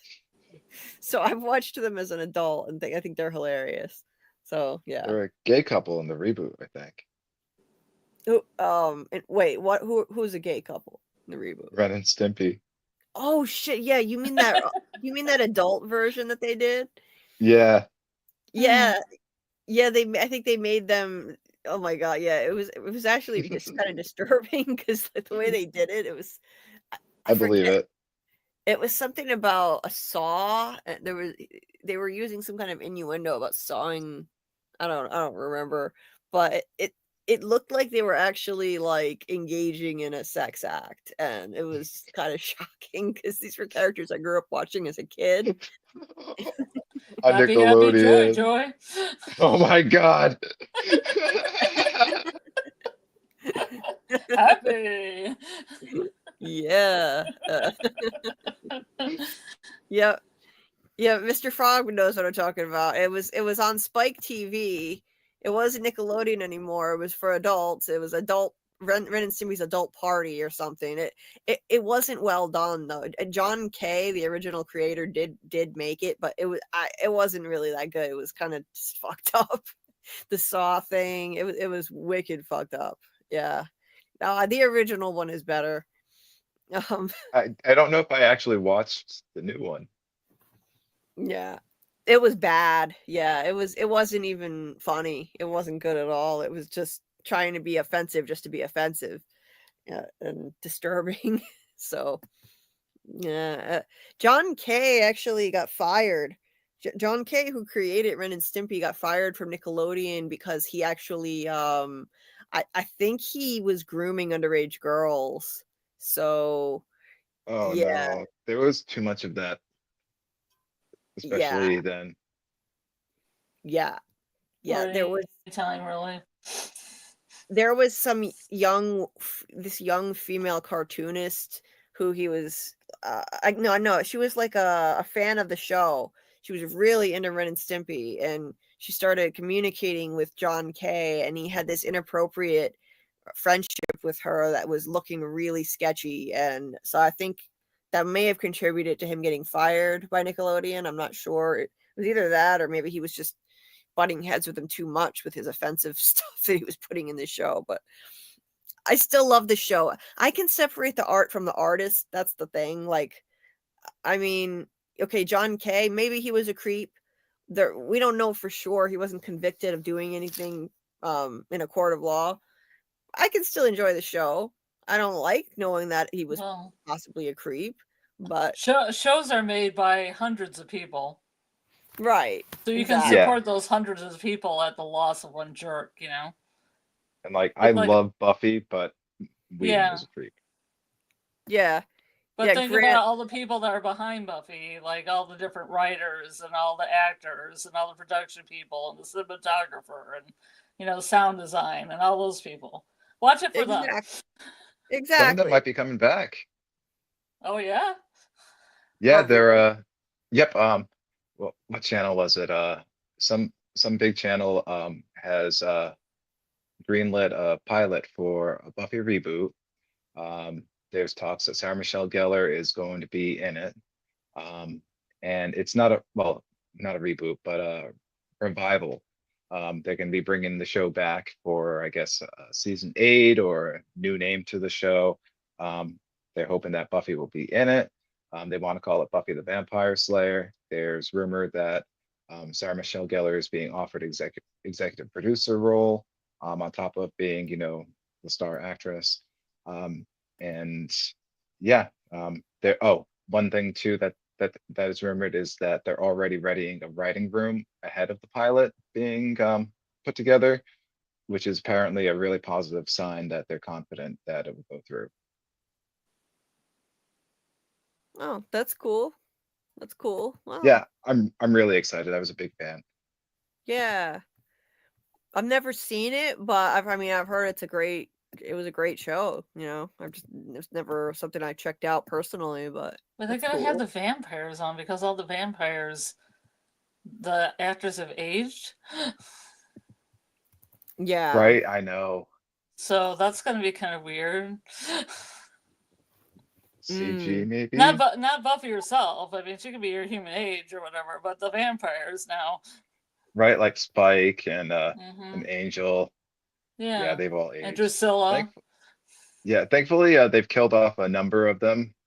They probably just will elect to not bring the dead ones back, maybe. I don't know. Or else their progeny, like there's Spike and Drusilla's progeny or something. Right, or they'll bring them back, but like Darla. Drusilla, because I think Drusilla is dead in the show at this point, but they could bring her back with looking all zombie-like and to kind of hide like her age. I don't know.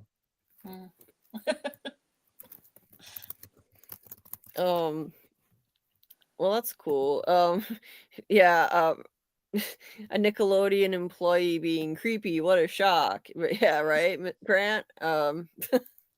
It's not exactly surprising. Unfortunately, there was this kind of thing was going on back then, including Dan Schneider.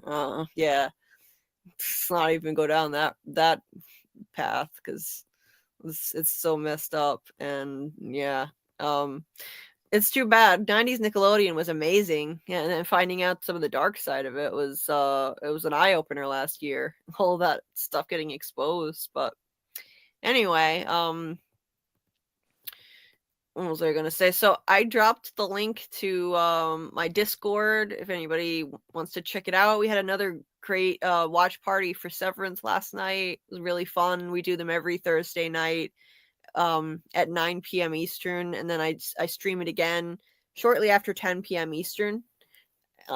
So I do it 2 times in a row, and I pretty much watch it. I always just watch it twice because I missed too much the first time, and then we chat about it.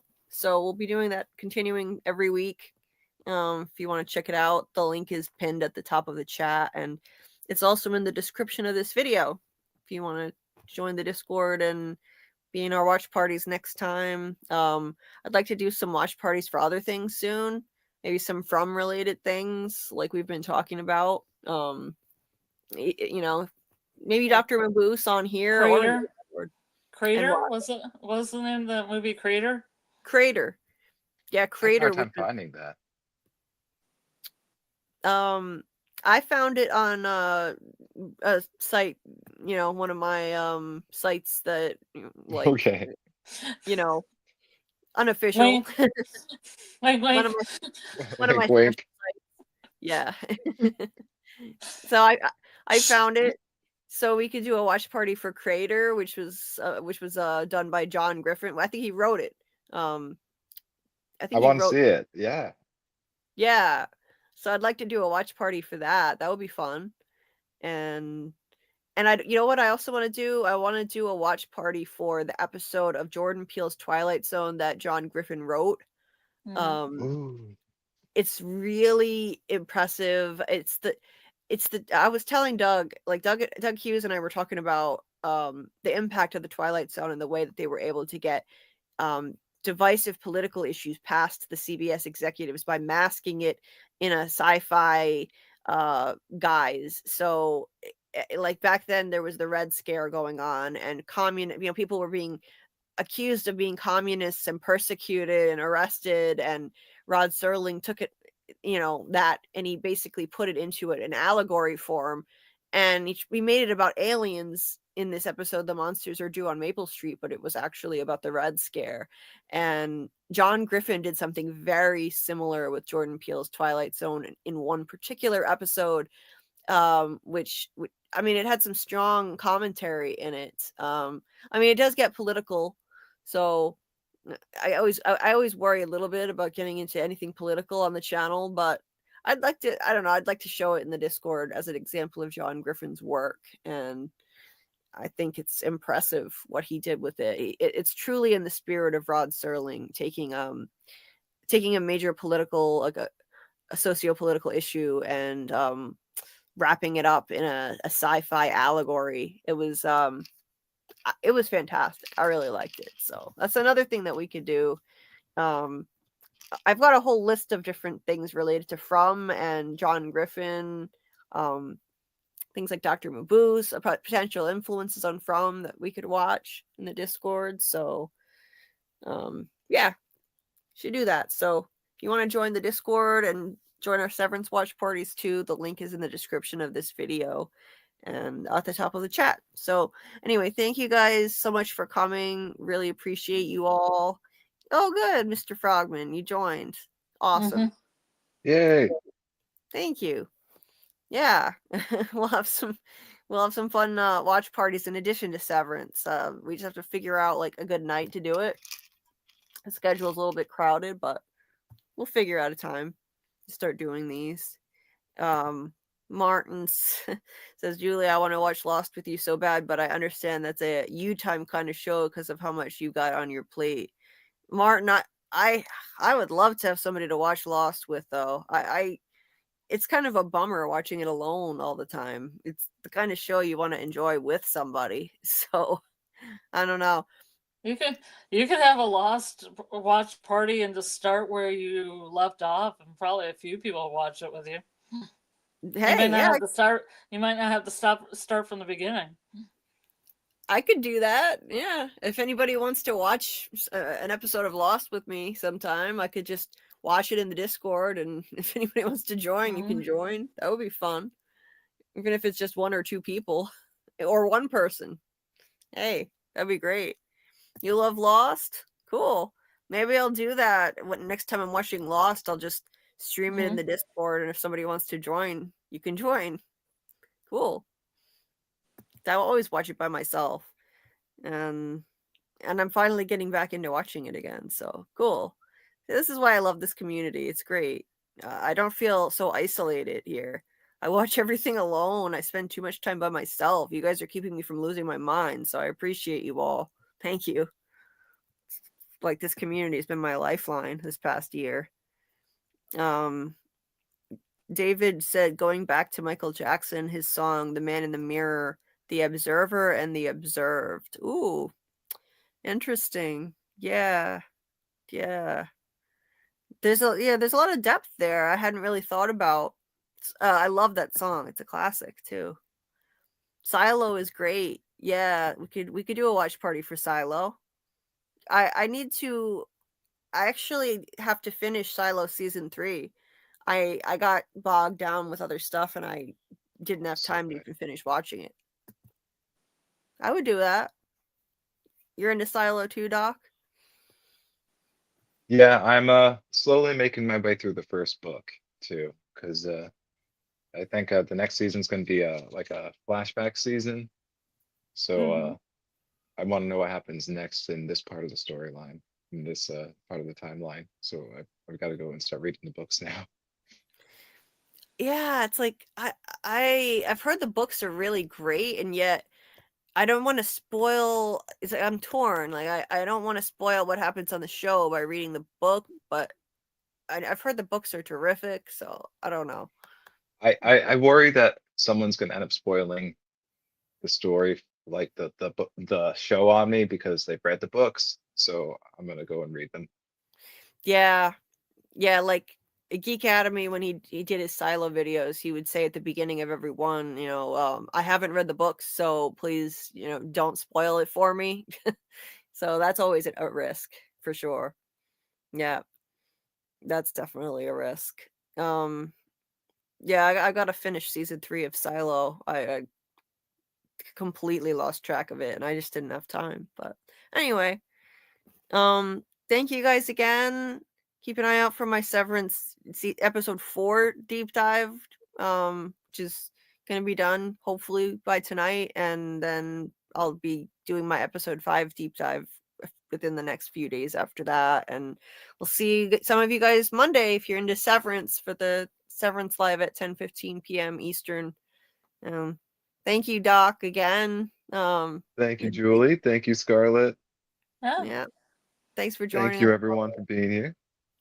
Yeah. It's a good time as always. Appreciate you. Definitely lifted my mood, so I appreciate you all. And Oh, I'm glad. everybody in the chat. Was it like an ether frolic, Julie? It was.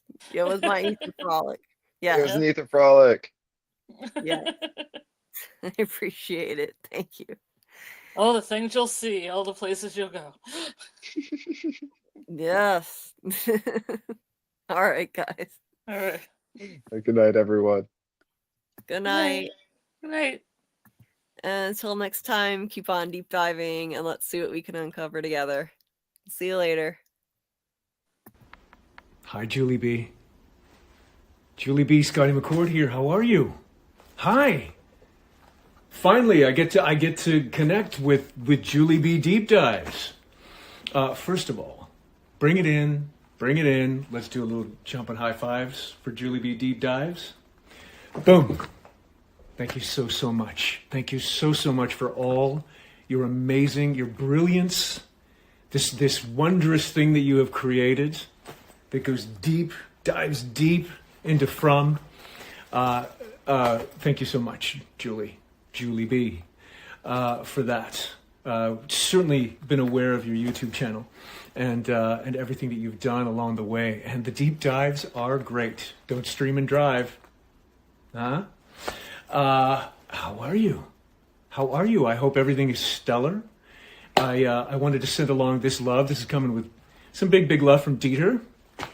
He wrote me this amazing note about you, about how amazing you are, and how much you love From, and how much you love the scenes with Henry and Victor. Thank you so much. Well, let's back it up a little bit. So I owe you also a big thank you for From, and for making From what it is, just being part of the Fromily and watching the show and giving it all the love that you've been giving it. And then, on top of that, you've created a whole deep dive, a whole show that just delves into the mysteries of From and just keeps it all up in the air. And we're so grateful for that. I'll speak for everybody that we love all that and the support, and certainly all the love that you're giving From, because that's what makes it what it is. So, Julie B, thank you so much. And the scenes with Henry and Victor, yeah, Robert Joy, amazing, just amazing to work with. Just the most generous, wonderful actor, most beautiful soul. We didn't know each other prior to this season. I didn't even know it was going to happen this season. I didn't know that. I didn't know I was going to meet my dad. Yeah, it was pretty special. Those were my favorite scenes, for sure, and that means so much that you enjoyed those as well. And so big love from Dieter, and this is my big love to you, Julie B, for all the amazing things that you do. So this here is my own little personal disco box that I lug to set and carry around town and do my own work with. So I've got my own little special Victor things in here, and I've got here a little book of drawings and scrawlings and things, my own little personal book, and where is it here? Hold tight. Here we go. This is a picture for you that is, you can see that? That says Julie B, and that is, when I first started working on Victor, I found his animal was I sort of saw him as an old owl, and so I started to draw him this way. This is how I depict Victor, the protector of the peaches. An owl in some cultures is considered the protector of the peaches. And anyway, so this picture's for you, and this is a picture of Victor holding Julie B, protecting Julie B. The big muscle car hugs, there's the bottle tree. Keeping you protected. That's for you. That's for you, and for all your brilliance, and for everything that you've given From and helped make it what it is. So, Julie B, thank you for season 4. We'll see you in season 4. It's coming. Hold tight. Maybe binge the show until we get there. Dive deeper. Julie B's deeper dive. You're doing great. It's amazing. Bless you. And we'll see you in season 4.